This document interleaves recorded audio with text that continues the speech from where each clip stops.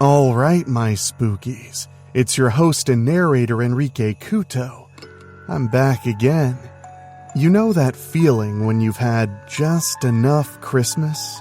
The lights are pretty, the music is looping, the malls are packed, and everybody's smiling a little too hard, like their faces are getting tired. Yeah, well, that's where we're headed tonight. Because this isn't a quick little ghost story to sip cocoa with. This is a Christmas horror novella marathon. 3 longer, nastier holiday tales, back to back to back. The kind of listening that turns your living room into a graveyard. We've got a mall after hours where the decorations keep glowing, even when the people are gone.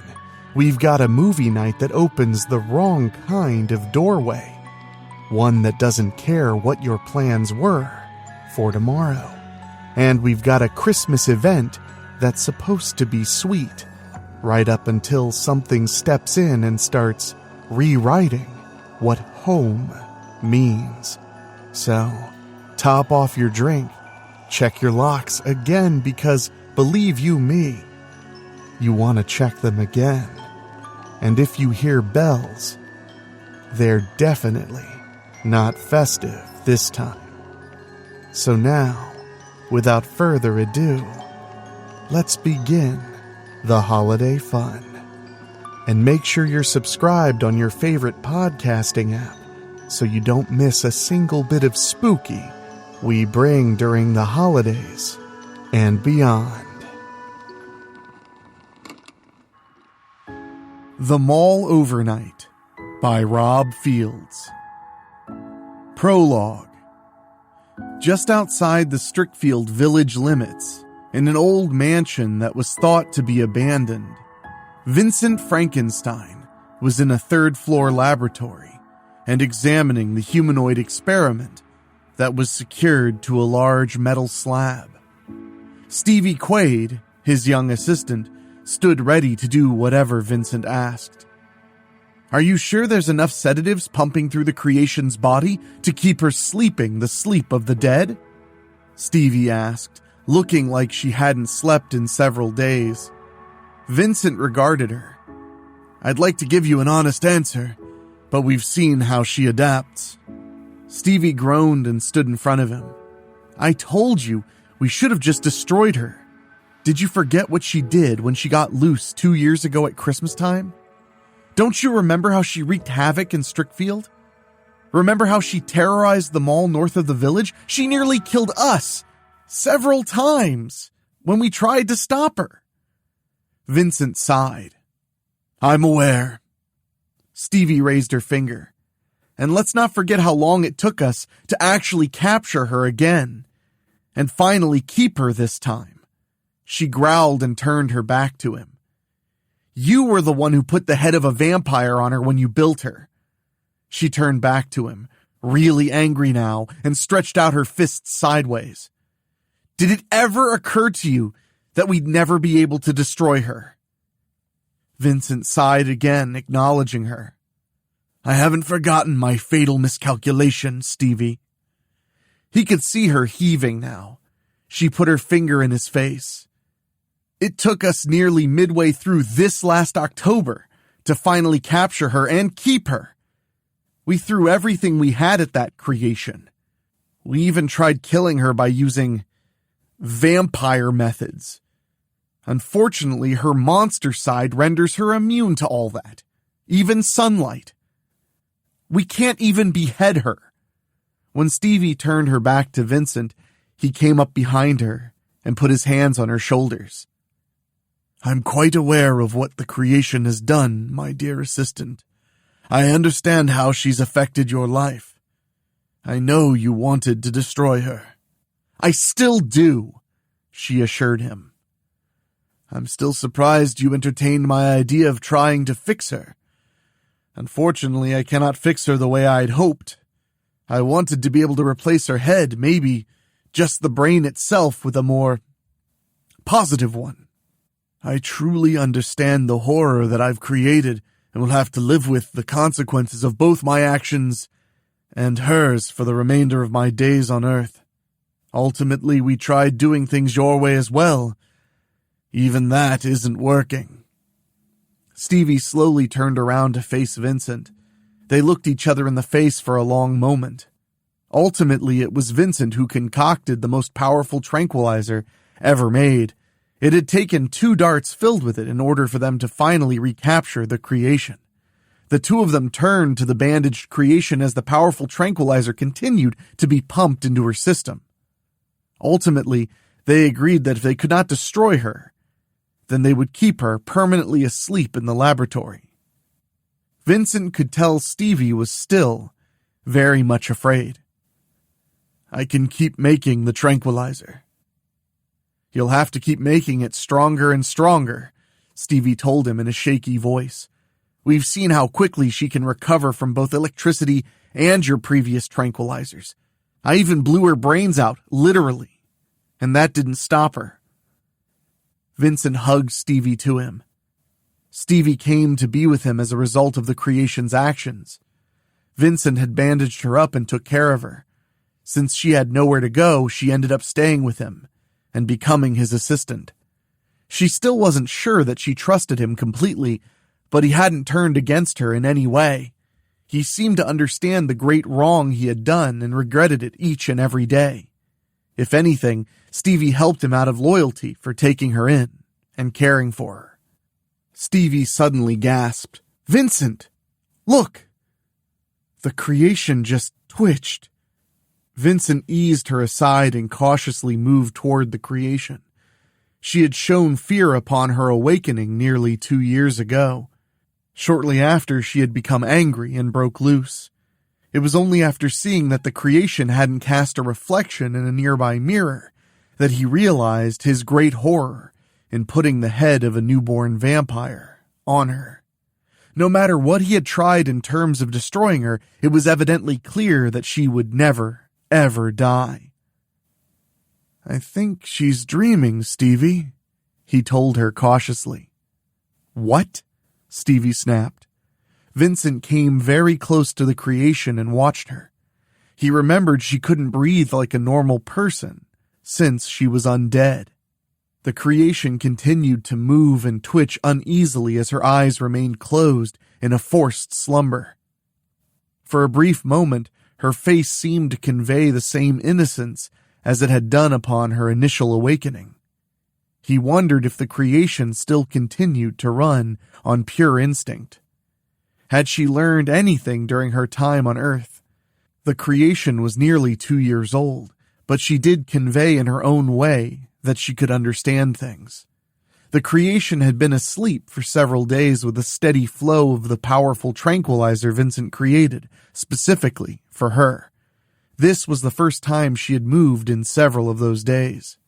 As Vincent moved to increase her tranquilizer intake, the creation suddenly stopped still. Then, her red eyes opened wide immediately. She looked right at Vincent and showed anger. She screamed loudly, then roared as she worked to break the reinforced shackles that held her to the table. "No!" Stevie shrieked. "Please, not again! Stop her, Vincent!" As a precaution, Vincent had the tranquilizer loaded into emergency pistols. He grabbed one nearby and shot her. The creation seemed to become drowsy almost immediately. Vincent shot her a second time, then a third. The creation moaned for a moment. Then she became angry again and screamed. Vincent fired his remaining darts into the creation, but they didn't seem to be having any other effect aside from making her drowsy. Stevie grabbed the other gun and shot up the creation with every dart, only to get the same results. For a brief moment, it seemed that the creation was on the verge of falling back to sleep. Suddenly, the creation broke the restraints on her wrists with one quick upward motion. The remaining restraints soon came apart as the creation finished breaking free. "Oh, please, no!" Stevie cried. The creation was fully on her feet now. The bandages covering her body made her almost look like a mummy. Only her head, hands, and feet were completely exposed.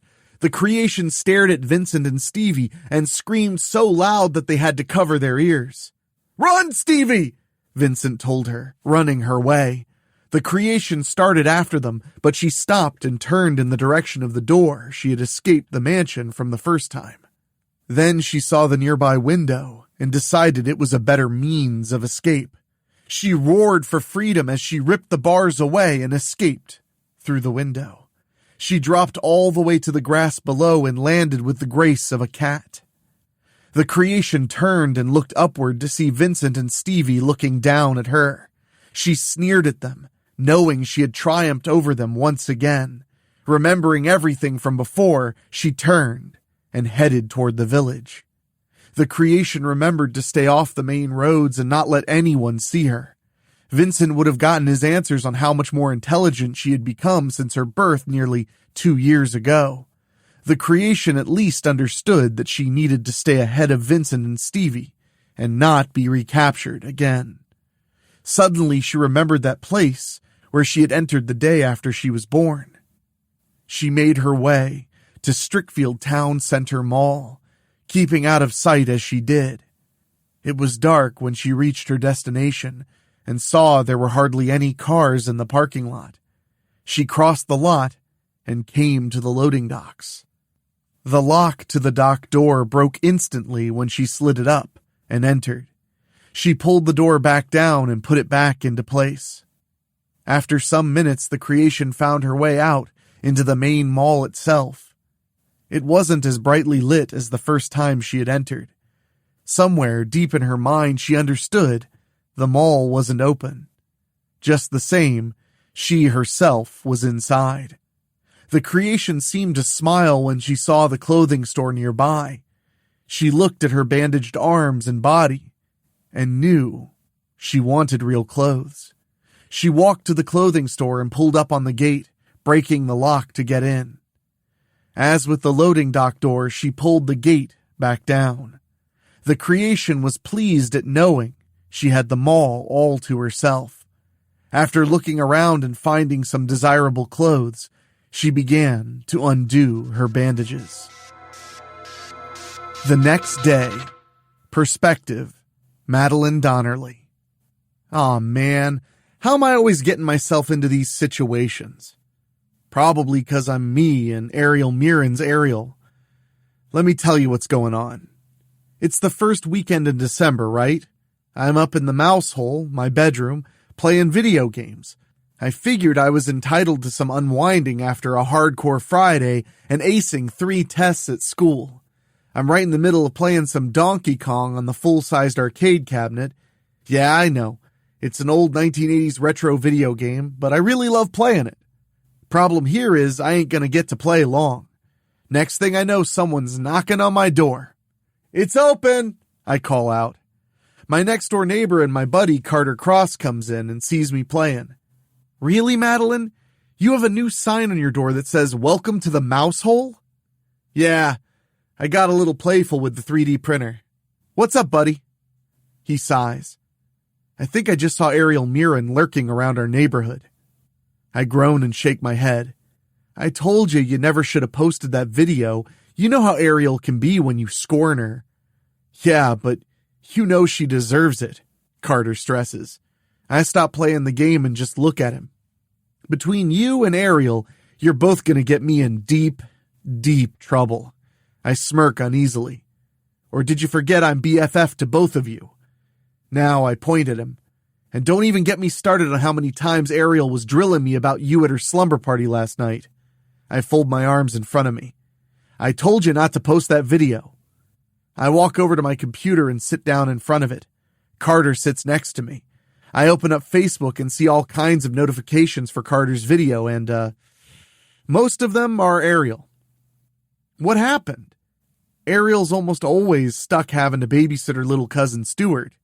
Here's the problem. Little Stuart's 4 years old and gets into everything. If he can wreak havoc somewhere, he's gonna do it. What's more, Stuart's mom don't really do anything to discipline him. What's sad is he almost always gets dumped off on Ariel. When that happens, Stuart just raises, well, you get the idea. Earlier this week, Carter and me are hanging out at Roth's Rings, a 24-hour donut shop and video game arcade in downtown Village. Carter and me get finished playing some games and we go to the counter.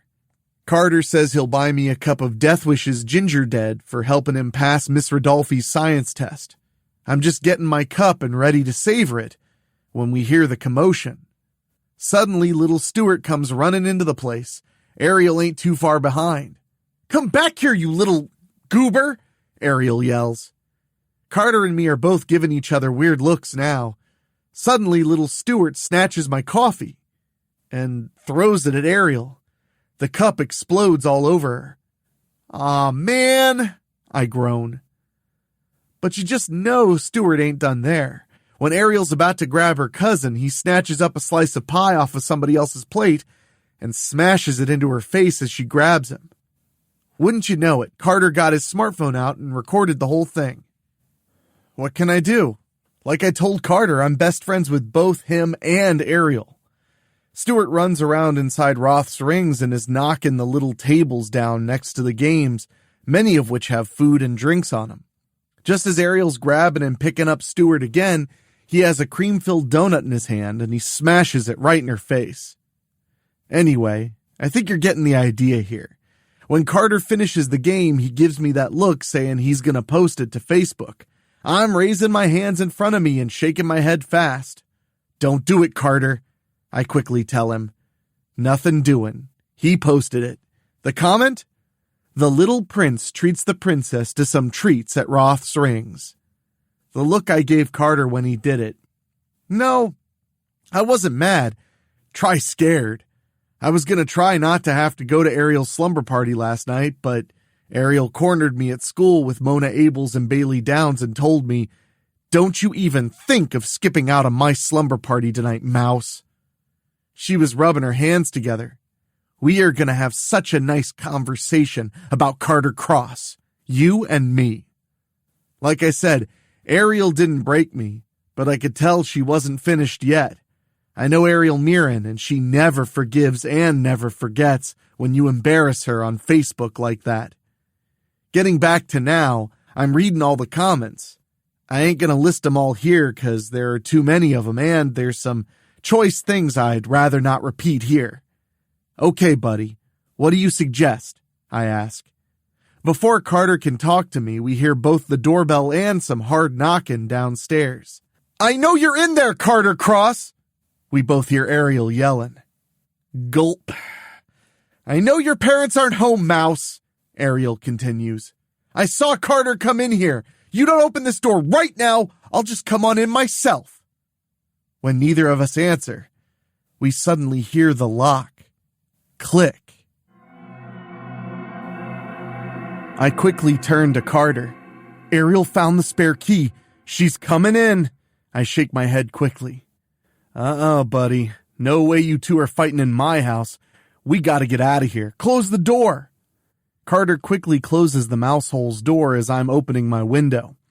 We climb out and hurry down the TV antenna. We quickly get into our garages and grab our bikes. Soon as we're both hitting the road, Ariel's shooting right out my front door. "You won't get far!" Ariel yells. Carter and me look at each other. Our bikes seem to be just fine. "What do you suppose she meant by that?" Carter asks. Suddenly, I got a real bad feeling and look over my shoulder. Aw, man! We both turn to see Ariel riding a moped. "Since when did she get one of those?" Carter gasps. "I don't know," I fire back. "She's got one now and she's catching up to us fast." We both look at each other and know we gotta lose Ariel. Carter calls over his shoulder. "Yeah, princess? Let's see you do some real riding." Carter and me pedal fast until we get to our turn. Then we turn off and ride through Gunter Square, a park not too far from our houses. Ariel continues to follow. Yeah, riding through flat grass ain't gonna stop a moped. Once we're out of the park, we pedal fast and come to another turnoff where we know Ariel can't follow. Carter and me are doing some stunt riding on our mongooses. I actually snicker a little when I'm thinking about how I'd rather be driving a real car like I did on Halloween night when we were facing down the ghost of Abigail Tomlin. After a few twists and turns, we both come out on another road. "Looks like we lost her, Madeline," Carter said. Then my mousy sense, my tummy, starts aching again. I look over my shoulder. "Wrong!" Carter looks where I'm looking. "You gotta be kidding me." "Let's move," I say. "Yeah, you just keep riding your little bikes," Ariel yells. "You'll never lose me." We keep doing our stunt riding and put distance between us and Ariel, but somehow Ariel keeps sticking with us. I think it's safe to say she knows Strickfield just as good as we do. "Man, that girl never gives up," Carter complains when Ariel finds us again. "Told you never should have put that video on Facebook," I tell him again. Then I see the road ahead. I think I got a foolproof plan to lose Ariel this time. Carter knows what I'm thinking. The old Railroad Street Bridge. Let's do it. Carter and me pedal fast and soon reach the downward slope. We both jump the little hill and are riding on the concrete angle. Before long, we're off it and riding right beside the Castalia River. "We can ride to Indian Hollow Road," Carter says. I quickly tap his shoulder and point upward. Ariel's riding on the upper part of the hill by the railroad tracks. She's waving to us to let us know she's still here. "I can't believe this," Carter groans. "What do we got to do to lose her?" "I've got one more plan," I tell him. "It's gonna be a long shot." Carter and me keep pedaling until we're going underneath the Main Street Bridge. I quickly jam on my brakes. Carter does the same. Then he sees me turning around and follows me. We're pedaling in the other direction now. Then I remember the part of the Castalia River that's shallow. We get off our bikes and get across the river fast. Once we're on the other side, we get back on our bikes and pedal fast again. We ain't hearing Ariel's moped now. "You think we lost her?" Carter asks. I shake my head. I ain't saying nothing till I'm sure. We skip coming back up at Old Railroad Street and keep going until we reach University Avenue. We take a few of the trails made by bikes like ours and soon come back up onto the road. "No sign of her," Carter says. Suddenly we hear that sound and realize Ariel's caught up to us again. Oh man, we are so dead. Perspective, Carter Cross. Madeline and I both look to see a dirt bike speeding right past us. We both breathe easy knowing Ariel Mirren ain't nowhere around.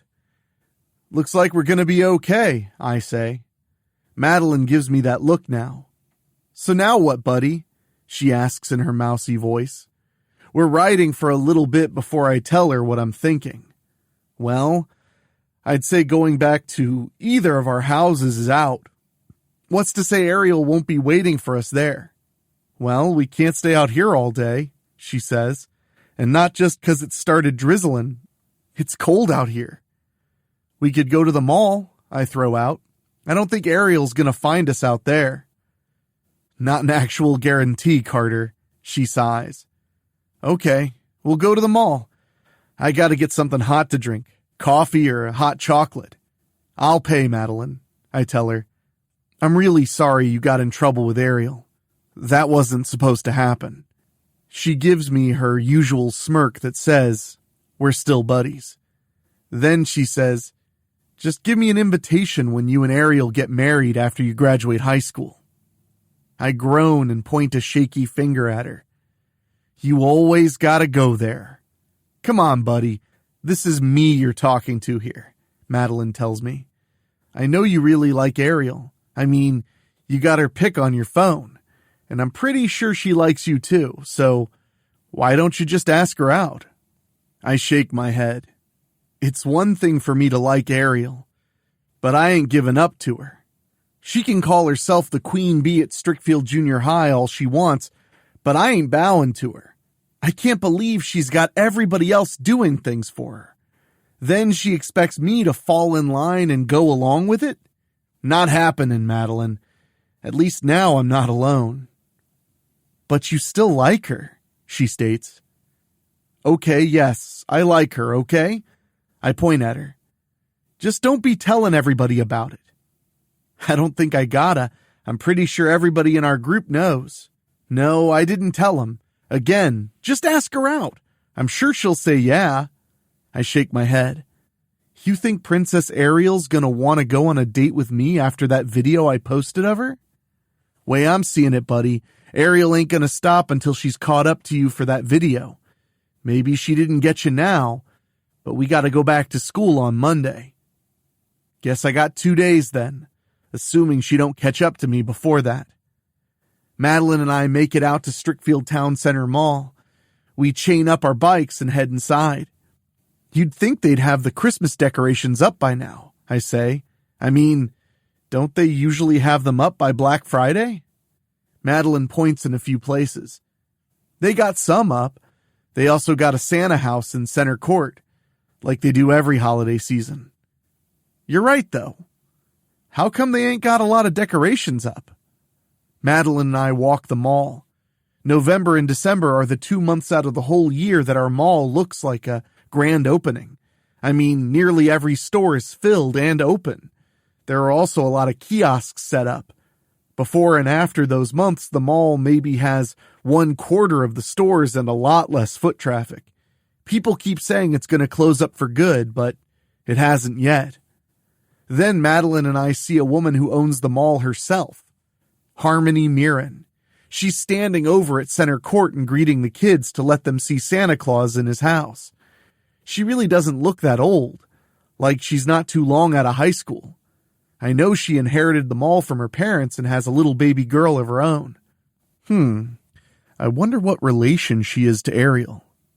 Madeline and I reach Center Court where the food is also located. We go into Caffeine Junction and get in line. That's when I start laughing.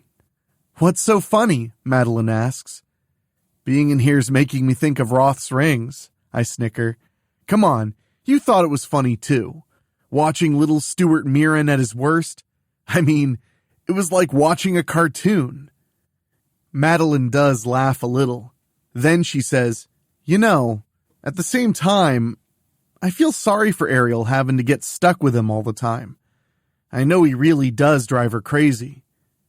When it's our turn to order, I get a hot chocolate. Madeline orders that Death Wish gingerbread coffee. I pay for both of us. As soon as we get our drinks, we head back out into the mall. Carter! Maddie! We hear someone calling out. We both turn around to see Richie Horton and Brian Chunk. Horton! Chunker! What's going on? I ask. Horton and I are just hanging out today, Chunker says. Chapman's doing stuff with his mom and dad. We're supposed to meet up with him later. He's the husky guy who's always wearing cargo pants and an open Hawaiian shirt over a black t-shirt. I didn't want to stay at home, so I texted Chunker, and here we are, Horton says in his squeaky voice. He's the really skinny kid with the circular lensed glasses. Suddenly, Madeline grabs my wrist fast. I'm about to ask her what's up when I see where she's pointing. Now, the four of us are looking right at Ariel Mirren, who's now got her eyes locked right on me. Ariel points right at me and smiles sweetly as she's approaching us. Soon, she's right in front of me. Hi, Carter. You really should just lay down right here. Her face suddenly turns monstrous. Because you are so dead. Perspective. Ariel Mirren. I've got Carter Cross dead to rights now. I've got to hand it to them. Losing me the way they did, I'm guessing Mouse was probably the one who came up with that plan. As far as I'm concerned, she's guilty by association. That means she's getting hers too. Ariel, there's plenty of security guards here, I hear Mouse say. I point right at her while I'm still looking at Carter. I'll be with you in a moment, little mousy. There's already 2 mall popos looking our way, guys, Richie Horton squeaks. I'd rather not have to explain to my mom why we got busted, if it's all the same to you. When Carter tries to slip away from me, I quickly get right back in front of him. You have no idea how much I'd like to kill that little goober of a cousin I have. But when you record videos of me and the goober and post them to Facebook. Oh, no you don't, This time Carter tries pulling that trick that Mouse pulled on Halloween night. Mouse tends to drop to the floor and then move in between my legs to escape. In fact, that's how she escaped from my sleepover last night. Problem is, Carter telegraphed it. Also, he's nowhere near as small and thin as Mouse. I get on Carter's back. No way, Carter, you are mine. But Carter suddenly surprises me by holding onto my legs and lifting me up. He easily gets back to his feet, and I'm stuck fast on his back and holding on. You're not getting away from me, Carter, I declare. I'm killing you right here and now. You do not get away with what you pulled on Facebook. Gee, princess, are you putting on weight? Carter sneers. Must be all those pies Stuart's been feeding you. A few more and you can join the guys' wrestling team at Strickfield High. I growl and grab 2 handfuls of hair. Guess I'll start with you. Carter groans. Get off me, princess. Go on back to your castle inside your wall and leave us peasants in peace. Guys, come on, those guards are really looking our way now, Mouse calls out. And then I feel arms moving around my waist. I cry out when I'm being pulled away from Carter and know Brian Chunks got a hold of me. After he sets me down, I quickly turn around to confront him. Chunker points right at me now.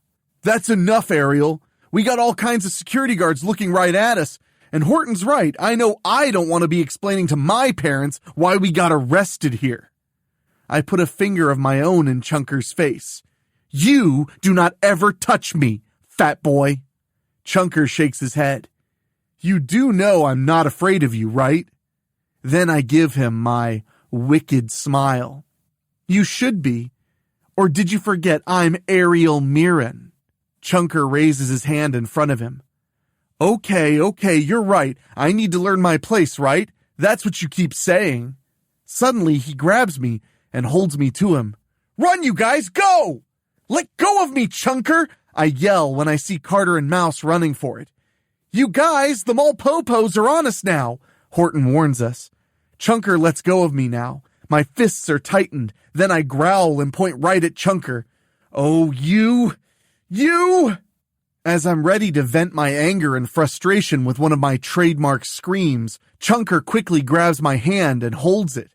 I'm really growling now, and I'm ready to claw at him. Listen, Ariel, how about I take you to the food court and buy you a Coke? Chunker asks. And just like that, I'm not even mad at him anymore. All right, I reply. Just as the security guards are almost on us, Chunker raises his hand.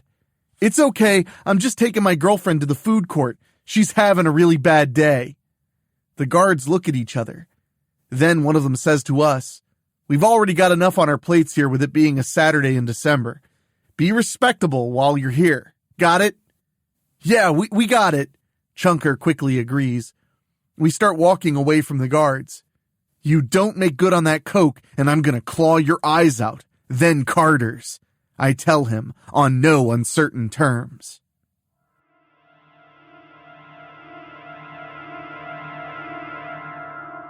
Now I shove Chunker, and how dare you call me your girlfriend? Hey, the guards believed it, didn't they? Chunker stresses. Then I realize Chunker's holding my hand. You're skating on very thin ice with me. The next thing I know, we're at Scotto's Pizza in the food court. Large Coke, please, Chunker tells the cashier. Before long, Chunker lets go of my hand and gives me the drink. I pop the top and drink that sweet, bubbly slice of heaven. Then Horton gives me a weird look. Why do you like Coke so much? I stop drinking and look at him. Because Mom never lets us have anything other than diet soda at the house. That's why I'm always sneaking off to drink the regular stuff. Or steal Carter's. I take a few more drinks and look back at Chunker. Okay, I guess you get to live. Geez, Ariel, not even so much as a thank you? Chunker says. I look him in the eyes now. I think I'm going to call this a respect offering. You, Carter, Bill Chapman, and this beanpole here have yet to show me respect at my school. Chunker laughs a little. It ain't your school. Now, I know I can say we respect you as a person, Ariel, but we're not going to call you the Queen Bee. Horton raises his finger. And you're not going to order us around either. I look from one to the other. You two are going to know your place at my school one way or another. Ariel Renaissance Mirren, a voice I'd really rather not hear today, calls out. Chunker, Horton, and I turn and see both my mom and Aunt Margaret. And then my stomach drops when I see my aunt has Stuart in her arms. What do you want? I ask Mom. She points right at me. I want you to always have your phone turned on. I should never be directed to your voicemail. Then she snatches up my Coke. And I told you, you are never to drink these. This is how you put on weight. Do I look like I need to be on any kind of diet? I fire back. Now Mom points to Chunker and Horton. Go away. But I turn and grab both of their wrists. No, these two are my friends, so they're staying with me. And then Aunt Margaret sets Stuart down right next to me. That's fine. The three of you can keep an eye on your cousin then, she says in the absolute most snooty voice I have ever heard from a Mirren. I shake my head. You are not sticking me with Stuart again, Margaret. Why can't you keep that rotten goober with you? Aunt Margaret looks like she's ready to rip into me. I'm ready to fight back, but Mom's quick to get in my face. You will be watching Stuart as of right now. Margaret and I have to go to Erie City for an emergency meeting regarding my latest computer game. We'll be gone the rest of the weekend, so you will be keeping Stuart with you and watching him. Do you understand? That's when little Stuart gives me his mischievous look. I look right at Aunt Margaret. I mean it. Take your goober son to Erie City with you. I am not ever watching him again. All he does is get me into all kinds of trouble. Aunt Margaret chuckles. Not my problem as of right now. Then she gives me a scornful wave and sings, Ta-ta. No! I scream behind them. I want to run after them, but little Stuart's already running away from me. I growl and turn to run after him. You stop right there, you little goober! I can hear Stuart laughing. He really knows how to get under my skin, and he's only 4 years old. Stuart is moving through the crowds of people. I'm trying to get around them to get to my latest problem. Seriously, why do I always have to get stuck with Stuart? Mom and Aunt Margaret both know he gets under my skin in the worst way, and they don't care. Stuart continues to laugh as he keeps moving. I'm growling as I keep trying to move around people to get to him. How can these people not see that goober? I'm almost on Stuart when some idiot crashes into me and knocks me down. Watch where you're going, kid, I hear the person say. Oh, now I'm really mad. I really focus and get around all these shoppers. I'm almost on Stuart again when I finally grab a hold of him and lift him off the floor. He turns and bashes me in the head with something that explodes all over me and gets me wet. My eyes are burning right through Stuart now. I hate you, you little... Lately, it just never fails. Somehow he keeps managing to douse me with pop. Stuart points right at me and laughs, his evil little kid laugh. If he were in his terrible twos, I suppose I could be more understanding. But he's 4 years old. I'm holding Stuart right where I can look at him face to face, and I'm about to find out that I've underestimated him. Again. The goober laughs his evil laugh again, and then spits a wad of gum right in my eye. I cry out and almost drop him. He manages to slip out and climb down my body to the floor. He's off and running again. Oh, you! I really don't care who hears me as I belt out another one of my blood-curdling screams. I'm way beyond mad right now. When I stop, the pain in my eye registers as I'm holding my hand there. You better go after your brother, kid, some idiot shopper tells me. I don't even look at the person as I point their way. You can just shut up! So I'm chasing little Stuart around the mall again. He leads me right to the end of the mall where the Best Buy is. And then, that's when I see Carter and Mouse sitting at the fountain. My eye doesn't hurt as much right now. But at least both of them are working to where I can see Stuart running around the fountain and Carter pulling his smartphone out. No doubt he's planning on recording me and my troubles with my goober cousin again. Don't you even, Carter, I yell. I will kill you for sure and not think twice about it. Carter quickly gets up. Mouse is trying to tell him not to do it. He's recording a new video now. Hey, Princess. I think I'll call this one, Mall Santa tells Princess Ariel she's been naughty and is chasing down one of his elves. I tighten my fists and belt out another scream, which lasts much longer than the first one. I'm not even aware that I'm running right at Carter when I'm screaming. In fact, I can't hear much of anything. And all I'm seeing is red when I crash right into Carter and take him right into the fountain. Perspective, Madeline Donnerly. Aw, man. You just knew something like this was gonna happen. Carter and Ariel both splash right into the fountain just outside of Best Buy. I managed to catch Stuart and lift him up. He laughs a real mean laugh and points right at Ariel. Aw, come on, why you gotta be so mean, little guy? I ask. Just then, Horton and Chunker show up and see Carter and Ariel splashing around in the fountain. These two ain't even trying to get out. Ariel's grabbing at him and throwing him into the water. Then she jumps on him. They both go under the water again and come back up. Horton leans in. Hey, mall popos are coming this way. Lots of them. Just stop, Chunker yells. But Ariel and Chunker don't even hear him. They just keep having their water fight. I'm gonna kill you, Carter Cross, Ariel belts out. Chunker reaches into the fountain to try and grab Ariel, but she slips out of his hands and jumps right at Carter again. Get off me, you spoiled brat, Carter belts back. And then I see Horton seeing a good 6 security guards coming our way. But it's what Horton didn't see that's got my tummy feeling like lead. When I see her coming with them, you just know things are going to be a whole next level of bad. Horton and Chunker both see Harmony Mirren with them too, because they're yelling for Carter and Ariel to stop. Aw, man, I never knew feelings were this bad between Carter and Ariel. Even I'm trying to tell them to stop and why, but they just keep jumping on each other and throwing each other into the water. Now we finally stop yelling at Carter and Ariel because it's too late.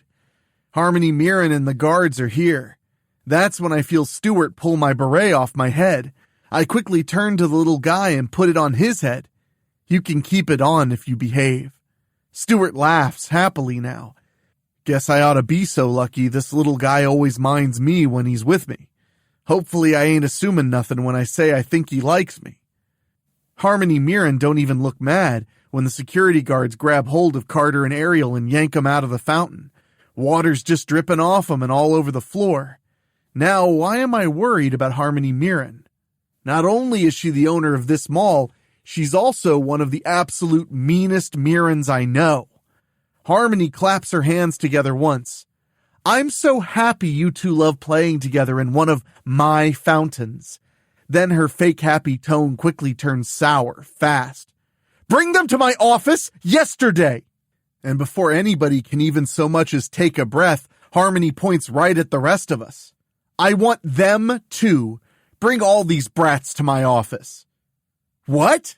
Chunker protests. We were trying to stop 'em, lady. Harmony points right at him. Save it, fat stuff. A security guard moves behind Chunker. Move it, kid. Just as another one's about to grab Horton, he raises his hands in front of him. Okay, I give up. I'm coming along quietly. Then Harmony Mirren points right at me. You too, Velma Dinkley, and bring that little rugrat with you. Aw, man, I mutter. Oh, I'm gonna love explaining all this to Mom and Dad. I'm sure Harmony Mirren's gonna call the cops and have us all arrested. Yeah, Harmony's all nicey nice to the customers, but you get caught doing something you shouldn't be doing in her mall. Aw, man. Yeah, this ain't gonna end well. Perspective, Brian Chunk.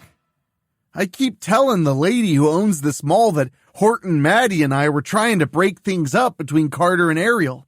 She just keeps telling me to shut up and move. My guess is she's gonna call her parents. No, back up. She's gonna call the cops first, then call our parents. I ain't worried about my own parents.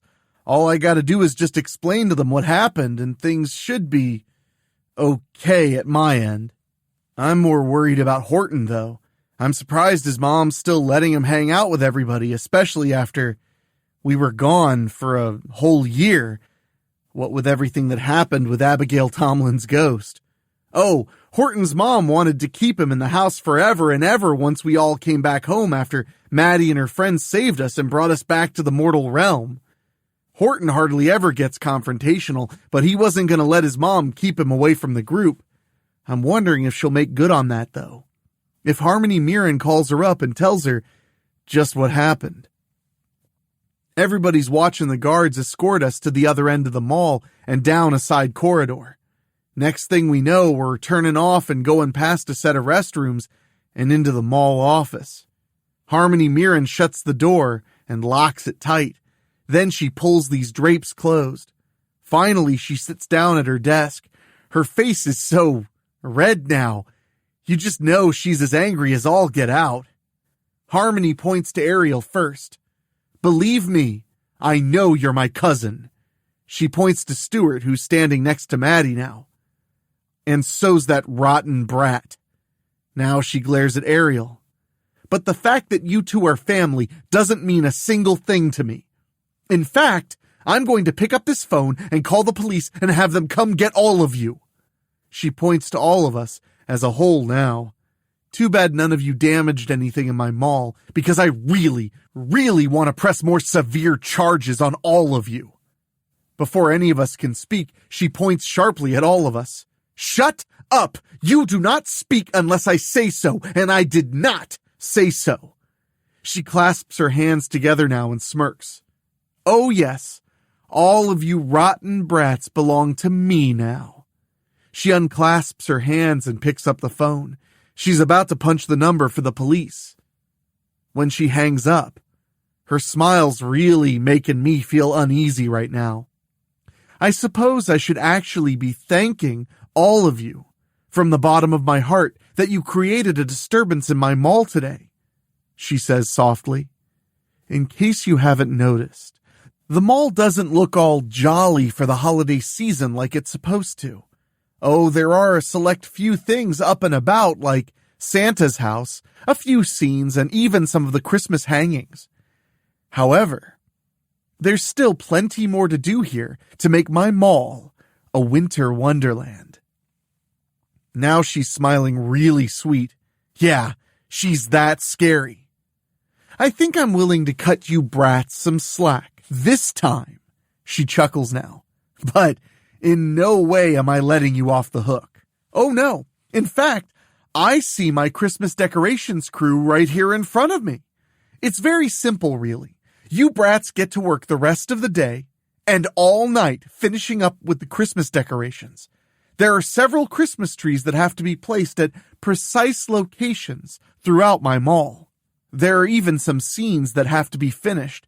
Now, before you decide you're not going to cooperate, that's fine. Harmony puts her elbows on the desk and puts her chin on her fists. I can pick up the phone again, call the police, and have them charge you accordingly. Believe me when I say how much I love watching the police arrest brats who think they can run rampant in my mall. I've already had more than I can count on two hands arrested just this week. If I have to have you brats arrested, then I'm pretty sure it'll be more than I can count on my hands and feet. Your choice. When none of us answer, she tells us, "Oh, you may speak now." It wasn't, Horton starts. Harmony points right at him. Save it, wimp. No, you, the fat kid, and the mousy girl weren't fighting. I'm so sure you were trying your absolute best to stop your two friends from fighting in the fountain, weren't you? Harmony shoots up to her feet quickly. But you didn't stop it, did you? She calms down now. The way I'm seeing it, you're all part of the same group. This means you're all guilty as charged. End of discussion. Now you have to make a choice. All I want to hear from the five of you is either you're going to finish with the Christmas decorations or you're not going to help and I can pick up the phone. That's it. Having said that, choices? What about this little guy? Maddie asks her, pointing to Stuart. What about him? Harmony snaps. If you can call somebody to come and get him, then okay. Otherwise, you brats had better keep an eye on him if he stays with you all night. Can we talk about it amongst ourselves? Horton asks.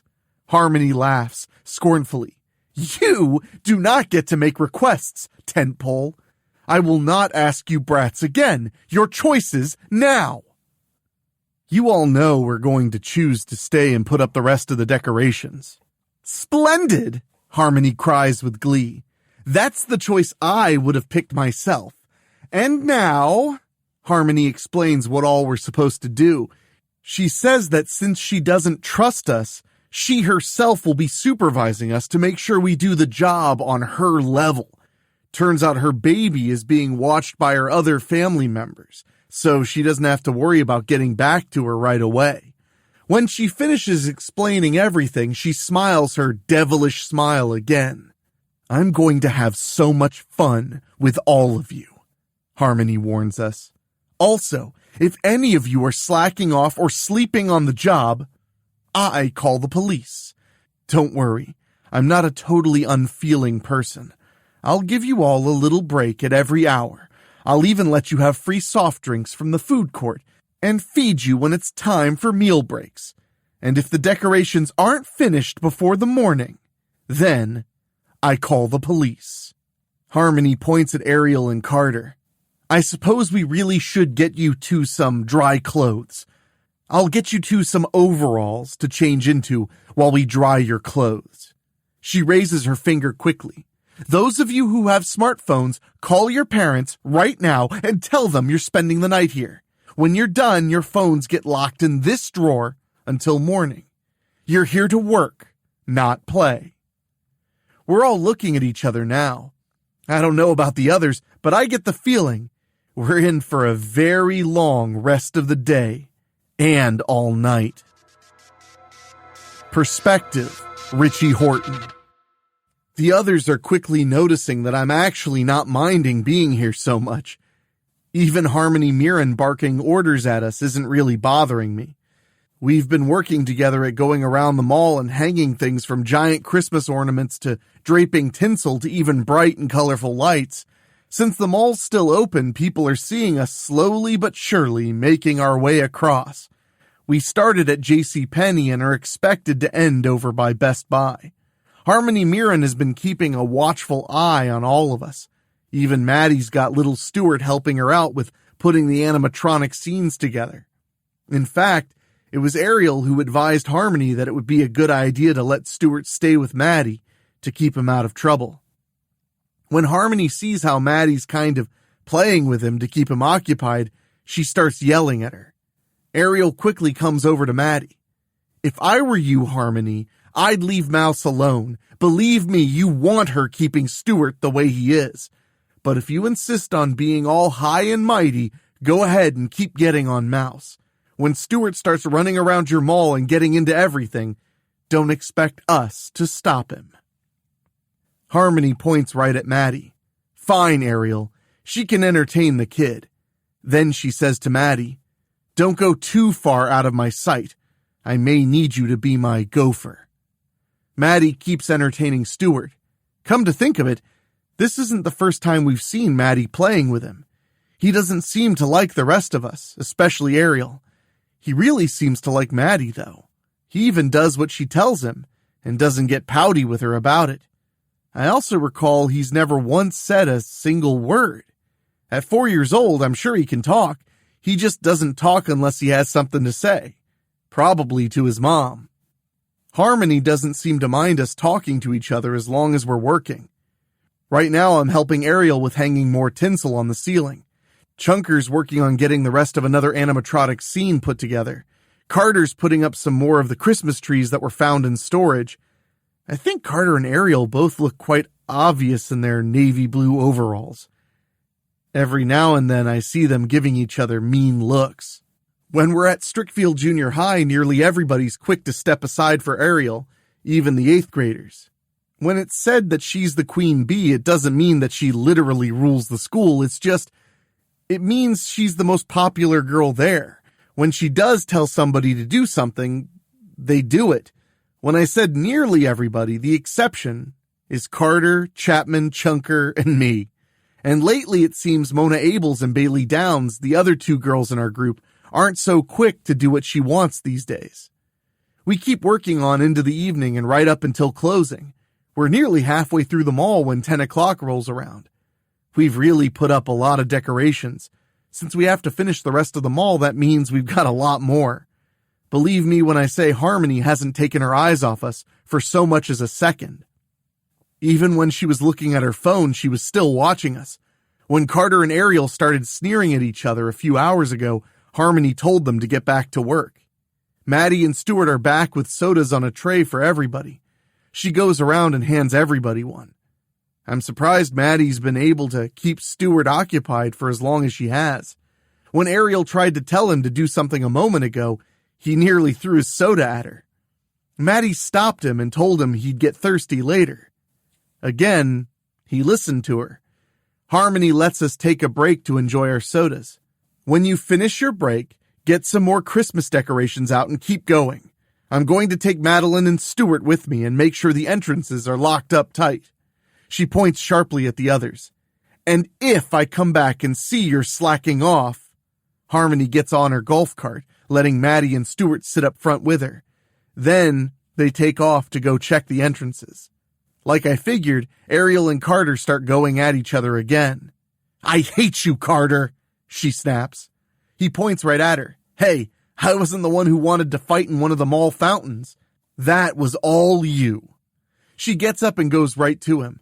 Because you have to film me in the goober on your phone and post it on social media, letting everyone make fun of me. Because you keep trying to order me around at school, he fires back. Even when we're not in school, you always try to make me do things I don't want to do. You even drink up my sodas. I get that you're filthy rich and your family owns all of Strickfield Commons now, but that don't mean you get to order us around. My school, Ariel growls. That means I run it. Carter stands up. Now he and Ariel are looking each other in the eyes. You'd swear they're getting ready to throw down again, except Chunker comes in between them. That's enough, you guys, he tells them. If Harmony comes back here and sees you two fighting again, there's no telling what she's gonna do. Ariel points right at him. You keep out of this. Chunker turns and looks at her. No, it's all because of you two fighting that we're in this mess. I really don't know what you're trying to prove with saying you run our school. What, are you trying to be a bully? 'Cause that's how I'm seeing you, Ariel. Maybe that's why we scoff at you when you tell us to know our place at school. I'm just saying. Chunker turns away from her and sits back down to drink his soda. Boy, Chunker sure took the wind out of her sails. I mean, she looks pretty sad right now. Then she turns and runs away. Hey, Princess, Harmony's gonna be back in a little bit, Carter calls out to her. But Ariel doesn't look back. I look over at Chunker. Hey, somebody needed to set her straight, he tells me. Then he gets up. Fine, I'll go talk to her again. He gets up and starts walking in her direction. Perspective, Ariel Mirren. I finally stop running when I get to a far corner of the food court and hide out of sight. I sit down and start crying. I thought I was really alone, but then I feel someone's there.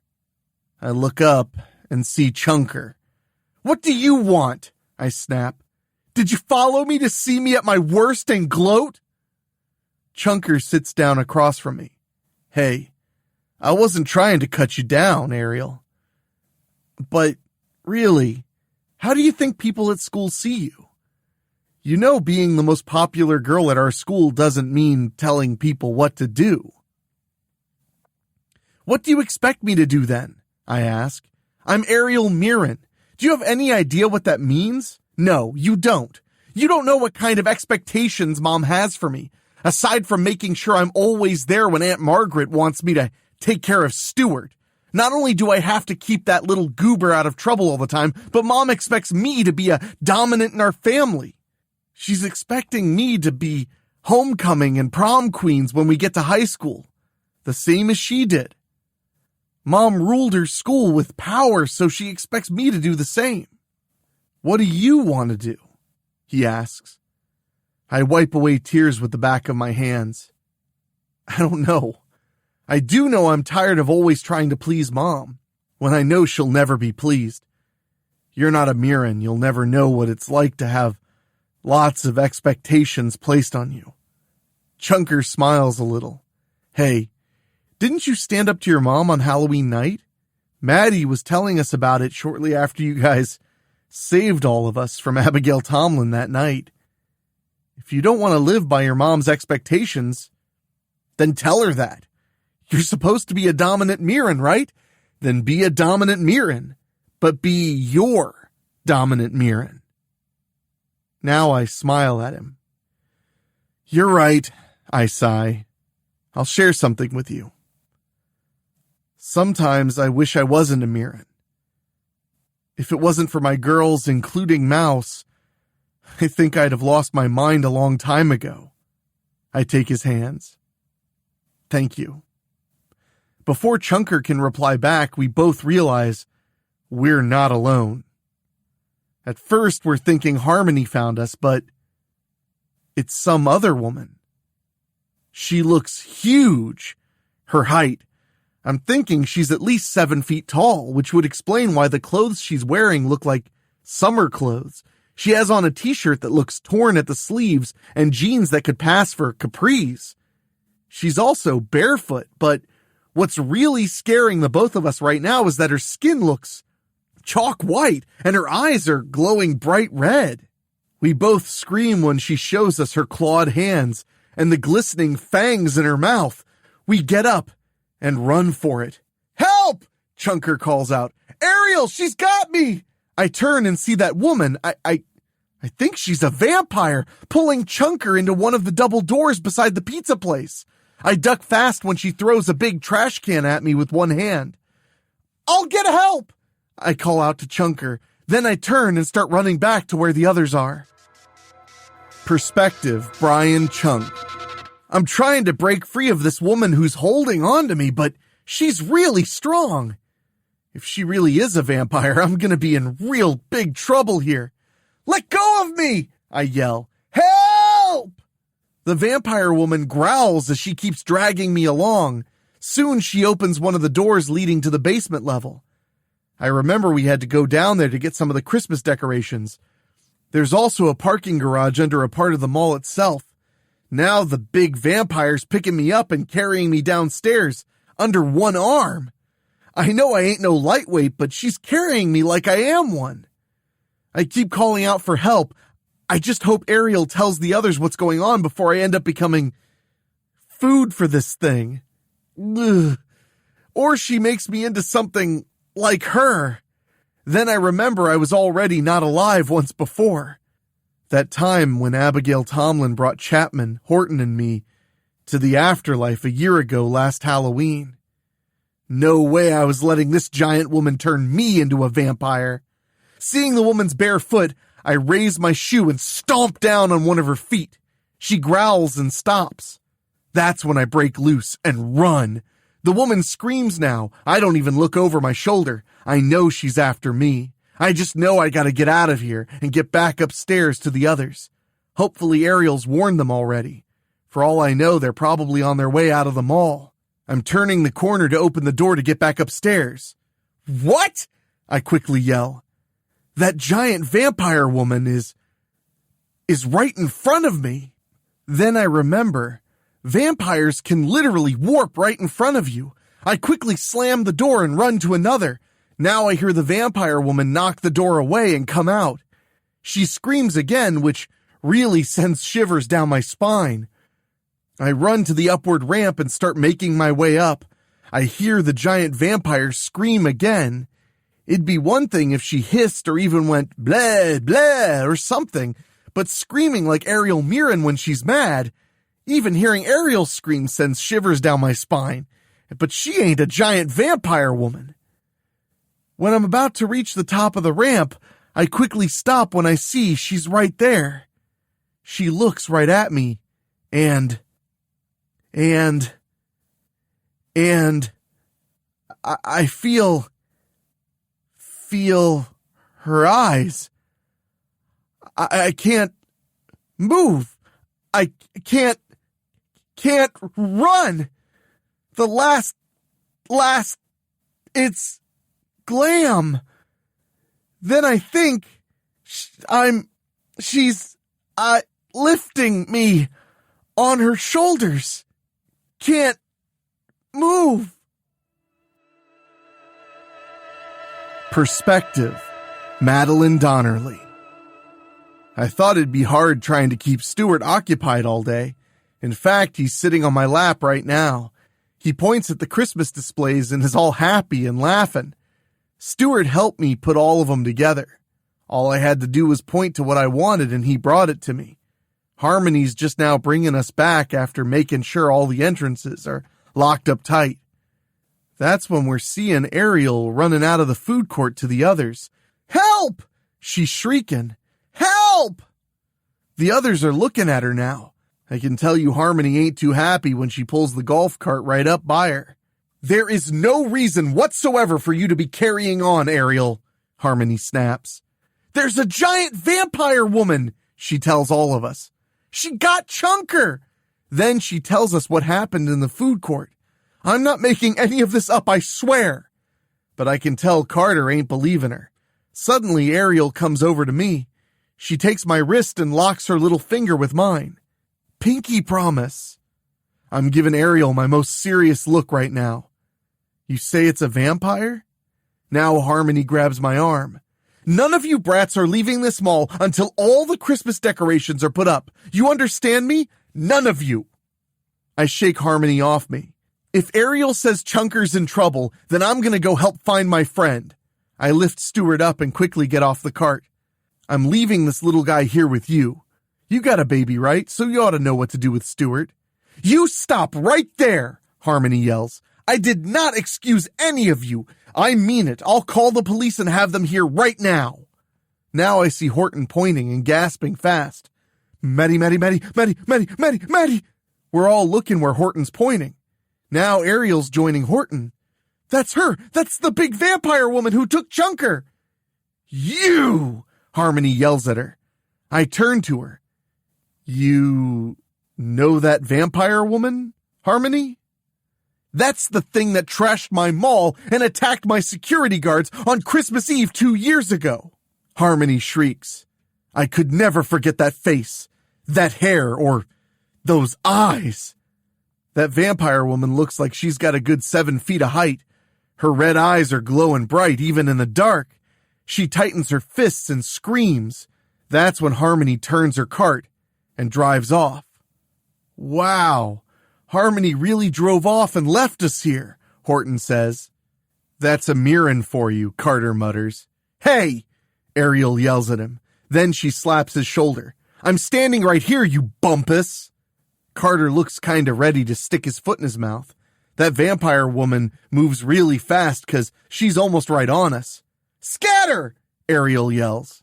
Carter quickly takes Ariel's hand as they run one way. Horton turns and runs another way. Then I feel little Stuart pulling on my pants pocket. I pick the little guy up and run in another direction. Wait for me! I hear Horton yelling. Guess he reconsidered which way he was going. Turns out I ain't gotta wait for Horton. He's running so fast his shoes are squeaking on the floor. I gotta quickly stop and put Stuart down. Then I squat. Get on my back, little buddy. Stuart again listens to me and climbs on.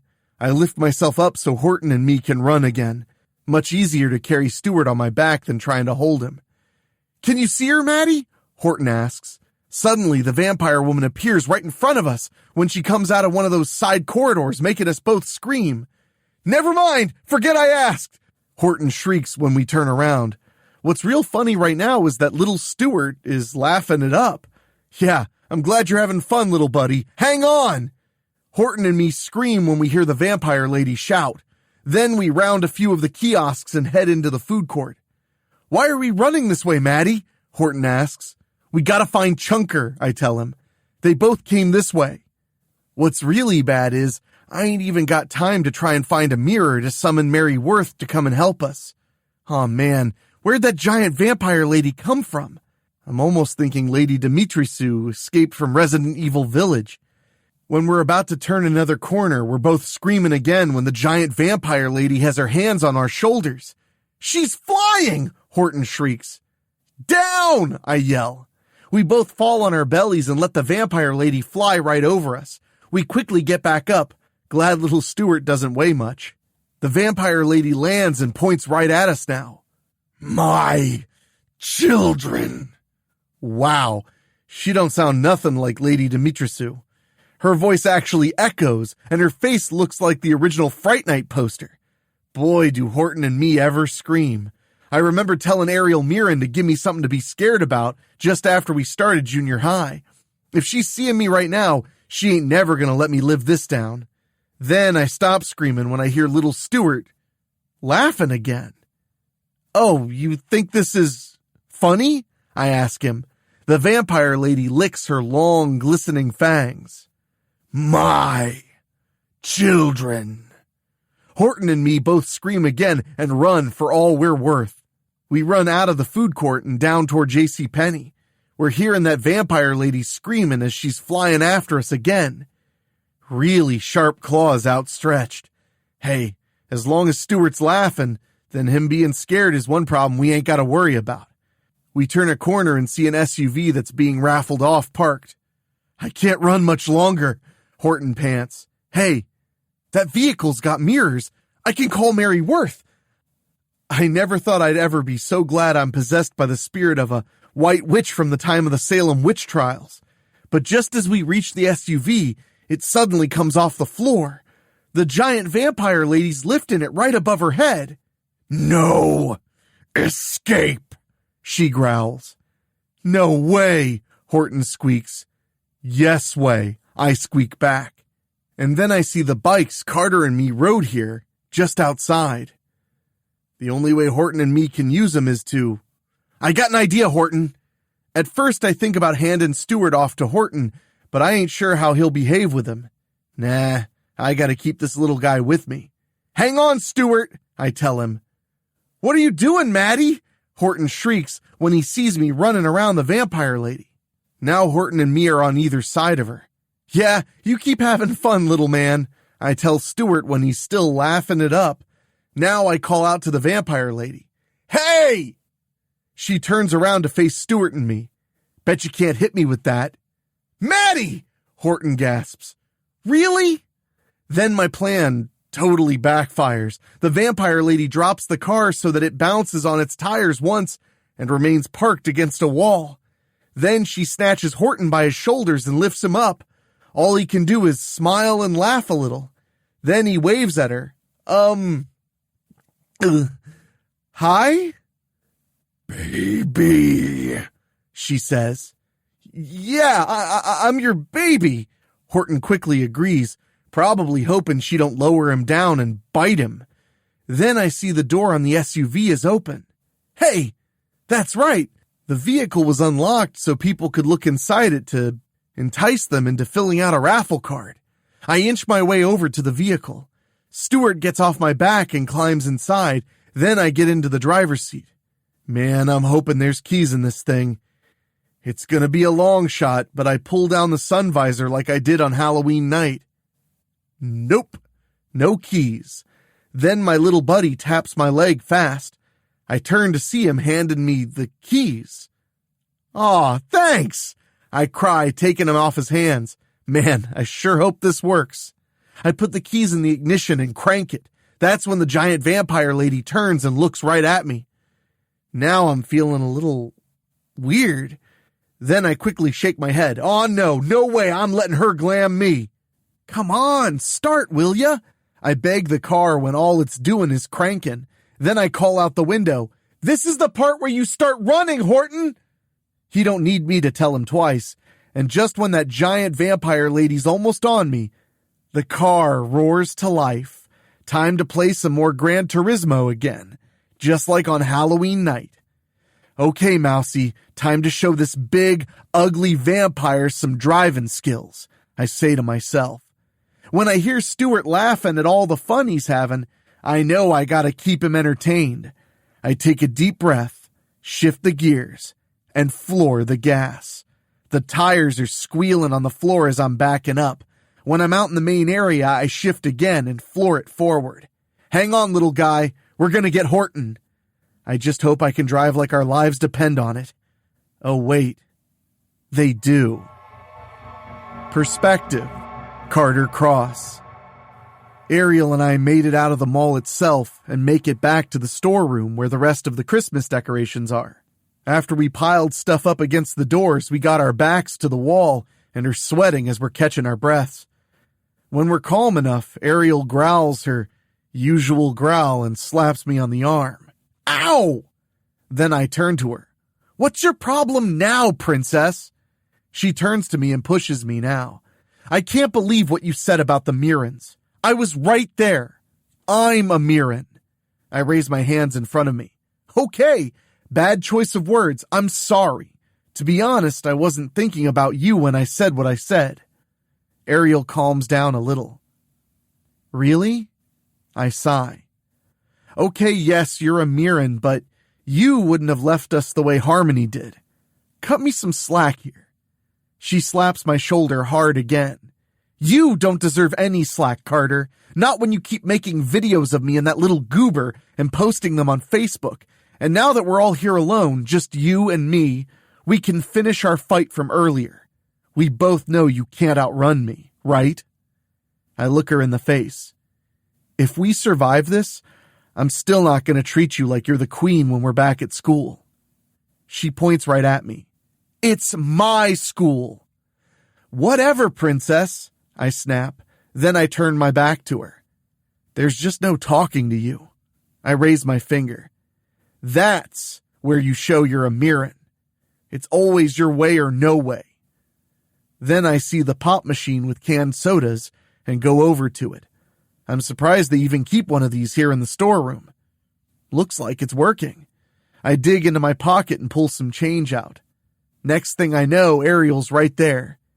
Can you, I don't have any money on me and my smartphone's still locked in Harmony's desk. Please? Well, I do like it when Ariel says the magic word, 'cause she don't say it very often. I plunk in my coins and let her get a Coke. I plunk in some more money and get myself one too. Sodas are like catnip to this girl. And it don't matter how mad she is, just give her a soda and she's calm and happy. Just like that. Ariel looks at me now. You know, when we're at school, you could just bribe me with a soda. I'd probably leave you alone. Ariel and I are looking at each other now. I mean, we just can't take our eyes off each other. This right here is why Madeline gives me a hard time. Not in a bad kind of way, but you know what? I'm gonna do it. I don't care what anybody says. I take a deep breath and just say it. We make it out of this. You wanna go out on a date with me? Ariel don't say anything right away. She don't look like she's mad. She takes a deep breath of her own and opens her mouth to give her answer. Suddenly, that SUV we saw out in the mall that's being raffled off comes plowing right through the doors. All the Christmas stuff we piled up against them just flies everywhere. Ariel looks at me. Is that Mouse driving? Suddenly, that monster's flying right in. I'm quickly shaking up my soda when it grabs Ariel. Just as Ariel screams, I hold my can to the thing's face and pop the top. Soda just squirts out hard right in its eyes. The monster lets Ariel go and screams. Just then, the SUV pulls right up next to us. We can see Madeline's definitely driving just like she did on Halloween night when Abigail Tomlin's ghost was chasing us down at Crybaby Bridge. Horton and little Stewart are in with her. Get in here, Mouse tells us. When I open one of the rear doors, Ariel shoves me in and comes in right behind me. When she pulls the door closed, Madeline floors the gas and drives around the storeroom. Before long, we're back out in the main mall. I can't see her, Horton tells Madeline. Newsflash, you ain't gonna see her in any of those mirrors, she tells him. Vampires don't cast reflections. Ariel gulps and turns around.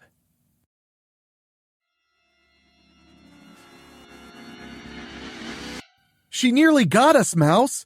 She just crashed into a kiosk, Ariel shrieks. Yeah, I gotta get us to a mall entrance and drive right through it, Madeline tells her. Then she looks over her shoulder. Unless you don't. You can wreck this whole mall for all I care, Mouse, Ariel tells her. Let Harmony sort it out. If anything, we're saving her life by leading that thing away from here. I love how you think, Madeline says, turning back around and focusing on her driving. When we get to the food court, she hits the brakes and makes a sharp turn. Hey, Harmony's right up ahead, Horton pipes up. Stop! Harmony screams in terror. Her golf cart seemed to have stalled out. What do you think, guys? Madeline teases. Ariel growls again. I'd say just leave her, but... I'd rather not have Krampus visit me on Christmas Eve. Santa could always leave some coal in your stocking, I joke. Or some Diet Coke. Ariel tightens her jaw and slaps my arm again. Shut up. Ow! Easy, princess, I laugh. Madeline hits the brakes. When we're stopped, Ariel and I scoot over and let Harmony come in. When she closes the door, Madeline shifts gears, hits the gas, and backs up. What are you doing, Madeline? I ask. Gotta have momentum to get through those doors, she calls back. When Madeline shifts gears and floors it, Harmony's looking wide-eyed when she sees who's behind the wheel. Wait a minute! There's a kid driving? Pull over! Ariel really growls now and points at her. You just shut up! My little friend up there can drive very well, for your information. Madeline raises her finger. And for the record, we're all teenagers here. She lowers her finger. Okay, maybe not little Stuart. Suddenly, we crash right through the main doors and are out in the parking lot. Harmony yells up at Madeline. You do realize you're paying for all the damage you just... Horton quickly says, we didn't have to pick you up, you know, especially considering how you just left us behind and everything. I mean, if you want to get out... Harmony shuts up fast, but it don't last. Wait a minute. We're not leaving. The mall exit is over there. I know that, Madeline says. We're heading down below to the parking garage to find Chunker. We ain't leaving here without him. She glances back at us. We ain't gonna get that much further anyway. Wasn't much gas in the tank when I started this thing. Harmony leans forward. How about you go get some gas, you squirt? Told ya, we ain't leaving our friend behind. Then she jams on the brakes. When we stop, she looks back at Harmony. You know what? How about you getting up here and driving, lady? Mouse, what are you doing? Ariel chokes out. Let's just go fill the gas tank, then we can come back here and look for Chunker. At least we can get out of here on a full tank. And that's what Harmony's gonna do, Madeline says. I'm gonna go back in the mall and find Chunker. I'm about to tell her how crazy she is, remembering the crazy stunt she tried to pull on Halloween night. I'll come with you, Madeline. She points right at me. Nope, you gotta be a man and protect Ariel. Ariel shakes her head slowly. Madeline, I'll be okay, you guys, I promise. Just go, Madeline insists. When Harmony jumps behind the wheel, she pulls the door shut and floors it. The rest of us are looking back as Madeline heads back to the mall. The next thing we know, Stuart's coming in between us. He ain't laughing and having fun so much now. I think this is the first time Ariel and I have ever seen how worried the little guy looks. Perspective, Madeline Donnerly. I make it back to the mall and start walking into the parking garage underneath. There's cars parked under here. Then I have a thought and look in a driver's side mirror and see Mary Worth looking back at me. Can you tell me where my friend is? I whisper. Certainly, Mary answers. The mirror changes. Turns out I ain't far from Chunker. That giant vampire lady's got him stashed away in the security station down here. Mary's face reappears. Be careful, Madeline. The one who has taken your friend is not far from you. And before I know it, that giant vampire lady is right on me. I hate when vampires can suddenly appear right behind you without warning. No! I shriek when she's picking me up. You are mine, the vampire lady echoes. I squirm and struggle and fight and thrash for all I'm worth. Problem is, this thing is way too strong and I'm just a little mousy. Now the vampire lady turns me around to look me in the face. Gulp. Hi, I squeak. You're not gonna eat me, are you? The vampire lady pulls me to her and hugs me. Baby. Baby? She thinks I'm her... Oh boy, now she's patting my back. Wait a minute. Now's my chance. I quickly make like a little mousie and start scurrying over the vampire lady's shoulder. She starts roaring as I drop right behind her. I run right to a car and look in the driver's mirror. Mary Worth! Mary Worth! Mary Worth! Mary Worth! When the vampire lady has me again, she's giving me odd looks when she sees light coming out of that car mirror and into me. Soon she's looking right into the face of Mary Worth, who easily passes right through her hands. The vampire lady's real mad now. She tries warping behind Mary, but my ghostly friend only has to float away from her. She utters one of her spells to cause the door to the security station to open up. Chunker suddenly steps out. Oh, thank you. Whoa! Yeah, I guess Chunker still ain't used to seeing Mary. Mary glances his way and utters another spell. A jacket appears on him.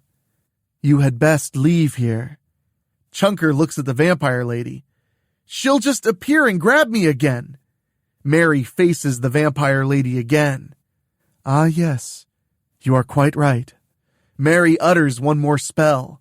When she finishes, the vampire lady suddenly stops dead in her tracks. Her eyes are up in her head now. Then she falls onto her side. What did you do, Mary? I ask her. Mary and I can talk to each other through thinking while she's possessing me. I simply uttered a spell to render her unconscious, at least in her own mind. Mary thinks back to me. She will sleep for a time. We can't just leave her here, I quickly point out. I am aware of this, Madeline. This creation is far too powerful to be contained in a prison. Creation? Now I'm confused. Mary tells me that this scary vampire lady is really a monster right out of Frankenstein. I end up seeing how this monster came to be and what all she did. Then I remember the original story myself. Mary, can you put her at one of the poles? I ask. Maybe if she's there, she can't harm anybody. Mary raises her hands and utters one more spell. This one takes longer this time. When she's finished, the vampire monster's gone. I'm hoping she'll want to stay where you sent her, I say. Perhaps with no one around at the South Pole, she will be at peace, Mary tells me.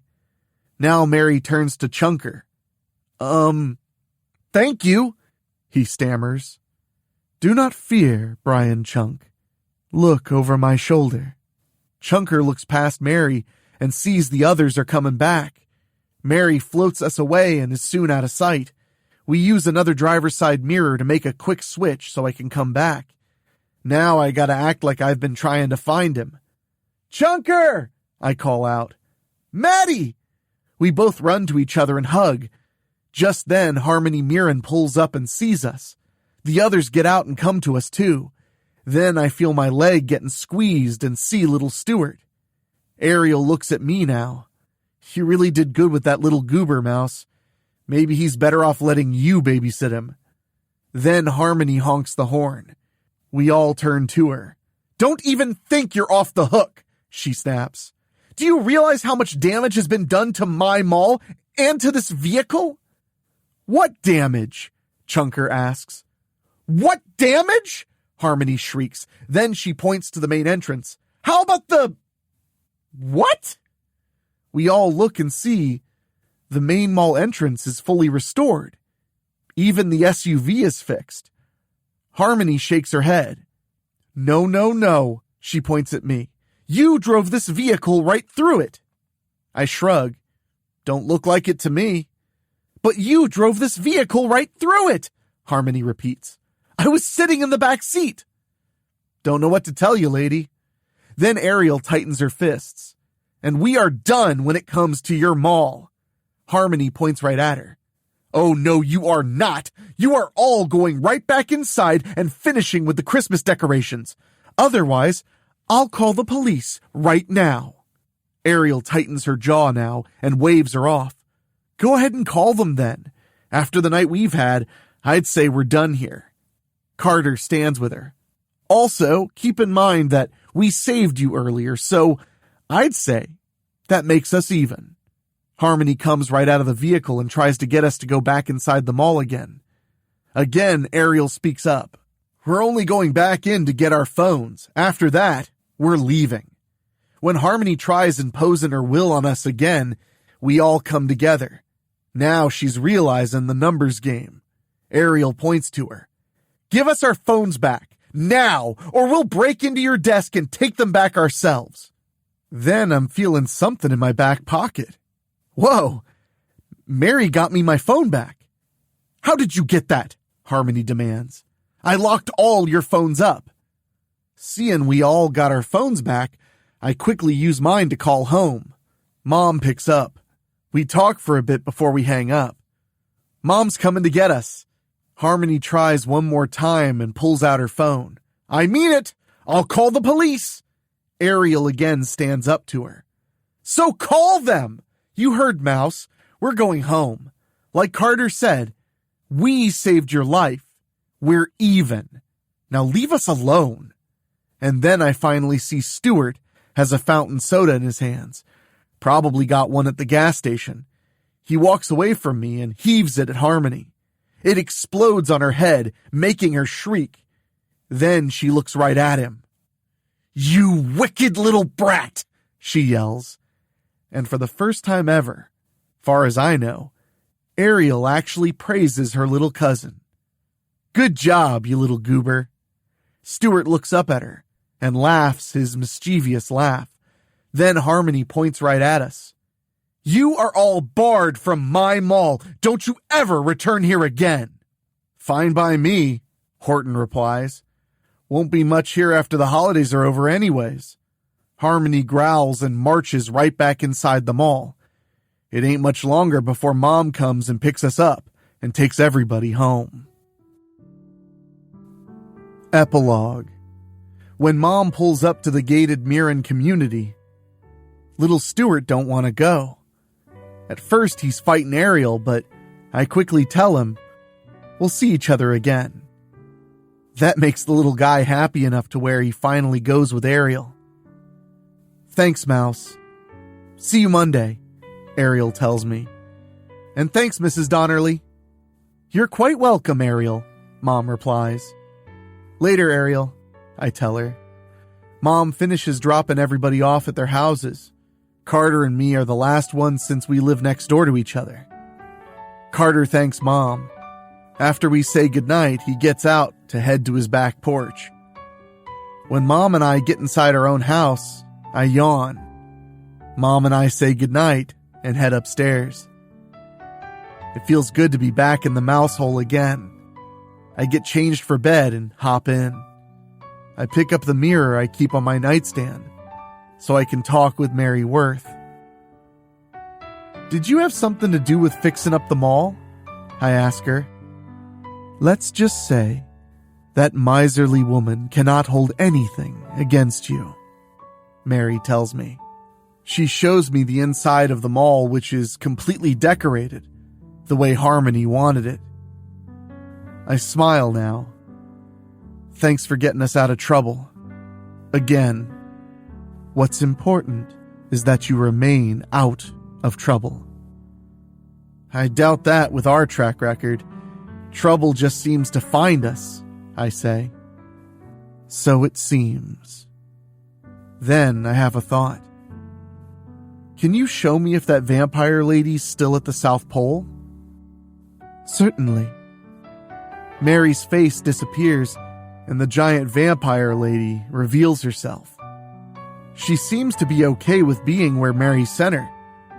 I guess being a vampire or monster or whatever she is, she won't freeze. She just looks like she's lost something. When I'm done looking, Mary's face reappears in the mirror. Mary and I talk for a little bit longer before I feel I can't stay awake anymore. This is a good place for me to say goodbye. Don't worry. We'll definitely be back with some more adventures. And soon.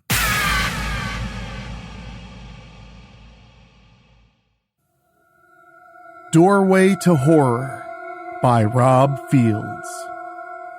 Perspective, Madeline Donnerly. You just know it's Friday for a couple reasons. The first is because you know as soon as you're done with school, it's the weekend. The second is a couple hands slamming on the table I'm sitting at in the cafeteria at lunchtime. Yes? I ask Ariel Mirren. I hate you, mouse, Ariel growls. Then she points right at me. I will never give up. I will see you scared out of your wits one of these days. I'm laughing inside now.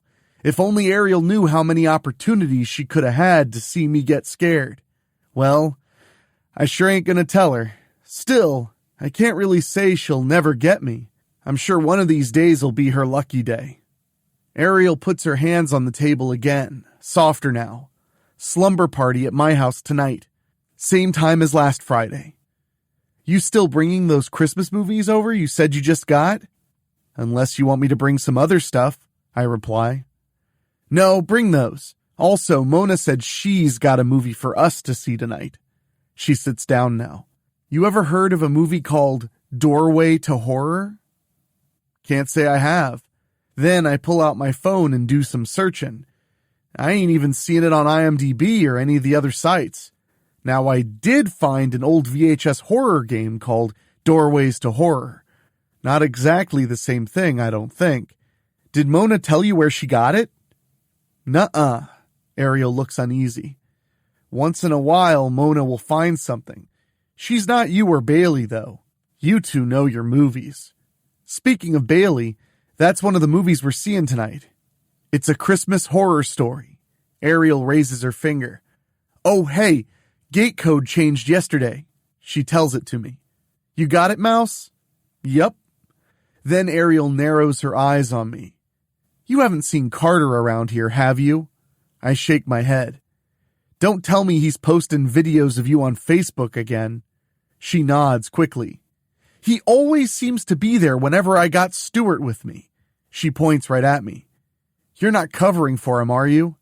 You think I forgot you two are best buds? I promise you I ain't covering for him. Ariel holds out her little finger. You willing to pinky promise on it? I make the pinky promise with her. I really don't know where he is. Maybe he's with the other guys. Ariel shakes her head. Nope. Look. I look to where she's pointing. Bill Chapman, Richie Horton, and Brian Chunk are coming into the cafeteria. No Carter, though. A moment later, the guys come over to us. Ariel confronts him. Where's Carter? I know you guys know where he is. What makes you think we'd even tell you if we did know? Chapman replies. He's the tough guy with the burr haircut. I'm not above administering decisive methods of torture on you guys, Ariel replies. All I have to do is divide and conquer. Chunker points at her and tells the other two, Aw, this I gotta see. He's the husky guy wearing the cargo shorts with an open Hawaiian shirt over a black t-shirt. Don't tempt fate, you guys, Horton warns him. He's the skinny guy wearing the glasses with circular lenses. I keep telling you how evil Ariel Mirren is. One of these days you're going to wish you'd have listened to me. Ariel smirks. I'd be listening to Horton if I were you guys. She points to him. But you're not off the hook. Horton grins and looks her in the eyes. Why don't you just look over your left shoulder? Ariel quickly turns and sees my buddy and next-door neighbor Carter Cross. The next thing we know, Ariel's running off and chasing Carter down. Yesterday, he recorded a video of Ariel and Stuart at Denoyer's Grill.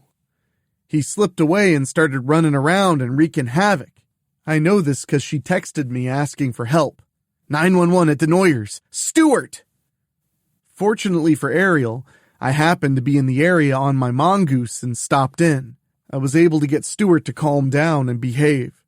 I don't know what it is about that little guy, but he likes me enough to where he always minds me. I don't even have to yell at him. Anyway, Carter was already there before me and recording Ariel losing her mind. He put the video on Facebook, and got everybody laughing at her. When the guys get their lunches, they come and sit with me. The four of us have some good conversation before we gotta go back to class.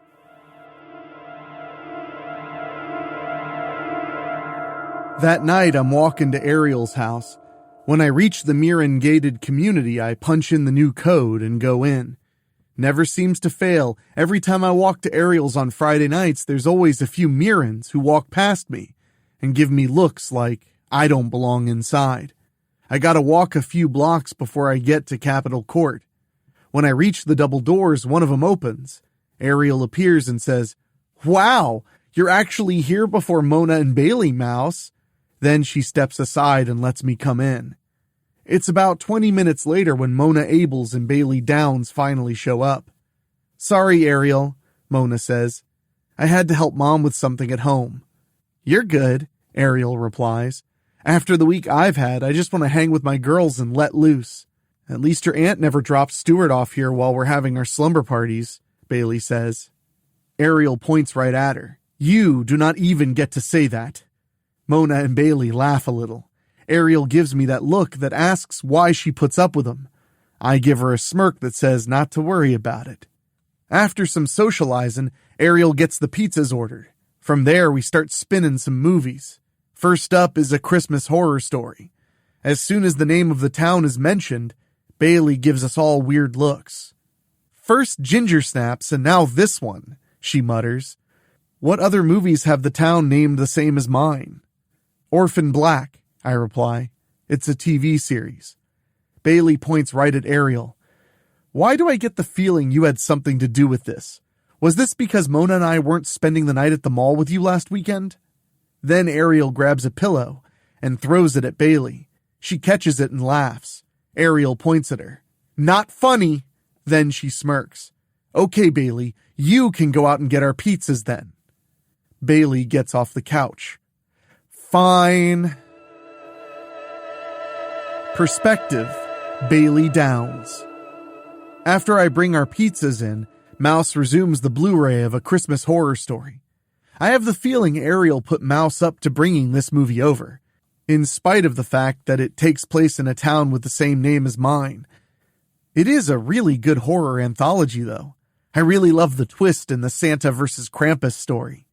We also watched the original Black Christmas and Silent Night, Deadly Night.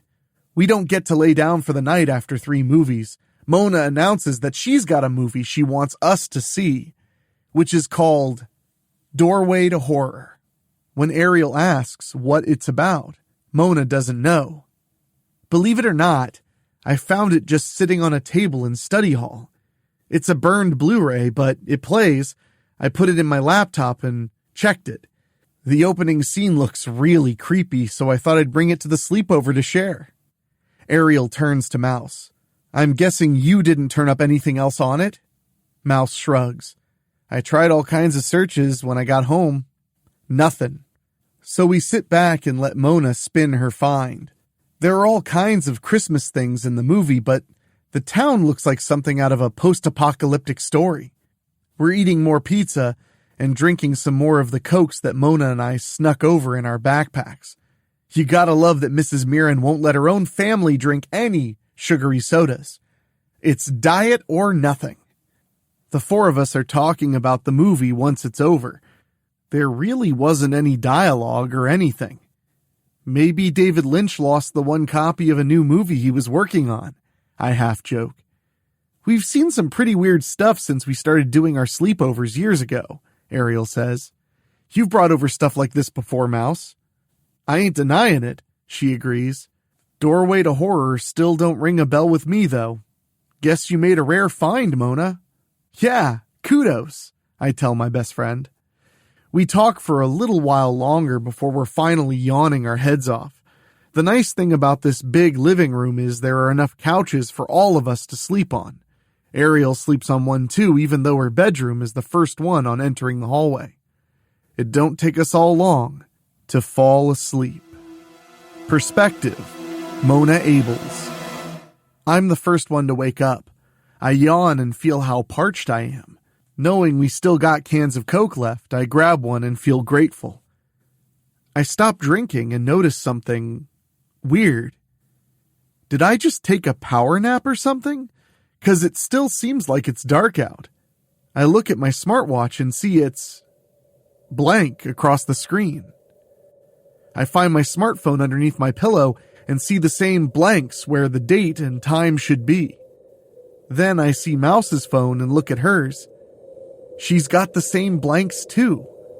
Seriously, what gives? I need to see what time it is. As soon as I come out of my comforter, I'm quickly wrapping my arms around myself and start shivering. Boy, it's really cold in Ariel's mansion. So cold I can see my own breath, like when I'm outside. I see Ariel's bedroom door open and peek inside.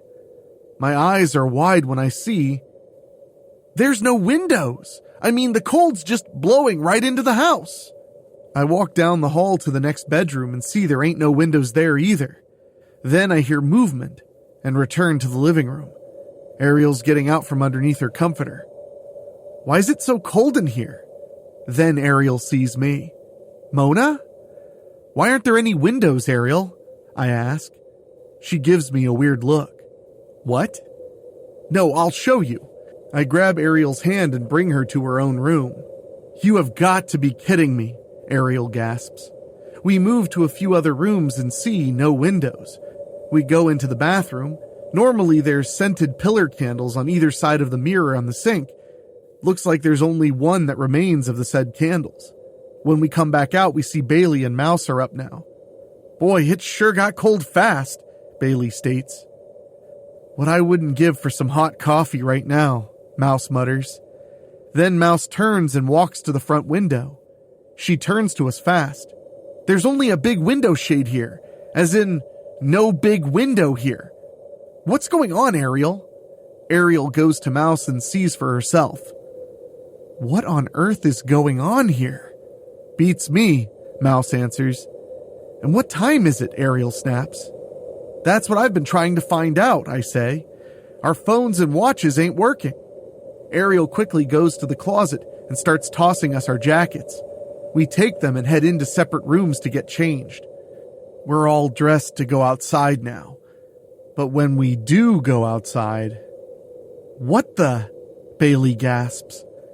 Everything looks like what we saw in your movie, Mona, Ariel states. Aw man, you gotta be kidding me, Mouse groans. Not again. We all look right at Mouse now. Do you know something about this? Ariel asks her. If we are where I think we are, we're gonna be in terrible danger. Fast, Mouse quickly answers. Just spit it out, Mouse, I snap. We ain't in Strickfield no more. Perspective, Ariel Mirren. I give Mouse wide eyes. Excuse me? I was really hoping to never see this place ever again, Mouse groans. Then she tells us we need to go back inside. We go back inside the house. Then I get an idea and turn on my smartphone flash. What in the... Are you serious? Mona adds. No, we're not seeing things. My house is trashed, and I mean trashed. Then I point right at Mouse. Okay, start talking. Mouse brings up the night in October when she went to the horror-thon at the Strickfield Centennial Theater with her twin cousin Aileen, Carter Cross, and Bella Tabon. They had watched a screening of a film called The Portal. It was like everything had changed. Places were trashed, much like my house. Windows were mostly missing in the homes. It was night all the time, but what was worse, everybody was a vampire. The four of them barely escaped this place and made it back to Strickfield. Mouse says we're in an alternate universe, where it's all vampires. We're all in terrible danger, she finishes. Any of those vampires sees us, they'll be after us. Here it's like Marvel zombies. After everybody suddenly became vampires, they drank up all the living people they could get their hands on. Now, like those zombies after a few days, they're out of food. Bailey quickly waves her hands in front of her. Okay, assuming Mouse isn't making this stuff up here, How did we get here? It had to have been that movie Mona brought over. Doorway to Horror, Mouse guesses.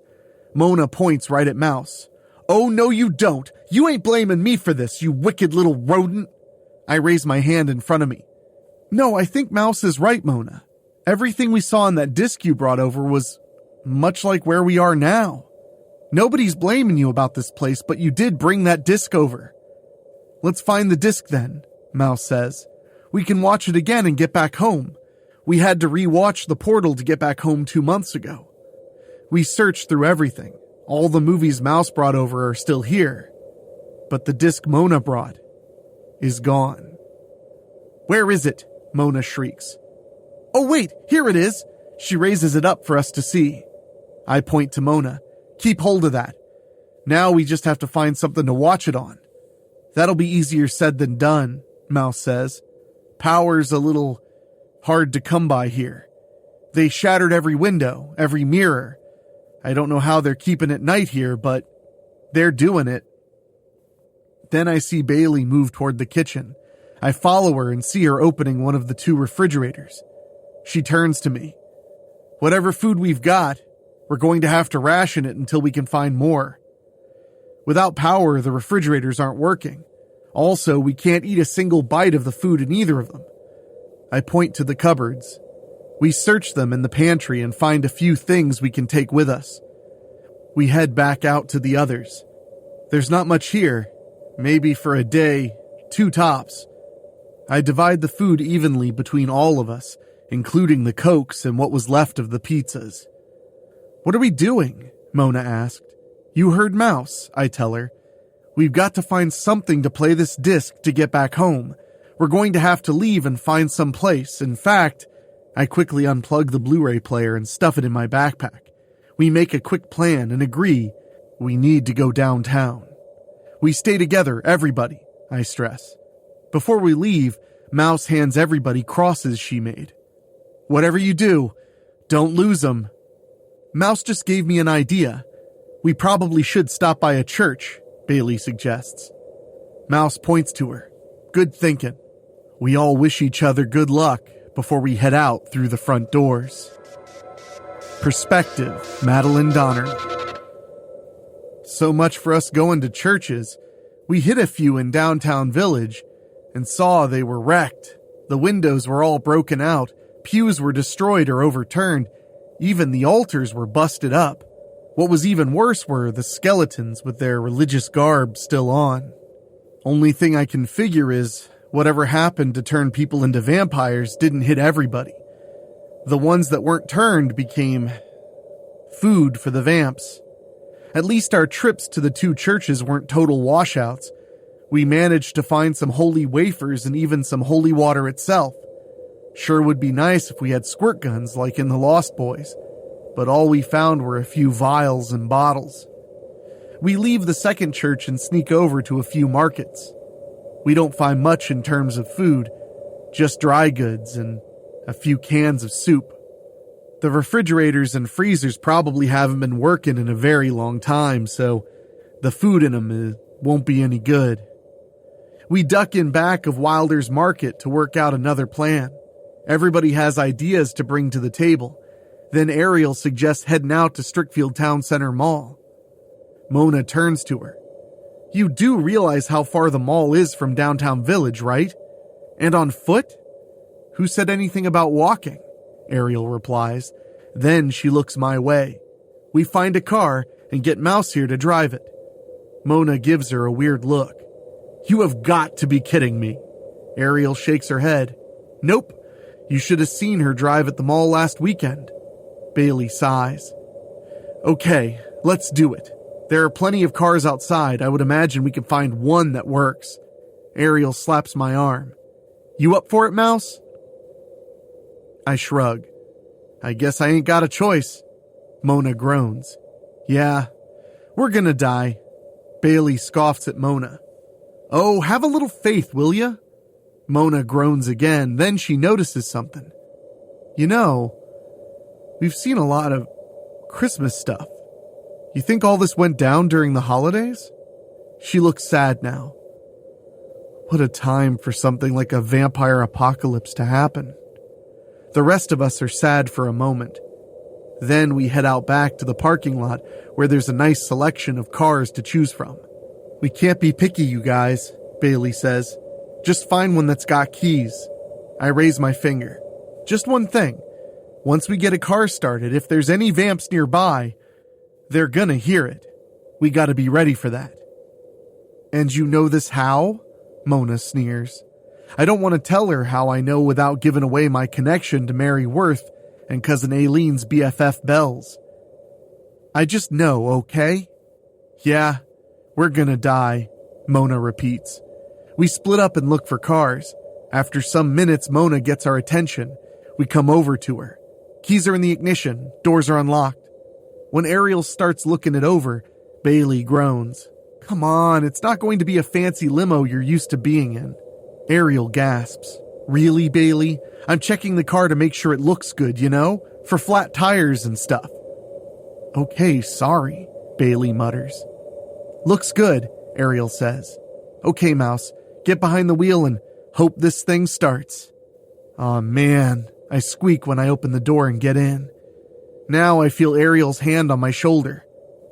Are you actually scared, Mouse? I glance over my shoulder. Aw, please. Which is a lie. This little mousie is definitely scared. I just don't want Ariel seeing it on me. I turn the key and... Perspective, Bailey Downs. The engine cranks and cranks and cranks. Ugh. You guys, look!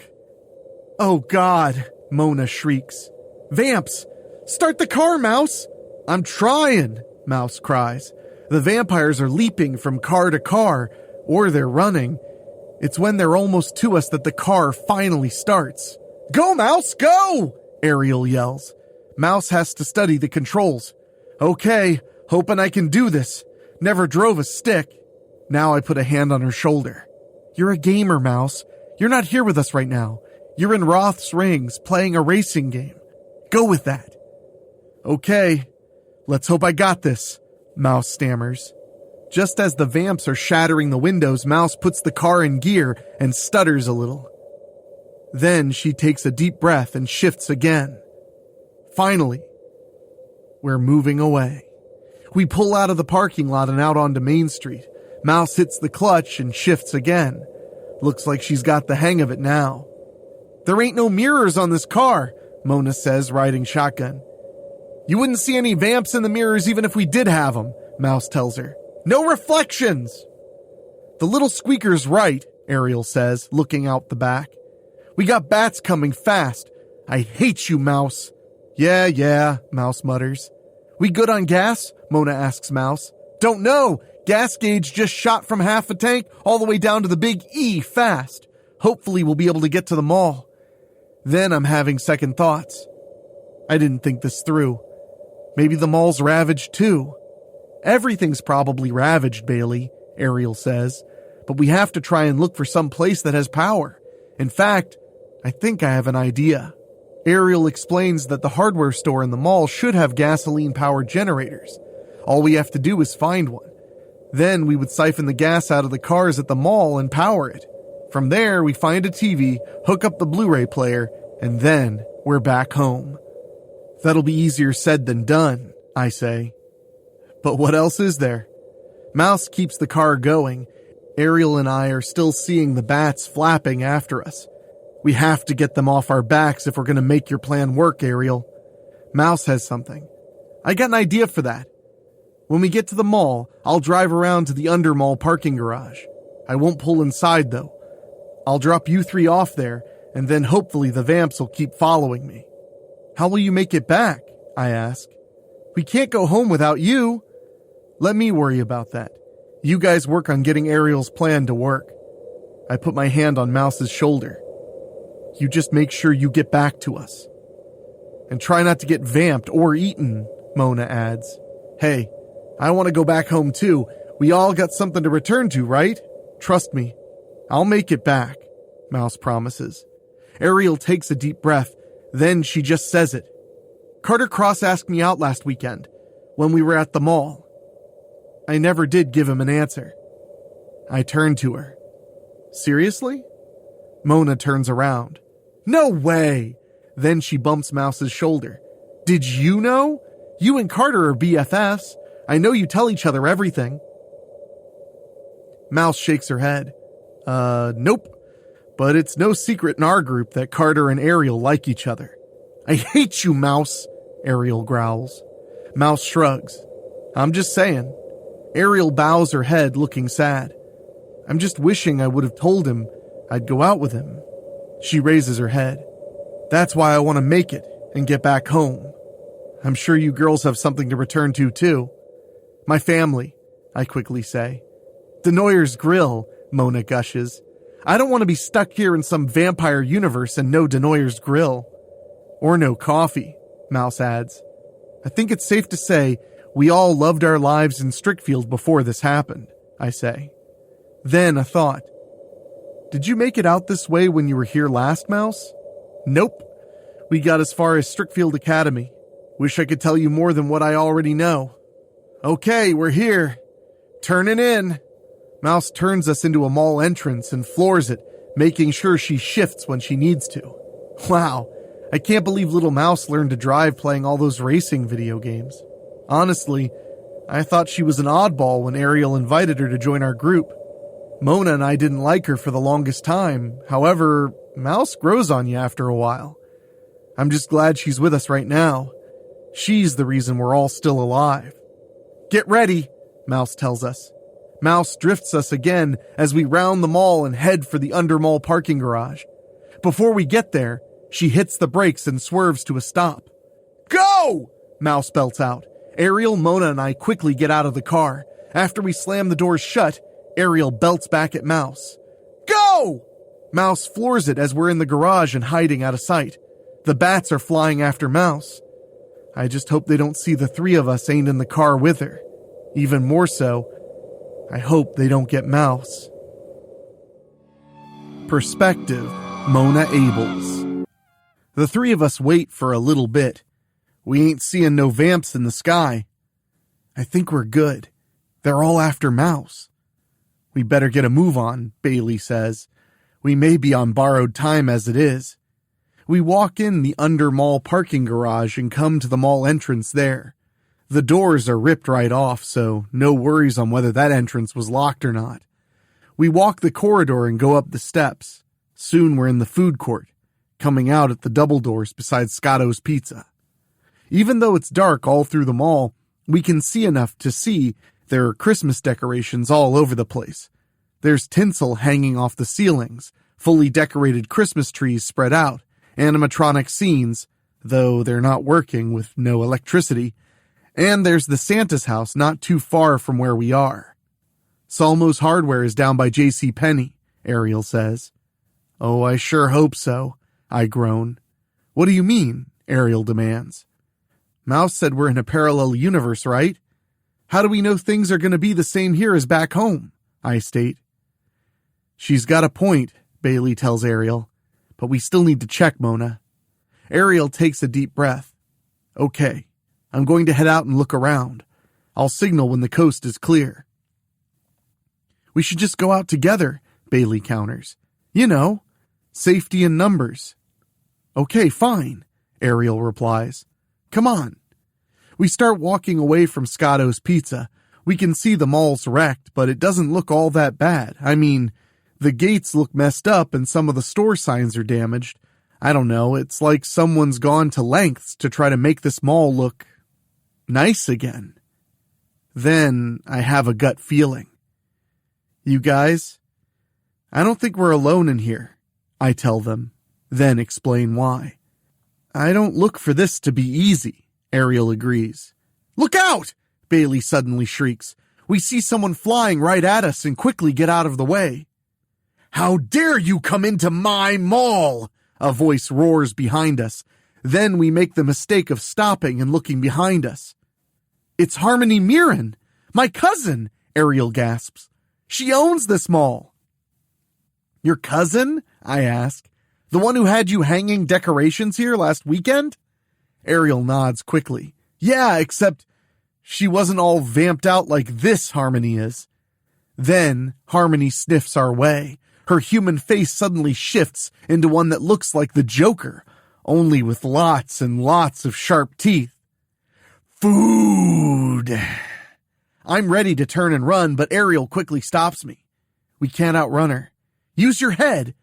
Or better yet, Ariel pulls out her cross that Mouse made, just as Harmony's flying our way.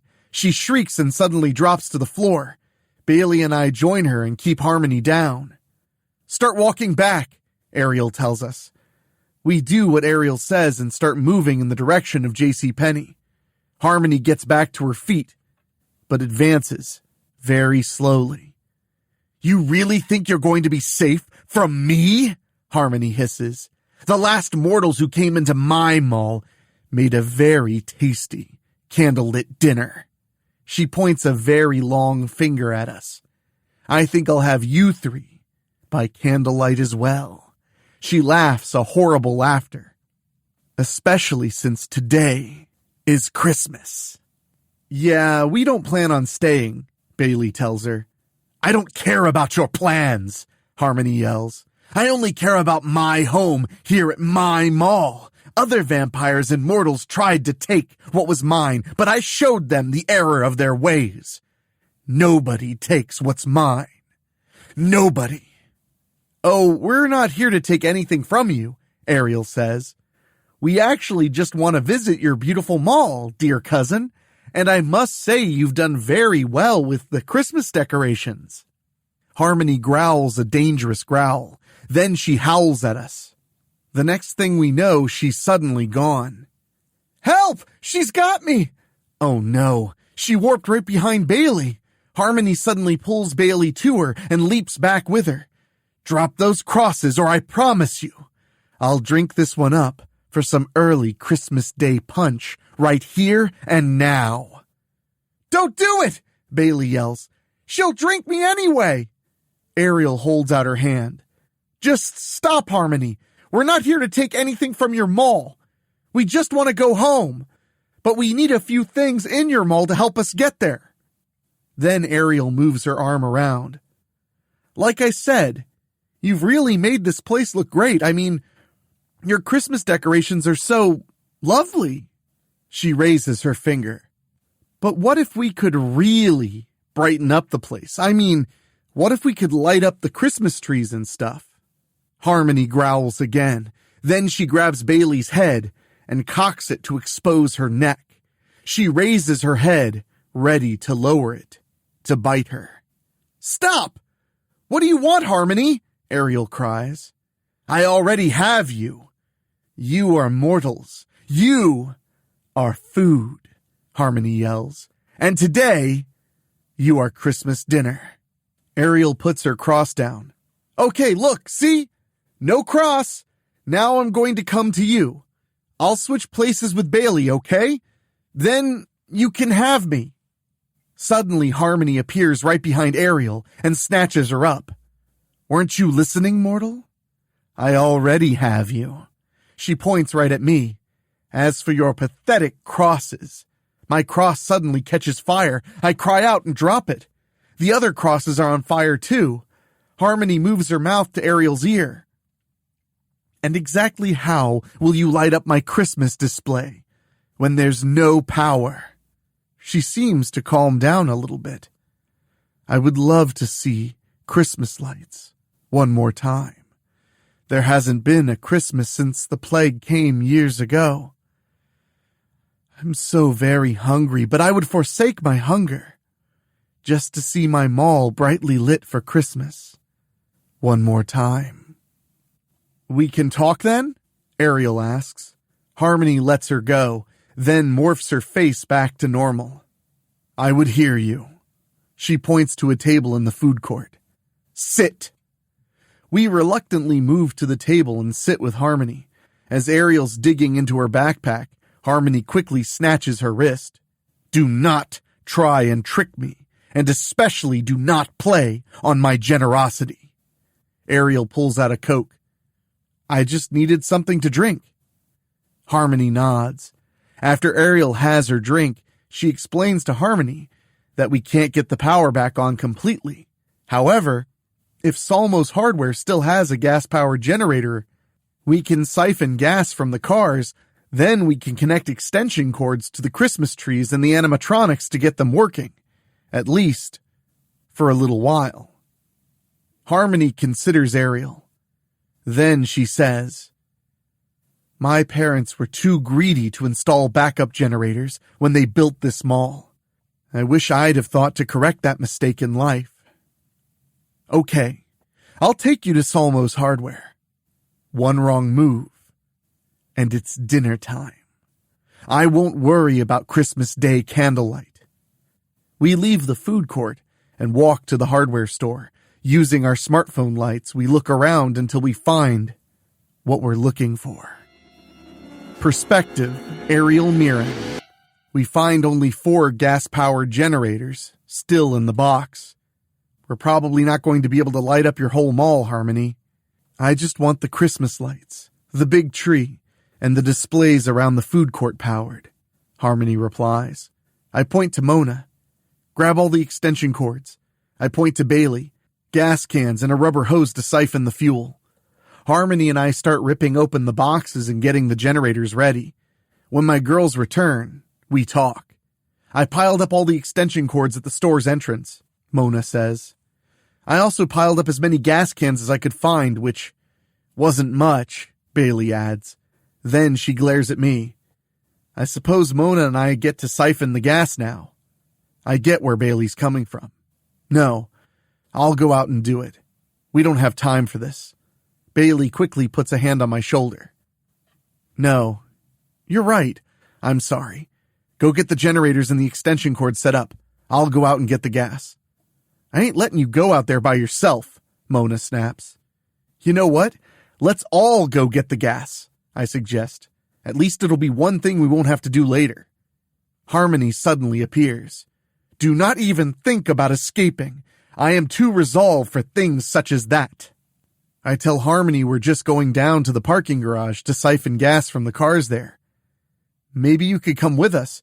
You can say we're your slaves if any other vampires show up. When she's still not sure, I groan. Harmony, come on! Where are we going to go? Harmony accompanies us to the parking garage and watches us fill the gas cans. Since she doesn't breathe, she can't really help us. She can warp the cans back into the mall and bring us more to fill until we filled every single container we were able to find. All I have to say is that Mouse better still be making tracks. Yuck! I'll never get that taste of gasoline out of my mouth. Ugh! We go back into the mall and work to connect as many extension cords as we can to the generators. To show Harmony my plan will work, we gas up a generator and plug some stuff in. I fire it up. You should have seen the bright smile on Harmony's face when she sees a few Christmas trees and some lights and a few animatronic displays come to life. Then the big tree and the Santa house lights burst into life. Yes! Harmony breathes like she's a little girl seeing her first Christmas all over again. It takes us some more time, but we get everything we're able to get hooked up connected. When the generators are all running, Harmony's very happy. At one point, she's kneeling down in front of the very big Christmas tree next to Santa's house. For the record, this tree is not in our mall back home, unless our Harmony put it in just after she banned us all from the mall last weekend. It surprises me that this particular vampire seems more interested in Christmas than in drinking our blood. I mean, you should see how Harmony's eyes are glowing. Not literally glowing, I mean. I don't know. Christmas must hold some special value in her undead heart somewhere. If our Harmony holds Christmas in the same regard, she certainly never showed it the way this one does. It's been so very long, she whispers. It feels like I've waited a lifetime just to experience Christmas Day like this again. She slowly turns to look at me. And many of us died so long ago when we were suddenly turned into vampires. Mona and Bailey slowly approach. Is everything okay? Mona asks. We got all we could started up for you, Harmony, Bailey adds. Sorry we couldn't get it all working. We just didn't have enough generators. Harmony stands up. Now she's crying. Human tears. I heard the ones back home cried blood. Anyway, I never thought vampires were even capable of crying. Of course, I recall meeting my first real vampire last weekend. Harmony puts gentle hands on both Mona and Bailey's shoulders. You gave me enough. Then I have a burning question. Who did this to you? Harmony's still crying softly. I can't say for sure how it all began, but I do know our esteemed mayor was heavily involved. Mayor Patrick Gunter and a few of his converts tried to take my mall, but I drove them out. Before Harmony can finish her story, we hear fluttering noises coming. Harmony hisses in the direction and looks at us. It's Mayor Gunter again. He and his army must know you three are in here, she says. You are my Christmas dinner. Mine! He can't have you. Mona gulps. You're still gonna kill us after what we did for you? Harmony vamps out again, making us shriek, and raises her claws. He can't have you! She snatches up Bailey. You belong to me now. She sounds really crazy. I quickly reach into my pack and slap one of the holy wafers on the back of my hand. Harmony shrieks, causing her to drop Bailey. Then she holds her hand as she falls to her knees and cries again. I hate being this way, she chokes out. I've consumed so many mortals just to satisfy my never-ending hunger. I hate being so hungry all the time. I hate that it drives me to this insanity. I don't want to kill you, but I'm so very hungry. You won't have the chance to satisfy your hunger, Harmony Mirren, a new voice calls out. We all turn and face Mayor Patrick Gunter and his army of the living dead. I think it's safe to say we've never been so scared in all our lives. Mona quickly leans in and whispers that the Blu-ray player is set up and ready. Then Bailey nods to one of the monitors in the food court. The movie Doorway to Horror is playing now. Soon we may be able to return home, but now I'm feeling despair. Just like Harmony. Mouse! I choke out. We can't leave her here. We can't, you guys. She's our friend. She's one of us. Bailey nods quickly, but Mona doesn't look so sure. I'm ready to smack her arm and tell her to just grow up. But then she explains her look. If Mouse was going to find her way back here, she would have done it already, right? Mona shakes her head. Those vamps probably got her. Don't you think Mouse would want us to go back? That's why she dropped us off here and sped off herself. Mayor Gunter points right at us. You foolish children think I can't hear what you're saying? You will end that movie immediately. He waves his hand. Two of his vampires bring Mouse out. No! These vampires were the bats chasing us. They did catch up to Mouse. What happened to you? I ask her. Car ran out of gas, she mutters. I said the gas gauge was busted. I was hoping you got away and made it back home by now. Mayor Gunter suddenly grabs Mouse and lifts her up to him. You will stop the movie now, or I satisfy my hunger with this little morsel. Decide. Fast. I quickly raise my hands out in front of me. Okay, stop. We surrender. Perspective. Bailey Downs. Mayor Gunter's still holding Mouse up to him. He arches her neck and is ready to bite her. No way, Mona sneers. I ain't giving myself up for a little rodent. Go ahead and eat her. Look at her, Mayor. Just look at her. There ain't no meat on her bones. She won't have nearly enough blood to satisfy you. She probably don't even have half the blood the rest of us have. Bailey turns to her. What are you doing? Mona ignores her. Don't you see? She's just a troublesome little rodent. She don't belong with us. She never did. So go ahead, put her out of her misery. Mouse tightens her jaw and glares right at Mona. She doesn't say anything, but if looks could kill, I think this is as close to mad as I've ever seen little Madeline Donnerly get. Then I see the first signs of flickering near the TV and see what looks like a portal starting to form. Mayor Gunter roars with anger. I sent that disc to your universe and hope one of you mortals would find it and bring more food back to us, proving our latest experiment a success. But none of you are returning to your universe. Last time, stop playing the movie or I make a quick snack out of your friend here. Then, I'll claim the rest. Take her then, Mona goads him on. Then she tells Mouse, I never did like you. Now I'll finally be rid of you. In fact, why don't you have a drink of this before you become vampire chow? Mona throws Mouse a bottle of water. Then my spirit lifts. Mouse catches the bottle and quickly opens it. She splashes the water in Mayor Gunter's face, which sizzles and burns immediately. Once he drops Mouse, she immediately comes to us. You really had me going there, Mouse tells Mona. What? Oops, I guess I gave you the wrong bottle, Mona snaps. Yeah, Mona never likes to show how she really feels to Mouse, but Mona's not moving to shove Mouse back to the vampires, so I know she truly meant to save her. I do know my best friend. Mayor Gunter points to all of us. Kill them! Then he really vamps out. I mean, if this is a head vampire and he's got an ultimate form, this must be it. He's much bigger now. He looks much uglier. He looks like a scary, bat-like creature, but with clothes on. He turns and focuses on the movie.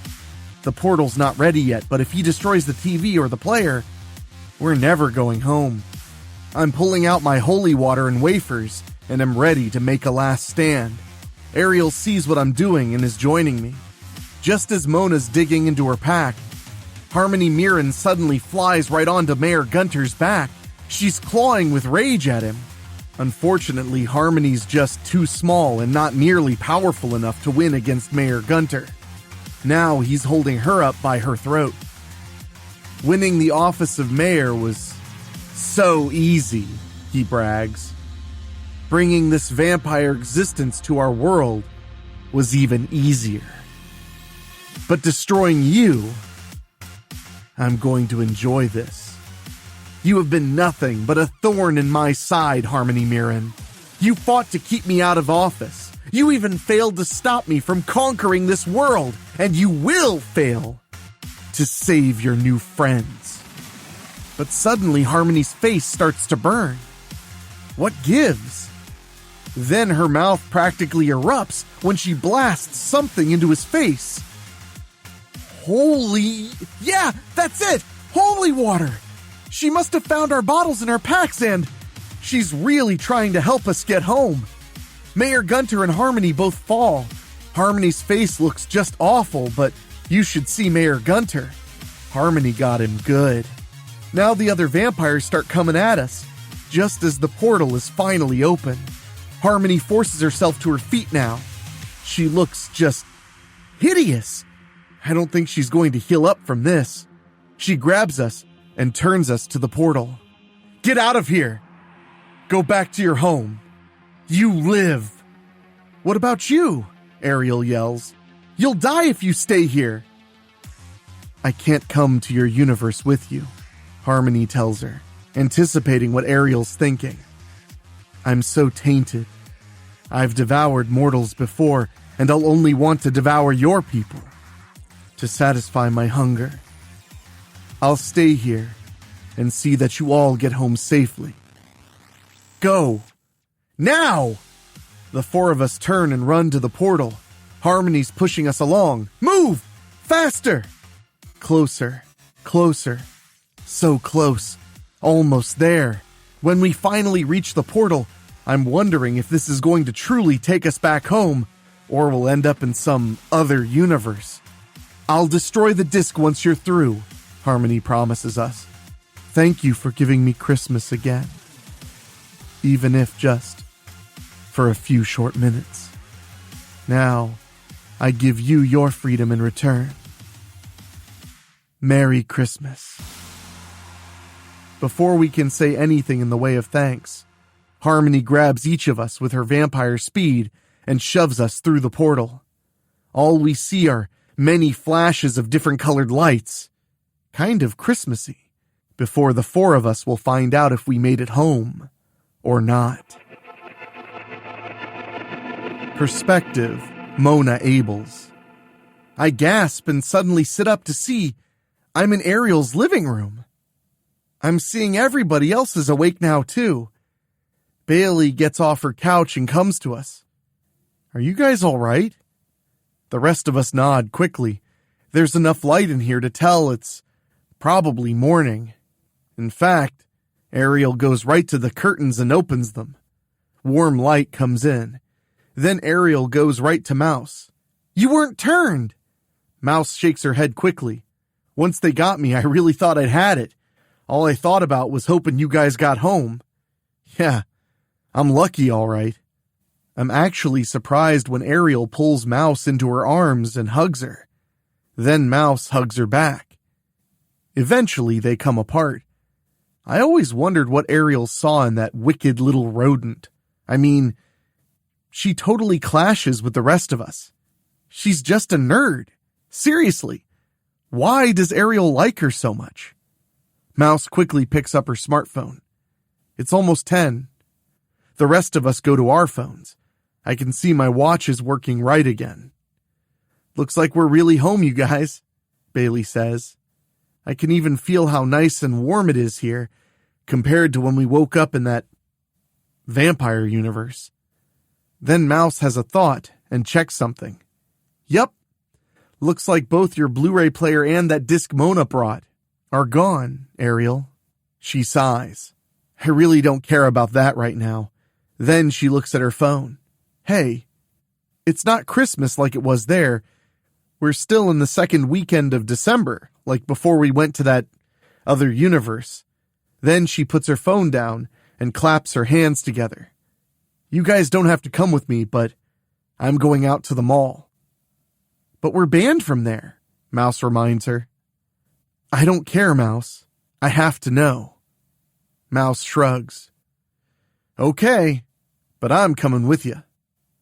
Bailey and I decide to tag along too. Like Ariel said, we gotta know. Ariel calls us an Uber and takes us out to Strickfield Town Center Mall. Once we get dropped off, we waste no time going in. It's just like any other December weekend in Strickfield, packed with people and nearly every store filled and open. Our mall only gets like this around November and December. The rest of the year there are many vacancies. People sometimes say the mall's going to close for good eventually, but it never does. Yeah, all the decorations are still up, Ariel says. Looks like we really made it back home, Bailey replies.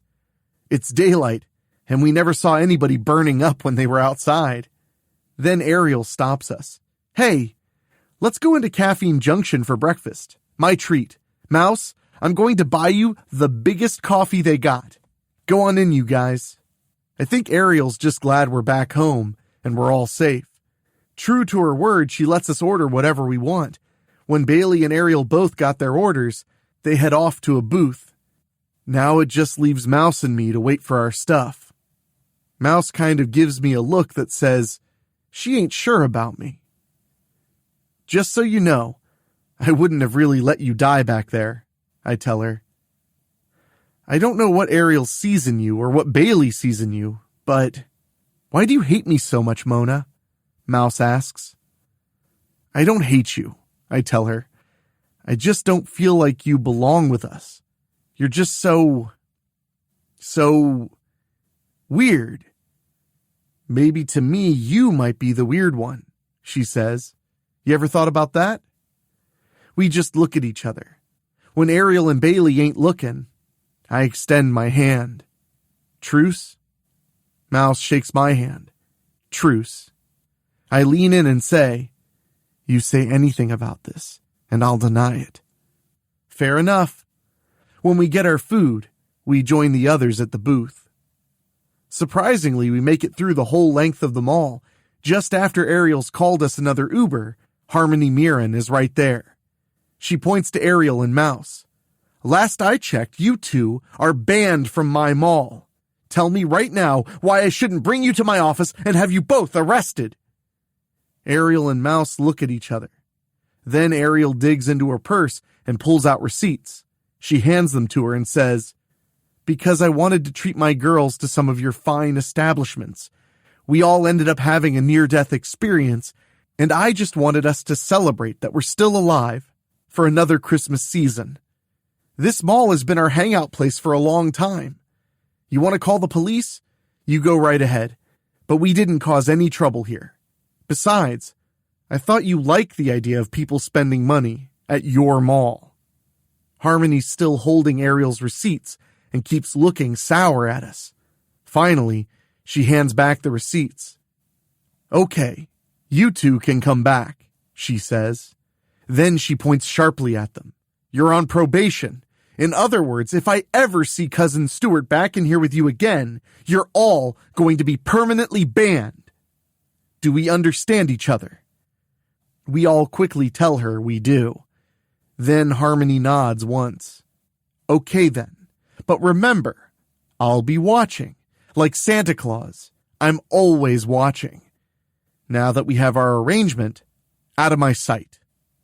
"I guess money really does talk," Ariel says and snickers when we're far enough away from Harmony. "That means you ain't bringing Stuart here ever again," Mouse replies. Then I quickly smack Ariel's arm. "What was that for?" she demands. "Look," I tell her. We see Ariel's mom and her aunt together, with Stuart. When they see us, Ariel's mom points right at her. "Run, you guys," Ariel yells. "Aunt Margaret wants to hand Stuart off to me." We turn and run for all we're worth. Boy, do we ever hear Ariel's mom and aunt yelling at her. We run straight past Harmony Mirren and right out the mall entrance. We could tell she was about to call out to us, but when she sees Ariel's mom and aunt, and Stuart, she starts going off on both of them now. As soon as we're outside, the Uber's right there. We quickly climb in. "Go," Ariel orders him. As soon as the driver pulls away, that's when Ariel's mom and aunt are outside. Ariel rolls down her window and waves to them. "Have fun with Stuart, you two!" Ariel's mom's going to let her have it when they're both home later, but Ariel really doesn't care about that right now. "We needed this, you guys," Ariel says. "I know it's not quite the day yet, but after everything we've been through, well, Merry Christmas." We don't hesitate and wish her the same. I think this is why I'm glad we have our group. I still don't think Mouse belongs in it, but Ariel wants her around. She's definitely grown on Bailey. I guess I tolerate her because she don't cause trouble.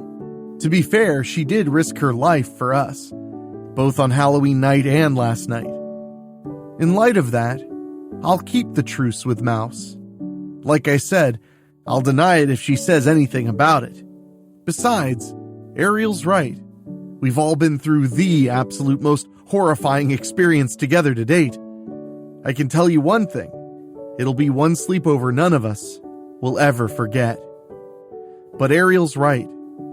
At least we have another Christmas. Deep down, I'm hoping the Harmony Mirren of that other universe succeeded in destroying that disc. Because if she didn't, no, I don't even want to think about that. It's going to be Christmas soon. Speaking of soon, that's when you'll see us again, and with a new adventure. In the meantime, Merry Christmas!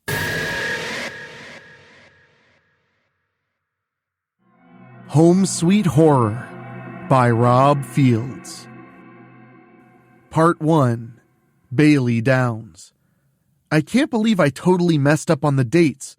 Good thing Mrs. Emma Gibson from Home Sweet Home Orphanage over in Pendleton called me to confirm. After confirming the date, I realized the upcoming event was for the day before. You see, Mrs. Gibson called me at home a few months back and asked if I wouldn't mind coming to the orphanage in December to help out with the big Christmas event there. At first, I didn't want to. However, after really thinking about it, I reconsidered. Mom and Dad were more than willing to take me to Pendleton for the event. Except now there's a problem. The event is going to be on December 16th, which is a Saturday. I thought it was on Sunday the 17th. When I told my parents about the mix-up, they told me they wouldn't be able to take me on the 16th because they'll both be too busy. Dad's working mandatory overtime at Strickfield Automotive, and Mom's got to deliver mail and won't be done until later in the afternoon. If you can find another way there, Bailey, then you can go ahead and go to Pendleton, Mom told me. Otherwise, you better call Mrs. Gibson back and clear things up. Like I said, I really don't want to do the event, but 2 things. It's a Christmas celebration, so it would be morally wrong to back out. And 2, and only a select few people know, I was adopted. I don't know the circumstances to where I ended up at Home Sweet Home, but I do know I was there from when I was a baby and only known as Bailey. I grew up in the orphanage until the day came when Monty and Vera Downs came in looking to adopt a daughter. I was 7 years old at the time, by the way. But they took one look at me, and the rest was history. I ended up leaving to go to Strickfield with them 1 week later, and officially became Bailey Downs. I actually laughed last night when we watched A Christmas Horror Story at Ariel Mirren's slumber party.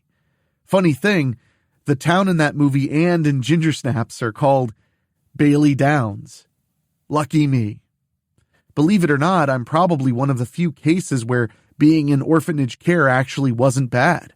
I was never mistreated in any way. It was nice to have other kids to play with and everything, and Mrs. Gibson and the rest of the staff were very motherly to all of us. I suppose I agreed to come back to the orphanage because Mrs. Gibson kept in touch with me after I was adopted. In a way, I'd kind of like to visit there again and see how things are there now. So I'm sitting here in the living room and racking my brain trying to think of a way I can get a ride to Pendleton.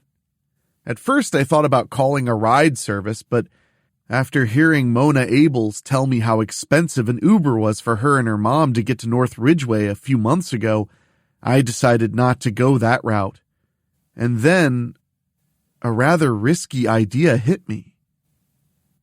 Getting a car wouldn't be a problem. It's the driver that I'll have to do some convincing on. I sigh and pull out my smartphone. I open the texting app and tap my thread with mouse. I message her and ask if she can call me. When I don't get an answer after several minutes, I'm thinking she's probably busy doing something and not looking at her phone. Then I know exactly where she's likely to be. I get out of the recliner and put my coat on.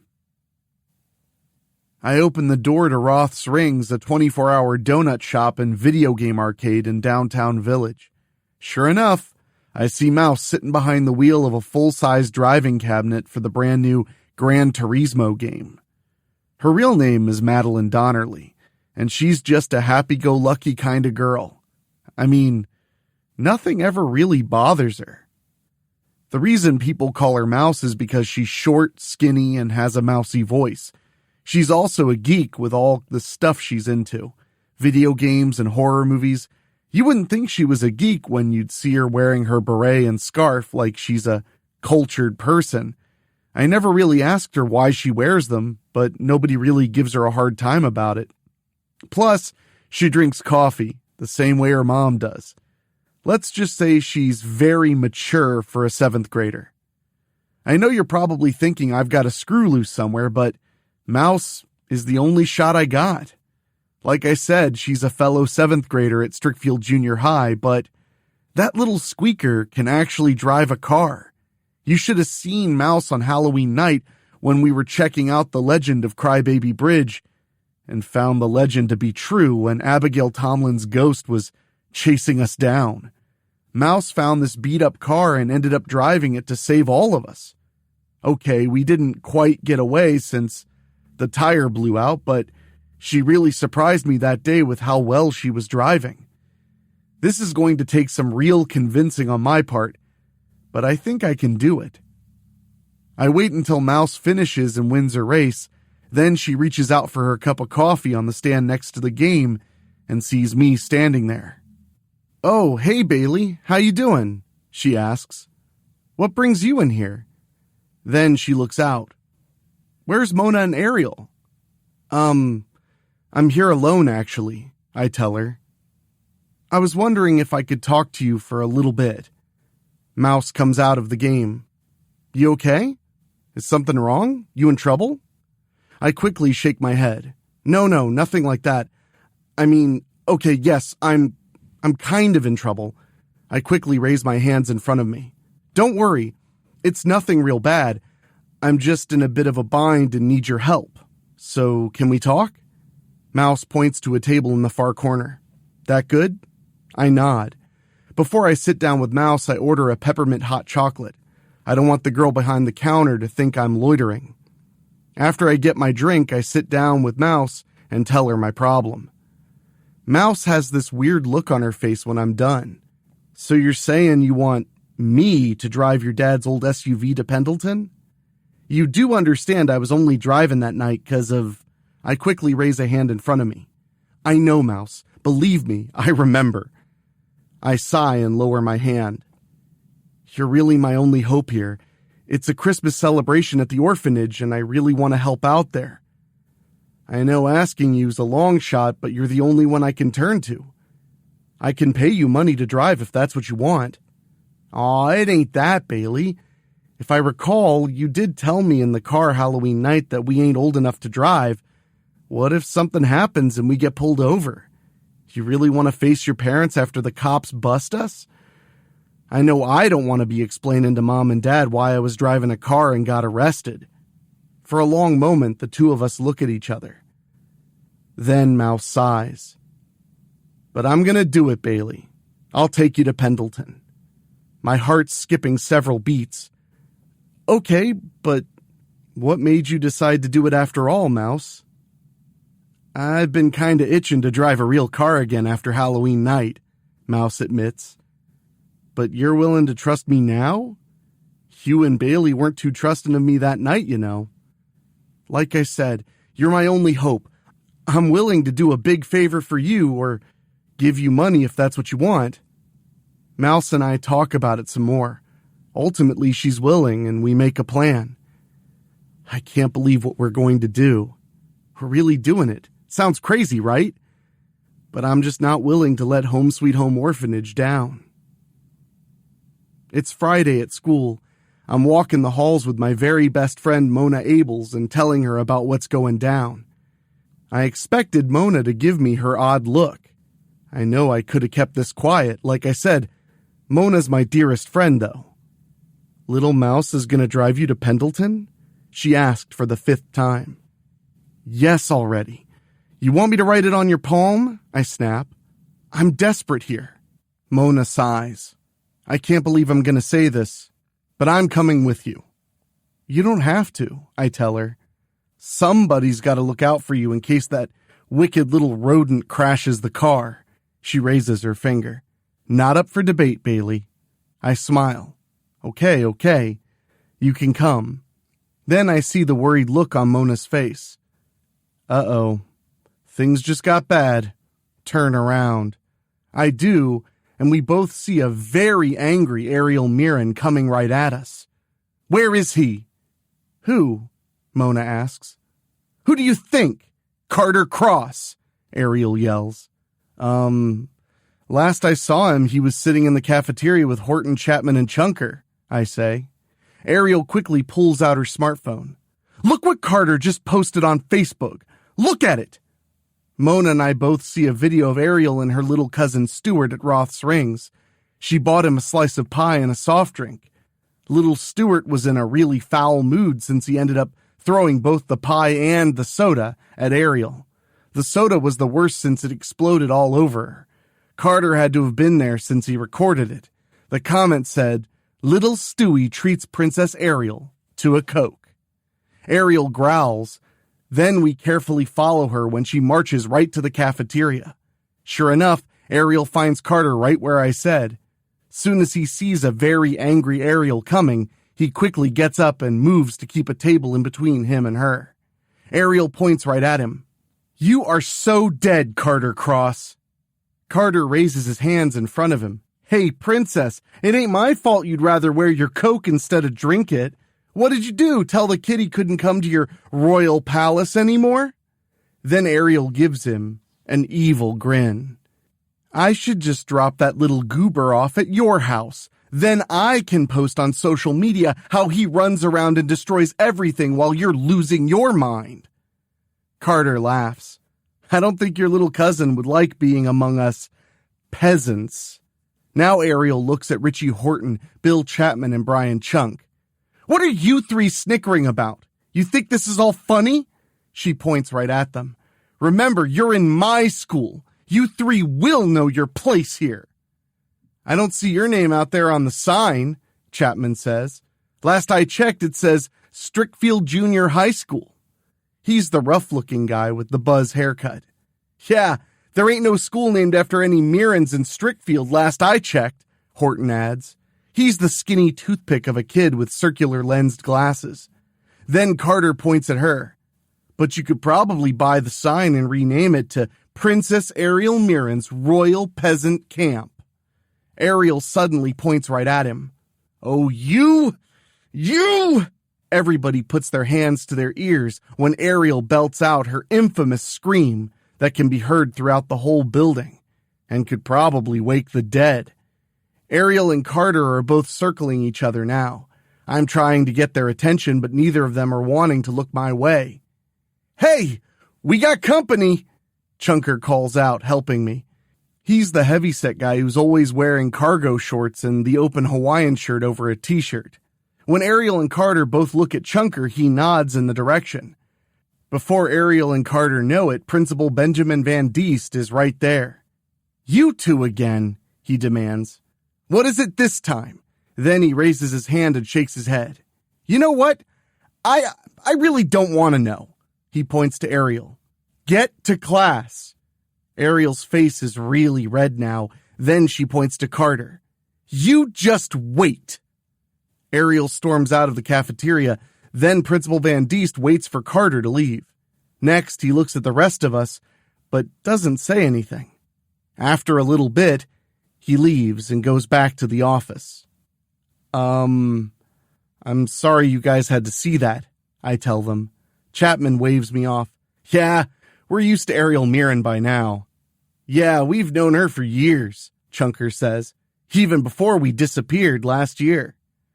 Mona and I both nod quickly. "She's your friend, we get it," Horton says in his squeaky, nerdy voice. "Anyway, we've dealt with way worse people." "I know. Abigail Tomlin, right?" I ask. Then I wink. Chunker was in the middle of drinking his pop when he spits it out. "What? Aw, come on, Bailey." "Yeah, that ain't nothing to be joking about," Chapman agrees. Then Mona gives me that look again. "Really?" I smirk a little. "Okay, I take it back. My bad." "Something on your mind, Bailey?" Chapman asks. "You kinda got that look." Mona and I have been hanging out with these guys since all of us rescued them from Abigail Tomlin on Halloween. They're really good guys. Yeah, Chunker likes to eat, same as Mona, but he's really gentle. In a way, I think he's kinda cute, like a teddy bear. Mona and I sit down with the guys and tell them what's going on. You should see the looks on their faces when I tell them Mouse is driving us tomorrow. "You realize how crazy that sounds, right?" Horton asks. "Madeline Donnerly?" "I know, right?" Mona agrees. "Man, I'd love to see her drive a car," Chunker says. Chapman turns to him. "Seriously? You've been eating too much of Denoyer's sweet potato pie again, haven't you?" "What? You wouldn't want to see Madeline Donnerly driving a car?" Horton cuts in. "I've seen her playing those car games at Roth's Rings. I really think she could do it." Chapman gives his buddies his evil eyes. Then he gives them to me. "How about you let us tag along and see for ourselves?" At first, I'm not keen on the idea, but then I figure Mrs. Gibson would love to have the extra help at the orphanage. so I tell them that's the only way they can come along. I'd have expected them to scoff and say no way, but they're all quick to agree, so it's going to be the 6 of us going to Pendleton tomorrow, with Mouse driving. Part 2. The next morning, Saturday, the 6 of us are at my house. We're packing in the old SUV. Mouse is sitting in the driver's seat and looking over everything. Then I hand her the keys. "You sure you're going to be able to drive this thing?" Mona asks her. "I think I can get us there okay," Mouse says confidently. "Of course, I didn't know all of you were tagging along." "We're all going to work at the orphanage," Chapman tells her. "You going to help too?" Mouse makes her usual shrug. "Why not? I mean, we're all going to Pendleton, right? I know I don't want to be sitting here in the car all day." Once we're all seated and ready to go, Mouse starts the car. "Yeah, we're all gonna die," Mona mutters.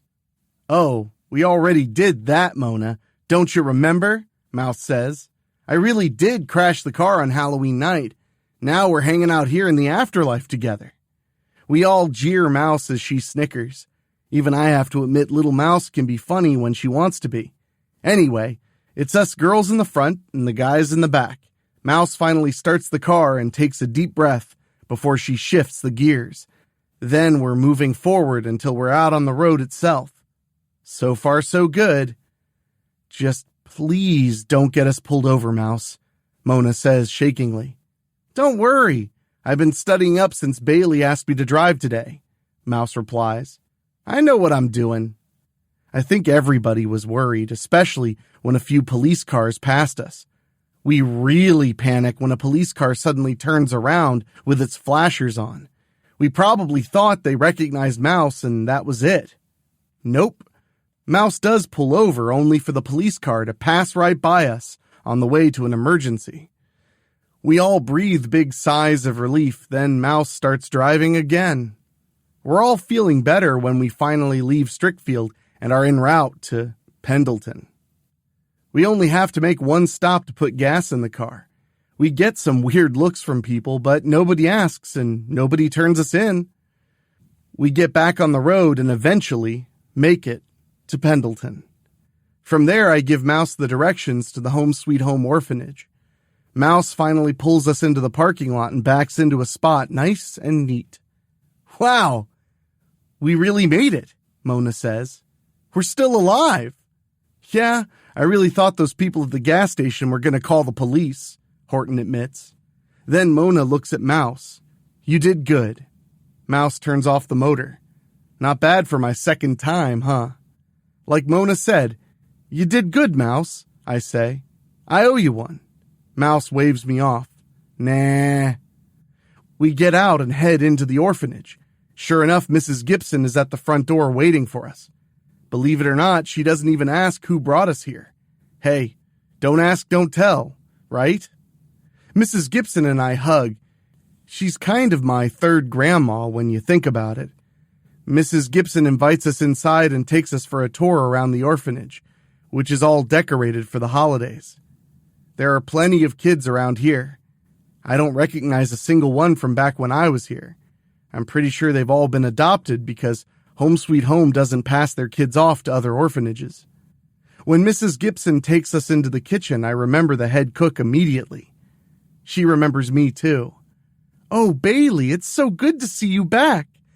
When Emma told us you were coming to help with today's celebration, I was overjoyed."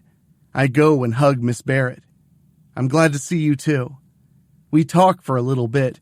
Then Miss Barrett asks Mrs. Gibson if she can keep me in the kitchen. I could use an extra hand with all the preparations for our big Christmas dinner. "I'm afraid I'm going to need Bailey with me today," Mrs. Gibson says. "I need her to help me with the other kids here, but maybe you can have one of these others." Miss Barrett immediately points to Mouse. "How about you, young lady? Could I have you help me here in the kitchen?" "Sure, why not?" Mouse says. When Mouse goes to her, Miss Barrett quickly gives her an apron. Looks like Mouse may get lost in the shuffle here. I know what it's like helping out in the kitchen. Mouse will be in good hands. After Mrs. Gibson finishes our tour of the orphanage, she brings us into the living room. Looking over all the kids here, it looks like some of them might be easygoing. I can already see the sneers on the 3 boys that are kind of rough looking. Even when I was here, we had a few such kids. Then I remember Ariel and how she calls her little troublesome cousin, Stuart, a goober. Well, I don't feel threatened knowing I've got Mona and the guys here. But it's the next woman here I've got to tell you about. The second she comes in, it's like the room gets cold and quiet fast. You ever see that movie, The Goonies? If you did, I'm sure you remember Mama Fratelli. Well, picture her, but with longer hair and skinny like Mouse and Horton. Okay, that alone probably won't scare you, but that glare and that scowl she's showing now. This is Miss Stanlin, Mrs. Gibson says. She's my assistant director here at Home Sweet Home. I know Miss Stanlin wasn't working here when I was here. Mrs. Gibson must have hired her at some point after I was long gone and living in Strickfield. I told you we didn't need extra help here, Emma. She practically growls. Oh, nonsense, Mrs. Gibson replies. It's Christmas time, Helga. We've got more children here in the last couple of years, and it would be nice to have these kids interact with our children. Besides, we've got a lot going on for the big Christmas celebration today. Helga Stanlin grunts and looks ready to raise one of her bony fingers. I'm almost wondering if she's going to roar or cackle like a witch. She doesn't, though. Come on, Bailey, you're imagining things. Maybe Abigail Tomlin's still somewhere in the back of your mind. Miss Stanlin can't be any worse than the ghost of the Crybaby Bridge back in Strickfield. Still, something doesn't feel right about her when she turns and storms off. Mrs. Gibson takes the 5 of us into her office and tells us what she needs us to do. She reminds us she wants us to interact with the other kids here. We're supposed to help serve the big turkey dinner later on. Then we're going to help hand out presents. Chunker raises his hand. When Mrs. Gibson points to him, he asks her, "How come you're celebrating Christmas here today instead of actually on Christmas Day?" Mrs. Gibson doesn't even blink. We actually celebrate 2 Christmases here, Brian. Of course, we have the real celebration on Christmas Day itself. The children will get more presents and an even better holiday feast. As for today, Mayor Eloise Parkhurst will be visiting here later. She often drops by Home Sweet Home and makes sure everything's good here. She's been a true friend of the orphanage for many years, even after she was elected the village mayor. Sounds good to me, Chunker says, satisfied. Mrs. Gibson points to me. Mayor Parkhurst also wants to see you again, Bailey. I think I now understand why Mrs. Gibson asked me to come here and help. But that's okay. Like I said, this place was a good home until Mom and Dad adopted me and took me home to live with them. Suddenly, we hear a loud screaming noise. What the? Chapman mutters. The rest of us follow Mrs. Gibson through a couple of doors until she goes into an office. Miss Stanlin, what is going on in here? We hear her say. We can see that Miss Stanlin's got what appears to be shaving cream all over her hands. I don't know about the others, but I can see it in the desk drawer, which she must have been going into. Miss Stanlin points outside. It was those blasted monsters again! We didn't do anything, Horton pipes up.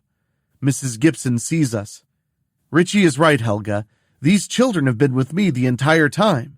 Well, except for Madeline, who's with Miss Barrett in the kitchen. I see Miss Stanlin's face turn really red now. I'm not talking about these brats. She points right at Mrs. Gibson. You know what brats I'm talking about. Suddenly, we hear another cry just by us. We turn to see Chapman with one of those mean-looking goober kids in a hammerlock. Chapman, I call out. What are you doing? Chapman looks over his shoulder. Look on the floor there. Look what this little wimp just tried to do to me. We all see the can of shaving cream there. Chapman turns him around. Yeah, thought you'd come up behind me and lather me up, huh? I ought to hang you upside down from the upstairs banister for that. When Mrs. Gibson tells Chapman to let the kid go, he does. She turns the kid around. Butch? Were you 3 giving Miss Stanlin a hard time again? Butch doesn't even try hiding it. That old hag deserves it. All she does is yell at us and make us all do the dirtiest jobs around here. We're sick of cleaning the bathrooms every day." Mrs. Gibson nods. "I see. Stan, Joe, you boys come out here too." The lead goober's two pals come out. They both have shaving cream cans in their hands too. Makes me wonder where and how they got them. Just as they're about to reach Mrs. Gibson, Miss Stanlin screams and comes right out of the office. "You rotten little devils," she yells, grabbing one of the other kids. "I'm gonna make your bottoms so red you'll never sit down ever again." Before she can make good on her promise, Mrs. Gibson quickly gets in between them. "Miss Stanlin, you stop this right now." Miss Stanlin points past her. "Those wretched little monsters never appreciate anything they get here. They have a roof over their heads and 3 squares a day, and all they do is run rampant and play their mean tricks on the other kids and on me. Seriously, Emma, either you do something about those boys or I will."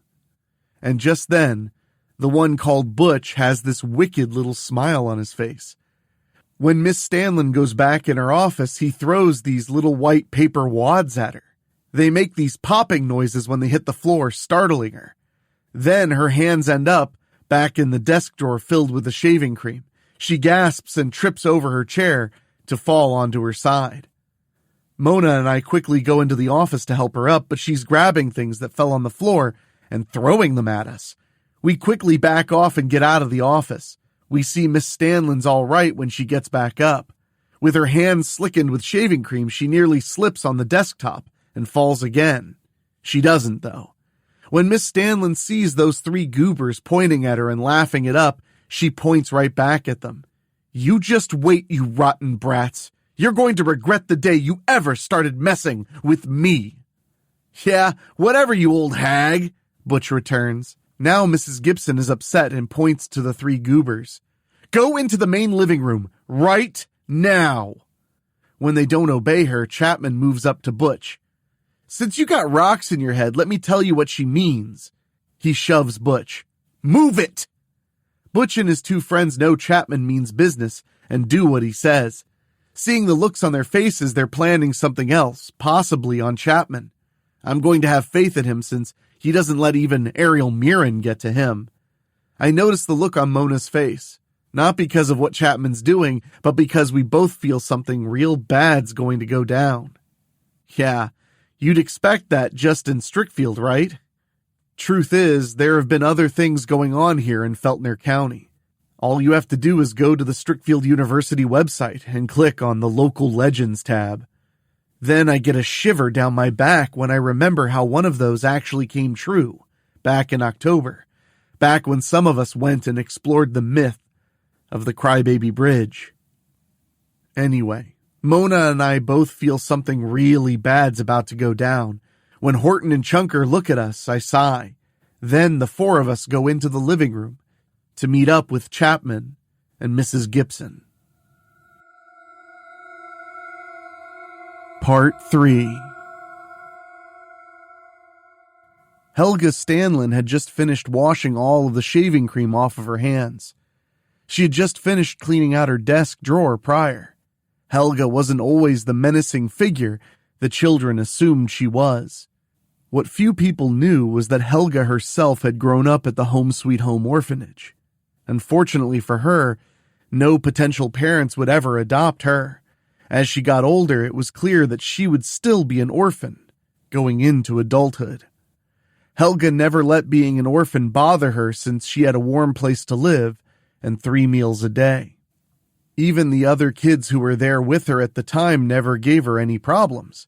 In fact, they were her friends and family. But the years went by and many of them had been adopted or had grown to adulthood and ended up leaving. Helga was given the opportunity to work at a sister location of Home Sweet Home over in Ridgeway Heights and went there to train and live, which would explain how she had missed out on seeing Bailey Downs when she was an orphan in Pendleton. Then Edith Hensley retired from her assistant director position in Pendleton only a few years ago, and Helga had the opportunity to return to her home if she wanted to. Helga accepted the position and became Mrs. Gibson's assistant.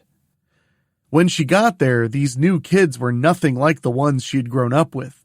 To her, many of them seemed to feel entitled, didn't want to be around others, didn't want to be there at all, or were just simply bad seeds. From the moment she had met Butch, Joe, and Stan, they started playing mean tricks on her. A joke or two was okay every once in a blue moon, but enough was enough.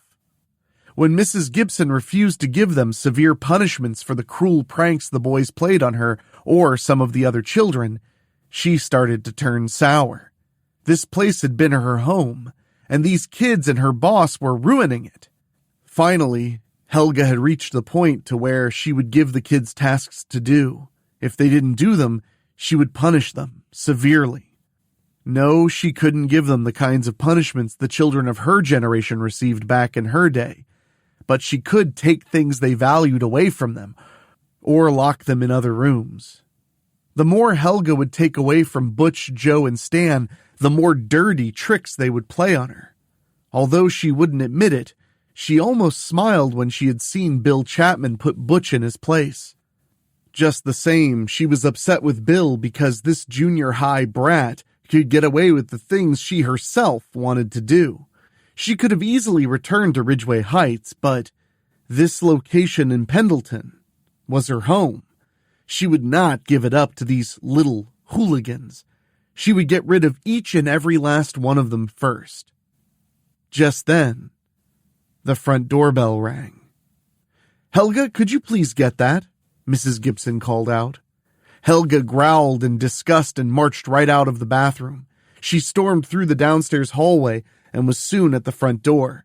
She opened it to see a postal carrier in his late 40s to early 50s standing there with a beautifully gift-wrapped package in his hands. "I have a very special delivery for a Helga Stanlin," the man said pleasantly. Helga looked at his name tag. E. Tinker.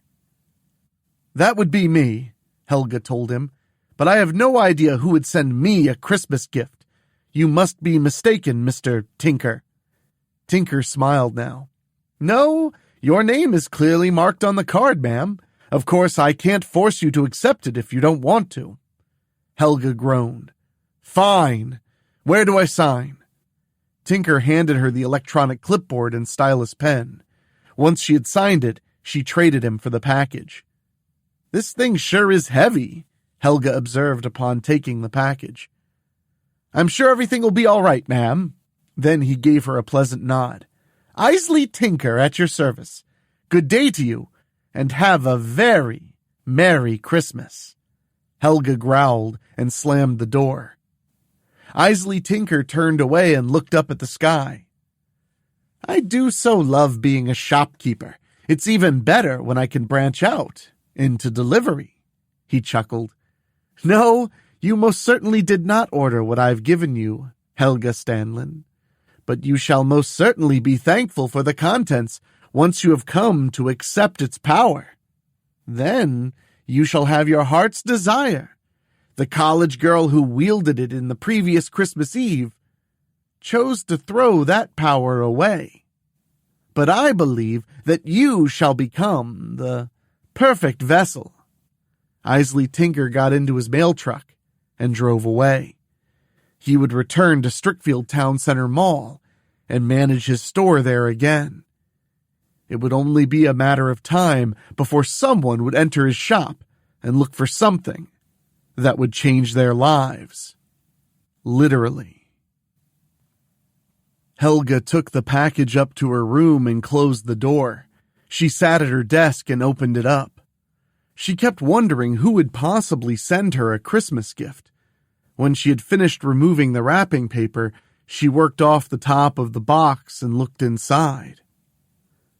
"Oh," she gasped. She reached inside the box and removed a large snow globe. She was right about it being heavy. It was a full foot from the top of the glass to the bottom of the rocky pedestal. She put it down and stared at it. The artificial snow inside it began to fall within the contained water. "Now who would send you to me," Helga murmured. The figure inside the globe made her smile. It was Krampus, sitting upon his wintry throne and holding a scepter. The figure looked every bit like the story she and her former childhood friends had grown up with and shared with each other around this time of year. The figure had big, curly horns, brown to graying fur, bright red eyes, and cloven hooves for feet. Those bright red eyes glowed hot as she looked at them. Helga didn't know why, but she just couldn't seem to take her own eyes off of them. "Well, what are you waiting for?" she heard in her mind. "You know you wish to make those little troublemakers pay for their sins. They've been very naughty, have they not? Accept my power and claim what is yours." Helga looked around, but didn't see anyone. "Who's there? It better not be you kids playing your cruel pranks again. When I get a hold of you, I'll have your britches down and tan you good." She darted right out of her room, but didn't see anybody. Then a little girl came out of one of the bedrooms and just looked at her. Helga wanted to make good on her promise, but she knew the little girl well enough to know she wouldn't have hurt a fly. After a little bit, the little girl moved and made her way downstairs. A little bit later, she made her way back downstairs herself. Then she remembered that the rest of the mail was likely still in the mailbox. She knew she only had to go to the end of the walkway to get it, so she didn't bother putting on her coat. She opened the front door and stepped outside. When Helga reached the mailbox, she opened it and pulled out the short stack of envelopes. Then she saw the car pulling out of the parking lot and knew it was Miss Barrett. She also saw the mousy junior high girl who came with those other kids sitting in the passenger seat. "Probably ran out of something," Helga muttered.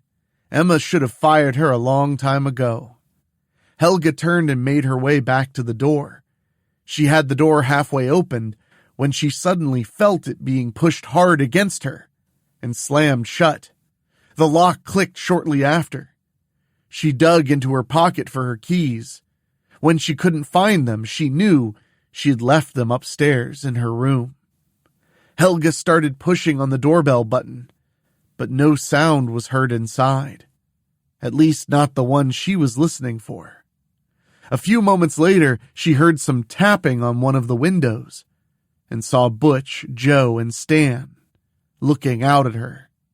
They gave her their mischievous looks as they waved at her. "Open this door right now, you rotten little brats!" Helga yelled. In response, the three boys were making even worse faces at her. Then Butch opened the window. "You stay outside, you old witch!" "Yeah," Joe added. "Go away!" "We don't want you here," Stan added further. Then the boys started pushing clothes out of the window. Helga immediately knew they were hers. "You little monsters! You just wait till I get back inside!" The last thing the mischievous boys threw out was the snow globe she had just received. "When I get back inside, I'm going to see to it you never leave your bedrooms ever again!" Helga yelled. "Yeah, but you ain't never getting back inside," Butch teased. Suddenly, the front door opened up. Helga rushed right in and saw Brian Chunk standing there. Then she grabbed him. "You rotten little boy," she yelled. "I'm gonna tan your hide." "What? I didn't do nothing," Brian returned as he broke loose from her. "I just came by and heard yelling outside, so I opened the door to see what was up." Just then, Butch appeared and saw Helga had been let back in. Then he pointed to Brian. "This ain't none of your business, fat stuff." He looked back at Helga and made a hideous face. "You want to fight? Come and get me, you ugly old bat." Helga turned and went straight after Butch. As she was about to grab him, the other two boys sprung out of their hiding places and came together to make Helga trip over their backs and hit the floor hard. Then the three troublesome boys came together, pointed down at Helga, and laughed. Brian Chunk pushed right past them and went to help Helga up. That was when the boys moved and jumped him from behind. However, they had greatly underestimated Brian. Not only was he taller than all of them, but he was also strong. True, he looked overweight on the count of loving to eat, but he also exercised and lifted weights. Brian had no problem getting the troublesome boys off of him. Before Butch and his pals could come at Brian again, his friends came to his aid. When they saw Bill Chapman, they knew they didn't want to tangle with him again. "Miss Stanlin, are you all right?" Mrs. Gibson asked when she finally arrived on the scene. Brian Chunk and Mona Abels were trying to help Helga up, but she shoved them away when she was almost to her feet. She pointed right at Mrs. Gibson. "That's the last straw. I have had it with these little brats." "Miss Stanlin, we do not call them that here at—" Mrs. Gibson started to say. "But they are! Every last one of these rotten children here are just that. Rotten. Especially those three little boys." Then she heard the voice in her mind again. "Come back outside and pick me up. Accept my power, and you shall have your revenge." Helga marched to the front door and opened it.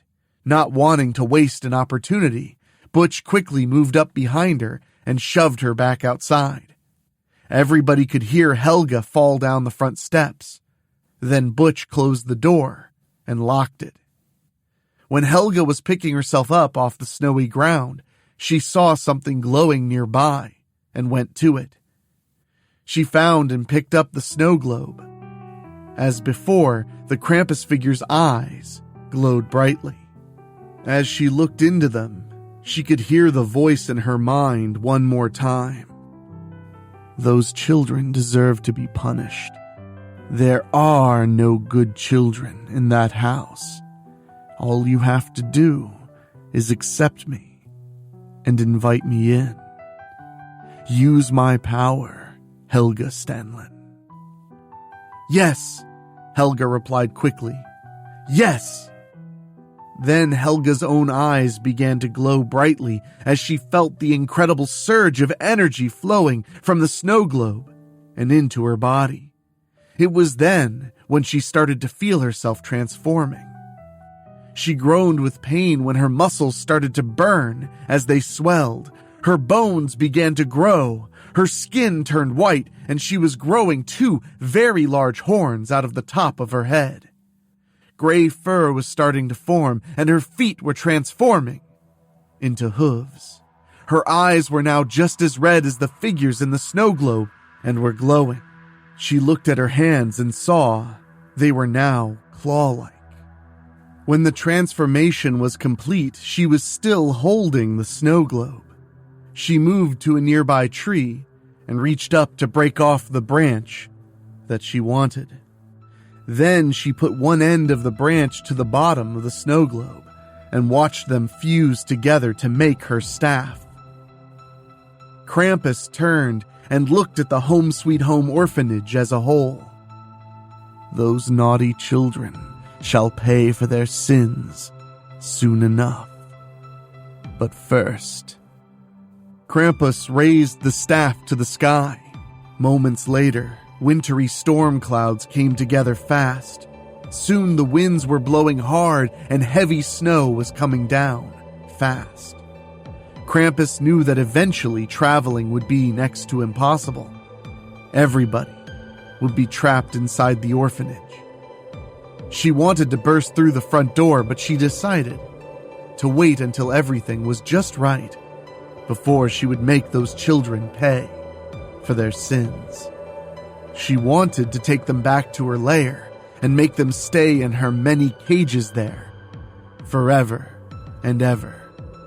"You shall pay for your sins as well, Emma Gibson. You've let those monsters get away with everything for far too long." Then she saw a car turning into the parking lot and knew who it was immediately. "Ah, seems the mayor of Pendleton has arrived. This night shall prove to be most interesting. Get comfortable, Mayor, because you shall never be leaving. You and everyone else shall soon belong to Krampus. Part 4. Perspective Bailey Downs. Mrs. Gibson has those 3 goobers sitting down in the main living room. Listening to her, it sounds like Butch, Joe, and Stan have been nothing but trouble. Joe and Stan both came here a month apart a few years ago and seemed to be distant from everybody.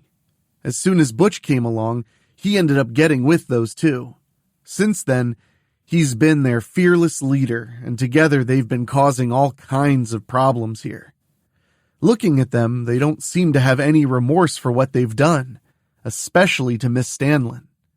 Yeah, they're making their wicked little smiles. Go figure, they're probably around 9, maybe 10 or 11, and they act like they run the orphanage.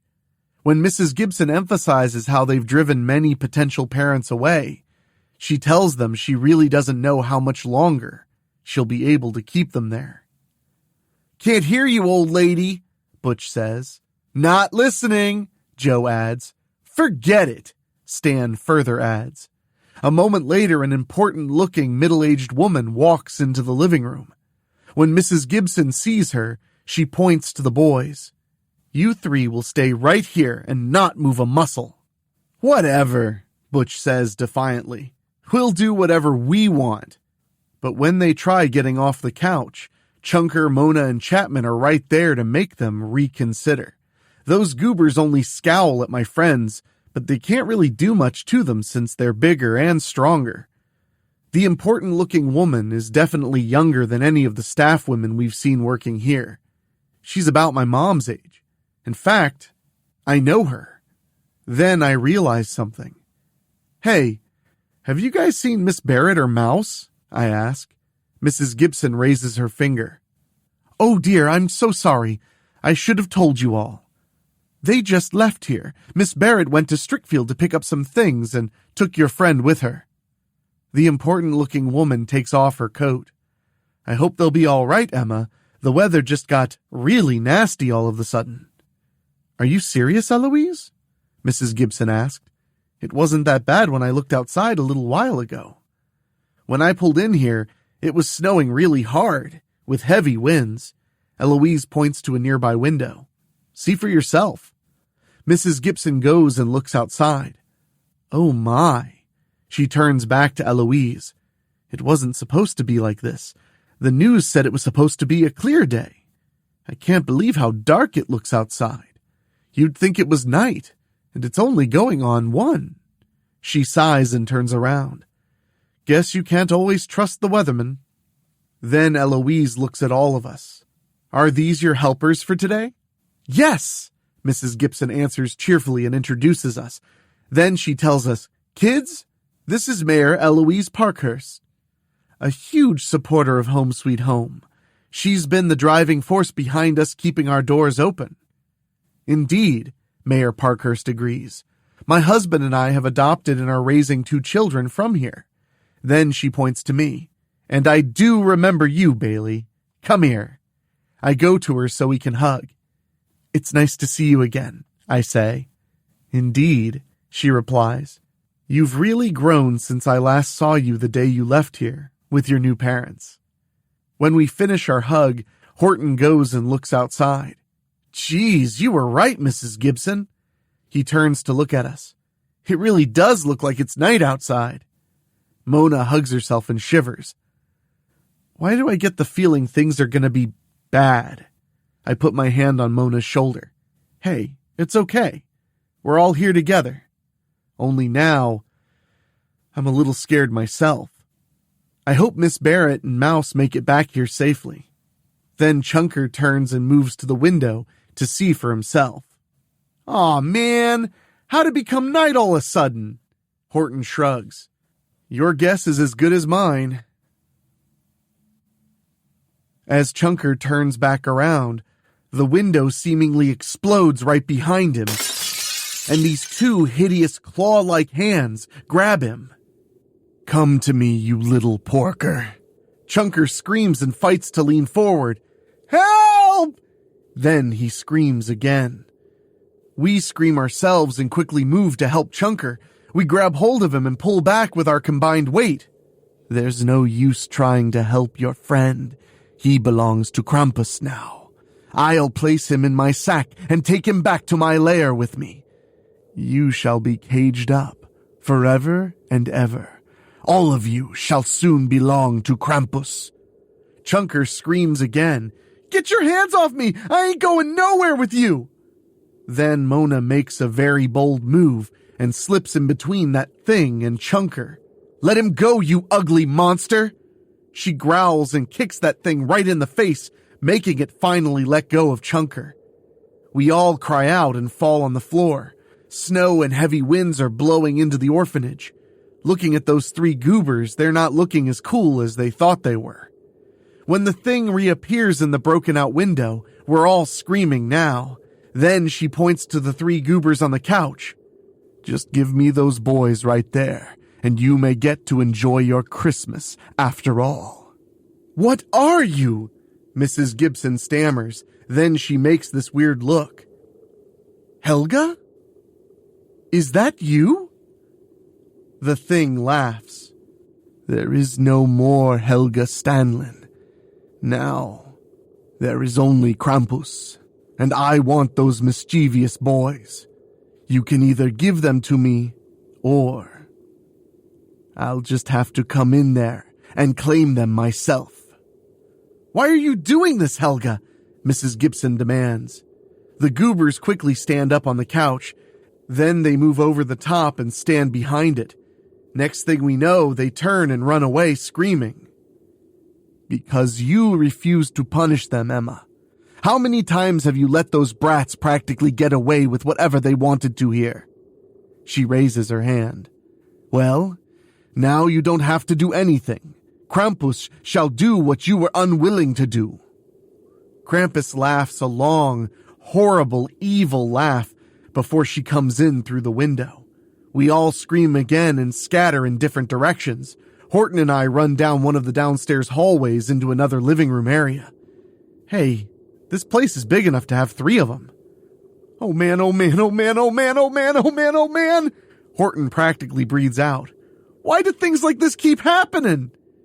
Before I can answer him, Krampus is suddenly coming in behind us.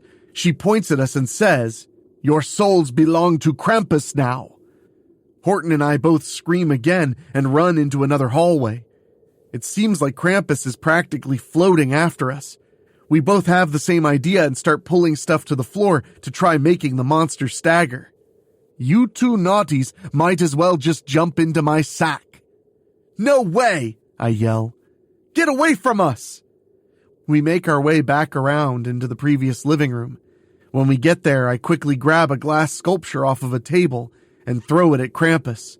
She's got this devilish smile on her face when she catches it and easily crumbles it in her hands. Then Horton starts grabbing books off the shelf and heaving them at her. What a shame. A mind is a terrible thing to waste, she teases, knocking the books away. Suddenly someone comes running from out of nowhere and tackles Krampus. Chunker! Horton cries excitedly. He quickly gets off the monster and comes to us. I can't believe I just did that. Run! I yell. The 3 of us keep moving through the orphanage. Then we've only got one choice available, and do the one horror movie thing you should never do. We head upstairs. It surprises me how Chunker can keep up with us, being a little on the portly side and all. We can hear Krampus following us on up. Help me! Chunker yells. At first I'm thinking he's in trouble. When I turn around, Horton's moving to Chunker to help him push a big, heavy shelf down the stairs. I quickly move to help them.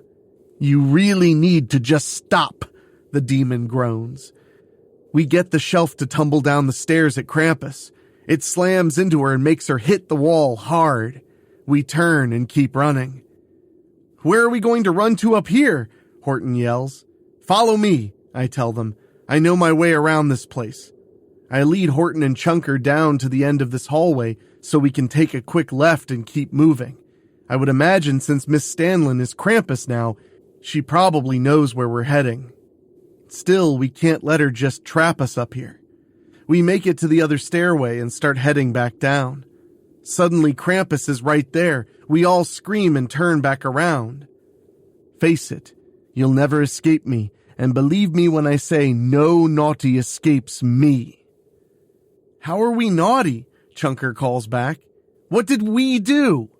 None of you are ever satisfied with anything you've been given, especially those 3 rotten brats. You're trying to protect them, so that makes you sinful and naughty. Then the absolute weirdest thing happens. When we reach the stairway we came up, Chunker trips on a bunched up part of the hallway carpet and is diving at the stairs. In trying to stop Chunker, I fall onto his back, and we start sliding down the stairs together. Then I feel skinny little Horton land on top of me, and he's sliding with us as a triple-decker sandwich. We reach the bottom, separate, and quickly get up in time to see Krampus at the top of the stairs and getting ready to jump. We scream and run again. Talk about needing that stroke of luck again as Krampus lands on the floor hard and falls right through it to land in the basement. Hey, over here, you guys! We turn to see Chapman called out to us and motioning for us to come to the kitchen. We turn down that hallway and move until we're all in the kitchen. Mrs. Gibson, Mayor Parkhurst, and all the other kids, and our other 2 friends are all in there. Chapman and Mona work to slide the big metal door shut. Of course, I quickly say, realizing. I should have remembered this orphanage uses the kitchen as a tornado shelter. I really have been away from here for too long. What, you want to come live here again? Mona cracks. I laugh a little and gently slap her shoulder. Then I notice those 3 goobers ain't in here with us. Chapman sees the look on my face. Yeah, they ended up going into the pantry over there and locking it behind them. They got most of the food in there and won't open up. Mona walks to the door and punches and kicks it. Open up, you stupid little goobers! No, you're all stupid, Stan jeers from behind the door. Yeah, that thing could get all of you, Butch adds. We ain't opening up. Chapman slams his fist into the door. Yeah? Clearly you dummies ain't thinking things through. If that monster gets all of us, how long do you think it'll be before she'll be coming right through this door to get you? Especially when it's you 3 she wants, Horton adds. Then we hear Butch making mocking noises at us, kind of like those squeakers tend to do if you run into any when you're playing video games online. Now a little girl comes up to me and holds on to me. I'm scared. I squat down to give her a gentle hug. Hey, I'm scared too. We all are. But we've got to be strong if we're going to get through this. Chunker asks Mrs. Gibson, any ideas what we can do? She gives Chunker a confused look. I can't believe any of this is real. You and me both, Mayor Parkhurst tells her. Mona turns to them. Yeah? Be glad neither of you live in Strickfield. This sort of thing tends to happen all the time there. She looks at me now. I'd rather have to deal with seeing Bloody Mary again than face down Krampus. I nod quickly. At least Bloody Mary only scared us. Then I'm looking around for Mouse and the cook, and then remember. At least Mouse and Miss Barrett are safe. They won't be if they end up coming back here, Horton says. Suddenly we hear a huge thud at the metal door. You really think this door will keep Krampus out? Foolish mortals. All I want are those 3 rotten little boys. Just give them to me, and I'll leave you here in peace. Yeah, like we're stupid enough to believe that. She was just chasing Chunker, Horton, and me. She's going to try and grab all of us before she's through here. Then Mona states the obvious. We got 2 choices here, the way I see it. 1, we either try and tough it out in here. 2, we gotta try and get out of here. Before Mrs. Gibson can say anything, Mona raises her hand up in front of her. I know, it's easier said than done with that nasty weather out there. Thud. Boom. Bang. Crash. Then I have an idea. What about using the bus outside? Even if we could get everybody there, there's no guarantee the bus will start or that we'll be able to get away, Mrs. Gibson counters. Well, we can't just stay here, Mrs. Gibson, Chapman states boldly. How long do you think that door's gonna hold out? Okay, yeah, we're between a rock and a hard place here, but we gotta do something. Crash, boom, bang, slam. If only Mouse were here to drive, Mona groans. Mrs. Gibson, can you drive the bus? I ask her. When she's still looking scared and confused, I slap her on the arm. Mrs. Gibson, snap out of it! She finally does and looks right at me. I'm sorry, what, Bailey? Can you drive the bus if we can get it started? I repeat. Oh, yes, I can, but how will you get out there to start it? She returns. Horton raises his finger. I think you just answered your own question, lady. Chapman steps up next to him. Horton's right, ma'am. You got the keys? We can go out there and see if we can fire it up. But what if Miss Stanlin, the 5 of us suddenly all have the same idea and quickly point to the door, which is starting to dent pretty good now? Oh, yes. Mrs. Gibson's quick to agree. I see what you mean. We would have thought she would need to go to the office or something, but it turns out there's a board next to the sliding metal door with many key rings on it. She suddenly takes the one she knows has the key for the bus on it.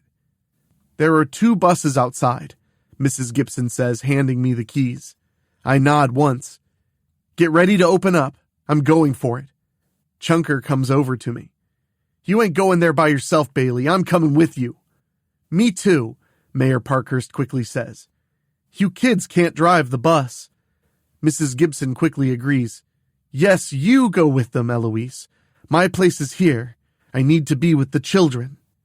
Mayor Parkhurst nods in agreement. Hey, if Mouse can drive, why can't we? Mona disagrees. Because we don't play driving games religiously like Mouse does, I return. Okay, Mayor Parkhurst, it's you, Chunker, and me. And me, Mona states. You're my best friend, Bailey. No way I'm leaving you like that.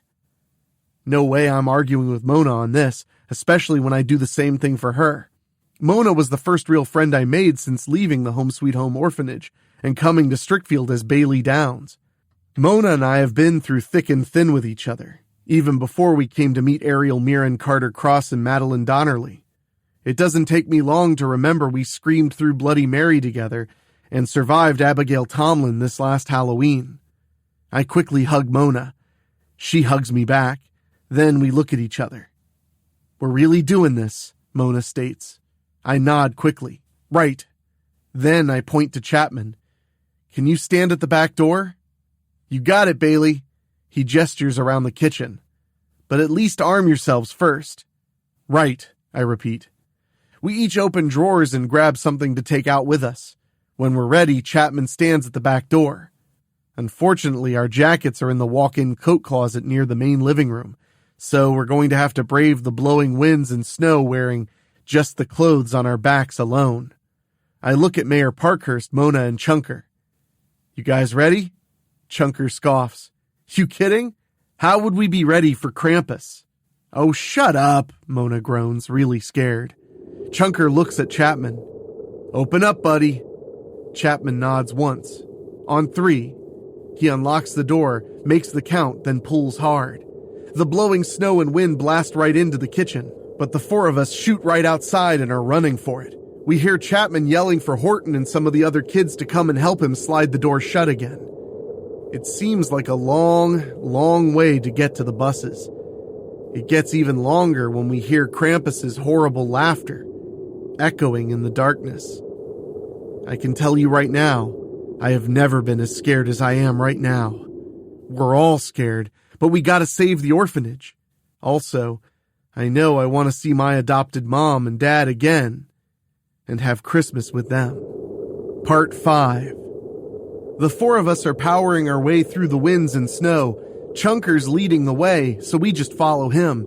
It's actually pretty easy to see the bright colors on his Hawaiian shirt. I can't see anything, Mayor Parkhurst says. I can, Chunker tells her. We're almost there. In the back of my mind, I keep hoping and praying that Krampus isn't anticipating what we're doing. If she shows up back here, we can plan on spending the next several holiday seasons in some dark place where we'll never see the light of day ever again. Bailey, give me those keys, Chunker says when we reach the bus. Here, I hand them to him. He takes them and tries to push open the bus door. Locked!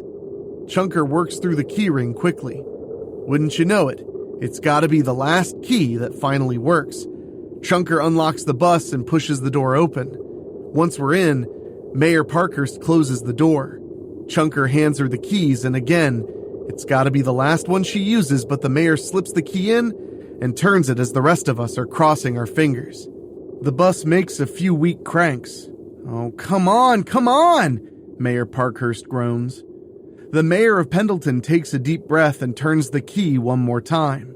It's another weak crank. Then, it finally fires up. Yes! Mona shrieks. Yes is right, Mona. Mayor Parkhurst agrees sharply. Okay, you kids, sit down. We get this mobile fortress up by the door, get everybody on, and get out of here. The mayor puts the bus in gear. At first, it seems like we're spinning our tires on the snow-covered parking lot. But the bus does finally move along. Then we start cheering. Mayor Parkhurst drives the bus towards the building, turning it when we're near the back door. She stops and opens the bus doors. Chunker and I climb off the bus and knock on the back door. Chapman opens up. Come on, let's load up, Chunker tells him. Chapman glances over his shoulder. We can get out of here, people. Let's go. But Horton's kind of being a Debbie Downer with good reason. We still got those... What did you call them, Bailey? Goobers, I tell him. I march right inside and go right to the locked pantry door. We're getting out of here, you little goobers. I mean it. Krampus is almost in here. Last chance. You don't come, you can send us all postcards from Krampus's lair each and every Christmas. Of course, Butch has to talk in that stupid, idiotic voice. Oh, okay. Then his two friends are making their stupid, idiotic noises again. Chapman quickly taps my shoulder. We gotta go, Bailey. A few more hits and Krampus is coming in. Again, those idiots won't stop with their stupid noises. Okay, goobers, we're leaving. I tell them one last time. Goodbye, forever. Chapman and Horton and I are the last ones out. Chapman and I are just sliding the back door shut when Krampus finally comes through the other one. She's really mad and her eyes are glowing red hot. Come on, we gotta get out of here, Chunker calls out. Suddenly, those little goobers burst out of the pantry, screaming their brains out. Guess they finally realized we weren't stooping to their level after all. They can't get out through the back door and get on the bus fast enough. Krampus snarls and points her staff with some snow globe on it at us. You truly underestimate my power. I shall have those naughty boys. I shall have you all.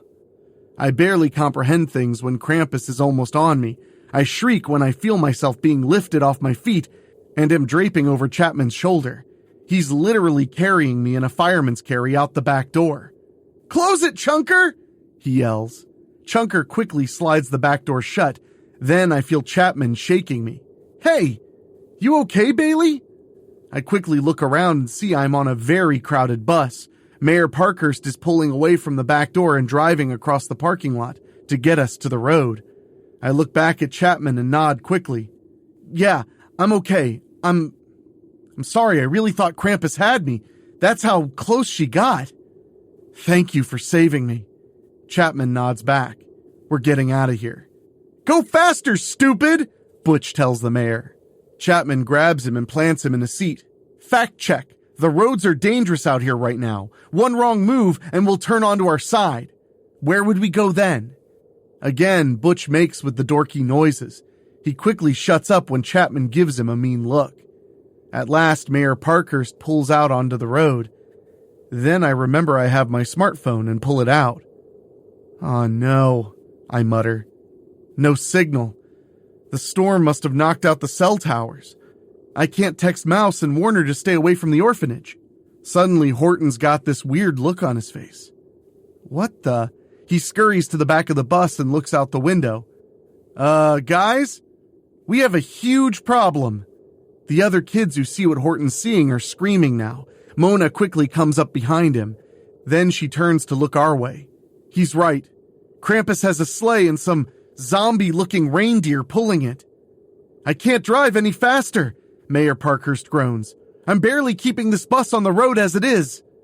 When the goobers start doing their stupid stuff again, I quickly say, maybe we should take these three and throw them out the back. I'll bet Krampus would finally leave us alone. That definitely shut those goobers up, and I mean fast. This road ends up ahead, Eloise, Mrs. Gibson warns her. You'll have to turn the bus. I'm aware of that, Emma, the mayor quickly replies. Hang on. When we reach the intersection where this road ends, Mayor Parkhurst has to try and turn. Unfortunately, the roads are too snow-covered for her to make the turn at the speed she's driving. We end up going through the intersection and over the curb. The mayor hits the gas and drives right across the open area. Do you know where you're going? I ask her. Little lady, I'm the mayor of Pendleton, she replies. I know this village like I know my own house, don't worry. I don't plan on getting us caught. You want to get back to your parents in Strickfield, and I want to get back to my husband and my kids. Hang on! Look! Chunker yells, pointing straight ahead. The mayor gasps when Krampus's sleigh and zombie reindeer pull across the way to block us. The mayor's still keeping her lead foot on the gas. I get it. Trying to stop the bus might cause us to turn sharply and make us flip onto one side. On the other hand, Krampus is going to have to move, or be moved. Or not. Krampus hops off the sleigh and quickly stops the bus dead in its tracks. Before any of us can think of what to do next, Krampus pulls off the hood like it's a cardboard top. Then she reaches in and rips the huge motor clean out so she can toss it over her shoulder like an empty soda can. End of the road. Everybody out, Krampus jeers. She walks to the bus doors and rips them off. She looks in and points right at Butch. You belong to me, you little naughty. Then Krampus sees the bus is getting more and more empty. Turns out Horton opened the emergency door in the back as Mona and Mrs. Gibson got everybody to go out. Now all the kids are running for their lives.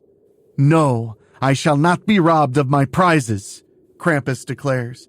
Suddenly Krampus drops her staff and walks to tip the bus onto its left side. I have a gut feeling about that staff. Without even thinking of whatever repercussions may result, I dive right out of the bus entrance and hit the snow. Then I get up and grab Krampus's staff. I just turn in a direction and run for all I'm worth. You dare? Krampus roars, so loudly that the force actually knocks me down. I quickly get back up, still holding the staff. You want those goobers or me, Krampus? Krampus comes after me now.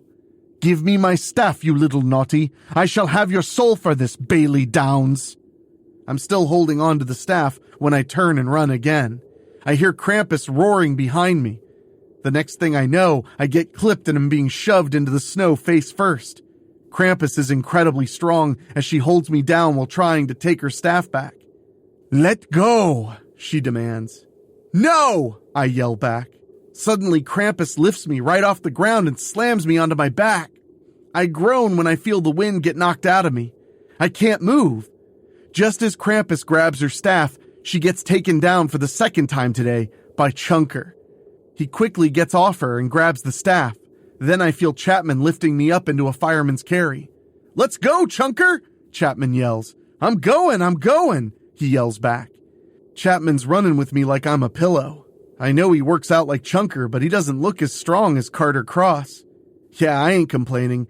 He got me far away from Krampus. Man, it's really freezing out here, I hear Chunker groan. You think? Chapman returns. Just keep running. You're gonna be okay, Bailey. Then I'm starting to feel I can move again as I'm getting my wind back. The guys manage to make it to a nearby building and move by the loading docks. You can put me down now, Chapman, I tell him. I'm okay. Chapman does. You sure you're okay? I nod. Yeah, I'm fine now. What do we do with this thing? Chunker asks me.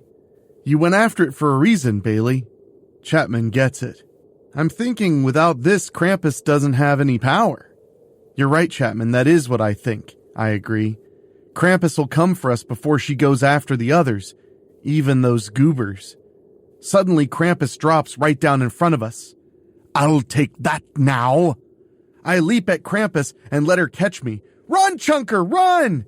Chapman and Chunker both turn and run. I hold on to Krampus's face, hoping to blind her so she can't see where the guys ran off to. Krampus eventually proves too strong and grabs hold of me. She lifts me high into the air and throws me really far. I land on snowy ground and feel the wind get knocked out of me again. "No! I can't move." But I groan and grit my teeth. I won't let Krampus win. I push to sit up with all the determination I can muster. Then I feel myself finally sitting up. I use more willpower and force myself to get to my feet. I fall to my knees, but I force myself to stand again. I can only manage short trots as I'm trying to run. Before long, I have my wind back again, and I run to find Krampus. When I get back to the loading docks, I see the cloven hoof prints and know where to follow. Soon I see she's caught up to Chunker and Chapman. She's about to take the staff away from Chunker when I run to them and snatch it up myself. Nah, can't catch me, I jeer at Krampus. I know I can't outrun that monster. If she easily caught up to me first, then the guys, she'll catch up to me again. I have one last-ditch idea I can try. I'm scared for my life, but I'm also determined. I never forgot what happened on Halloween night, when Bloody Mary showed up to save us from Abigail Tomlin. Just seeing that made me want to be a better person. I stopped trying to be more like Ariel. I've been trying so hard to be nice to others.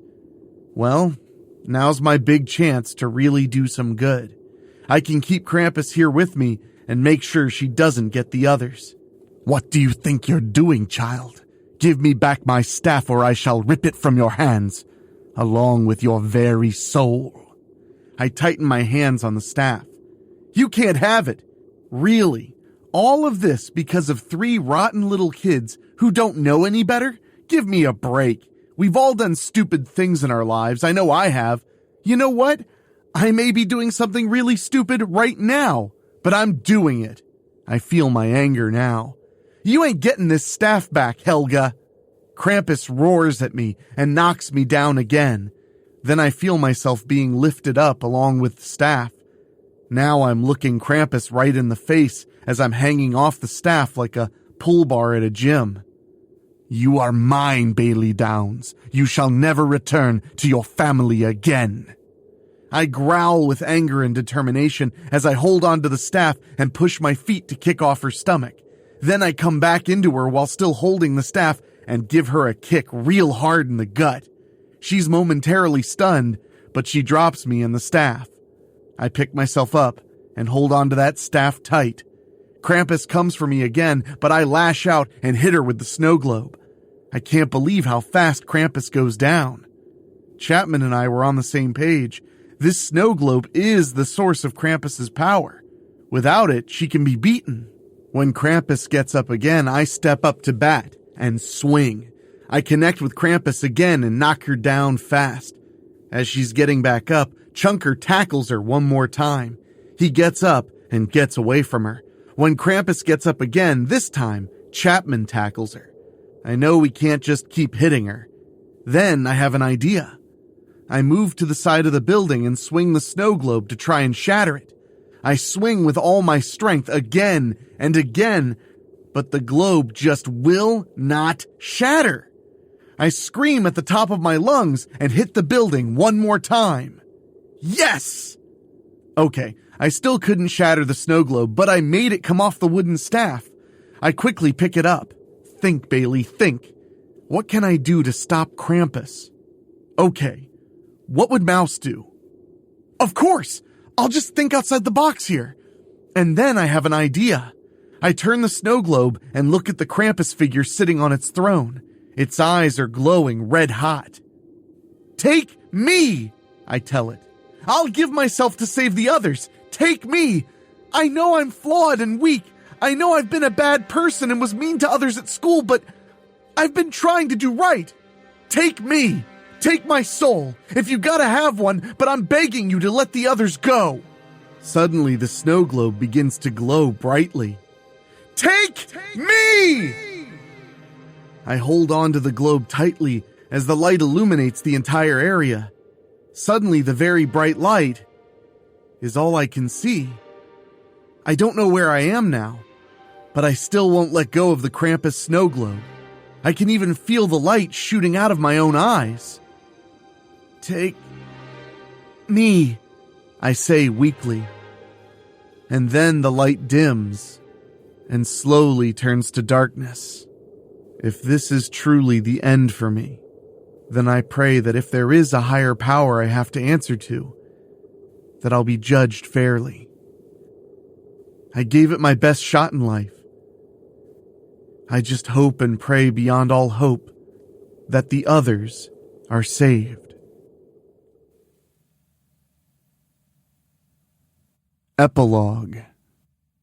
Perspective, Bailey Downs.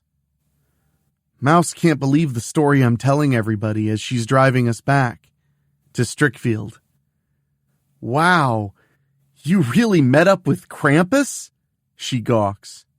She's telling the truth, Maddie, Horton says, backing me up. Yeah, why would we lie about something like that? Chunker adds. Never said you guys did, Mouse replies. And I wouldn't call you a liar, Bailey, not after our meeting up with Abigail Tomlin on Halloween. And Bloody Mary back in September at Ariel Mirren's sleepover, Mona adds. I finished the story with a little help from Chapman and Chunker. Turns out after I passed out, the disastrous winter weather suddenly just stopped dead. When Mayor Parkhurst and Mrs. Gibson found us, they found me unconscious with the Krampus snow globe in my hands. Not too far away, they found Helga Stanlin back to normal and lying in the snow. Mayor Parkhurst took care of everything since cell signal was miraculously restored.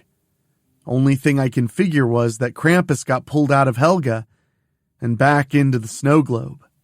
Also, the night that happened during the afternoon ended up becoming daylight again.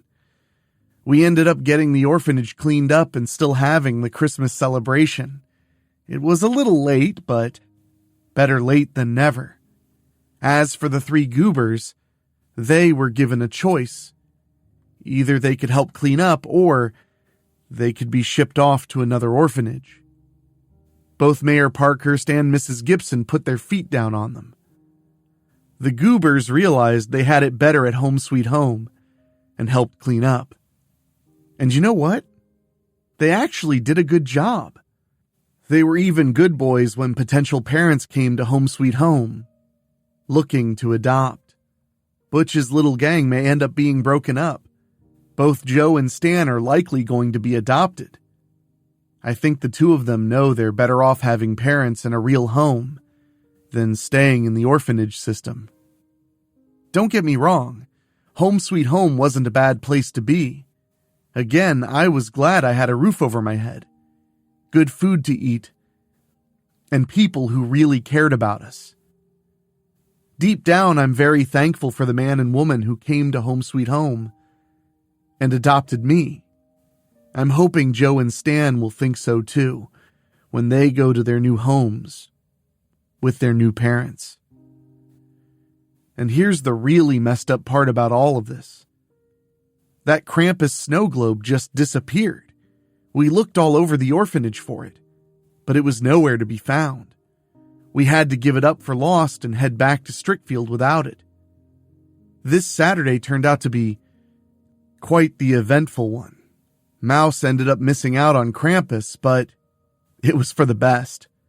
I tried and tried to remember what I could before I passed out, but there wasn't anything else. Like I said, I was found and brought back to the orphanage. I was revived and everything was back to normal again. As for Helga Stanlin, she was fired from the orphanage. She was told on no uncertain terms by Mrs. Gibson to pack up and leave. Helga didn't need to be told twice. What's more, those goobers even tried to apologize to her for what they did, but she wouldn't even acknowledge them. You gotta hand it to them, though. They tried to make things right, but Helga wasn't going to be redeemed. On a much brighter note, nobody got hurt or killed. When it came to the big celebration dinner Miss Barrett and Mouse prepared, it was definitely a nice turkey dinner with all the trimmings. I don't think we're going to want to eat anything until tomorrow. Even Chunker ate good. Turns out Miss Barrett and Mouse went all the way to Denoyer's Grill to get dessert pies, including Chunker's favorite, sweet potato pie. The truck that was supposed to deliver the dessert pies to the orphanage broke down coming from North Ridgeway, so Miss Barrett took Mouse and made their emergency run to Denoyer's Grill back in Strickfield. Go figure. To end the day, Mouse would get us back to Strickfield just fine. I can't believe how well she can drive for all of us being in 7th grade. She even managed to put the SUV right back where it was. From there, we got out and said our goodbyes before parting ways. Of course, I thanked Mouse again and told her I owed her one. Again, Mouse just waved me off. Nah, we're good, Bailey. We did it for a good cause. See you at school on Monday. Yeah. Have a good one, Mouse. Thanks again. Mom and Dad eventually came home. They never did find out about our little adventure with the SUV. I hated to do it, but I told them a little white lie and said Mona and I took an Uber. And that was the end of that. We went through our final week of school before we went on Christmas vacation.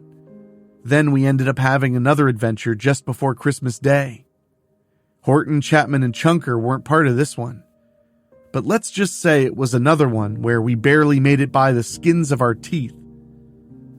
Of all the things that could come and cause trouble for us, it was an old-school VR video game console that was possessed by some really advanced code that came to life.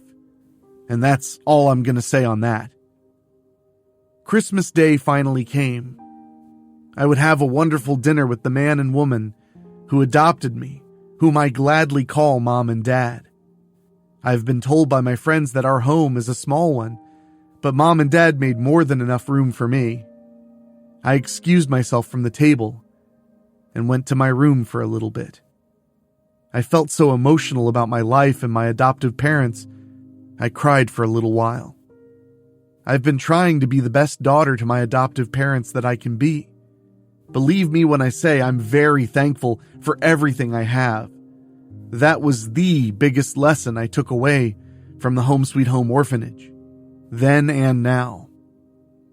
I finished crying for joy and returned to the table. After dinner, we sat down in the living room and watched some Hallmark Christmas movies on TV. Later on, Mona came over and we hung out. My parents never care that Mona comes over. I'm also very thankful for Mona. Like I said, she was my first real friend that I made since being Bailey Downs. Mom and Dad got me wonderful presents like they always do, but Mona and my parents continue to be the very best gifts that keep on giving. I know I'll always have my parents, but when it comes to Mona, I truly hope we never lose touch with one another, even when we move into adulthood and go our separate ways. But I'm overthinking things, ain't I? No, I better stick to the here and now. Mona and I are lying on my bed and watching a few Christmas horror movies together. And guess what? Right! We're actually watching Krampus. Yeah, I know. Call us crazy. Afterwards, we watch A Christmas Horror Story again.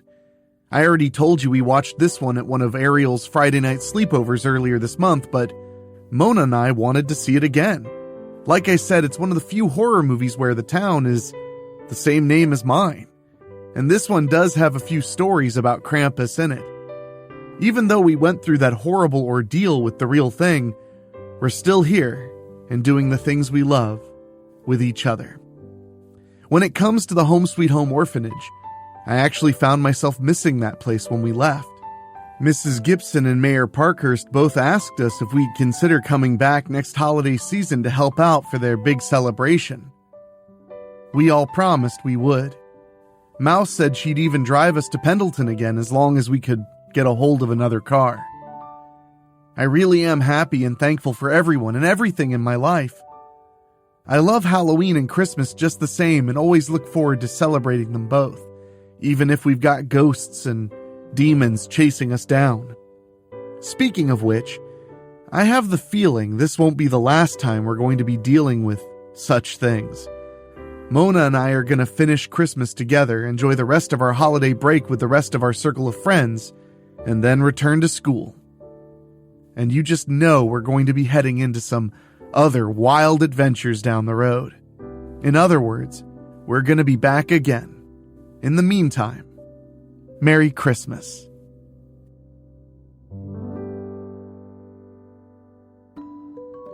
And that is 3 holiday horror novellas down, my spookies.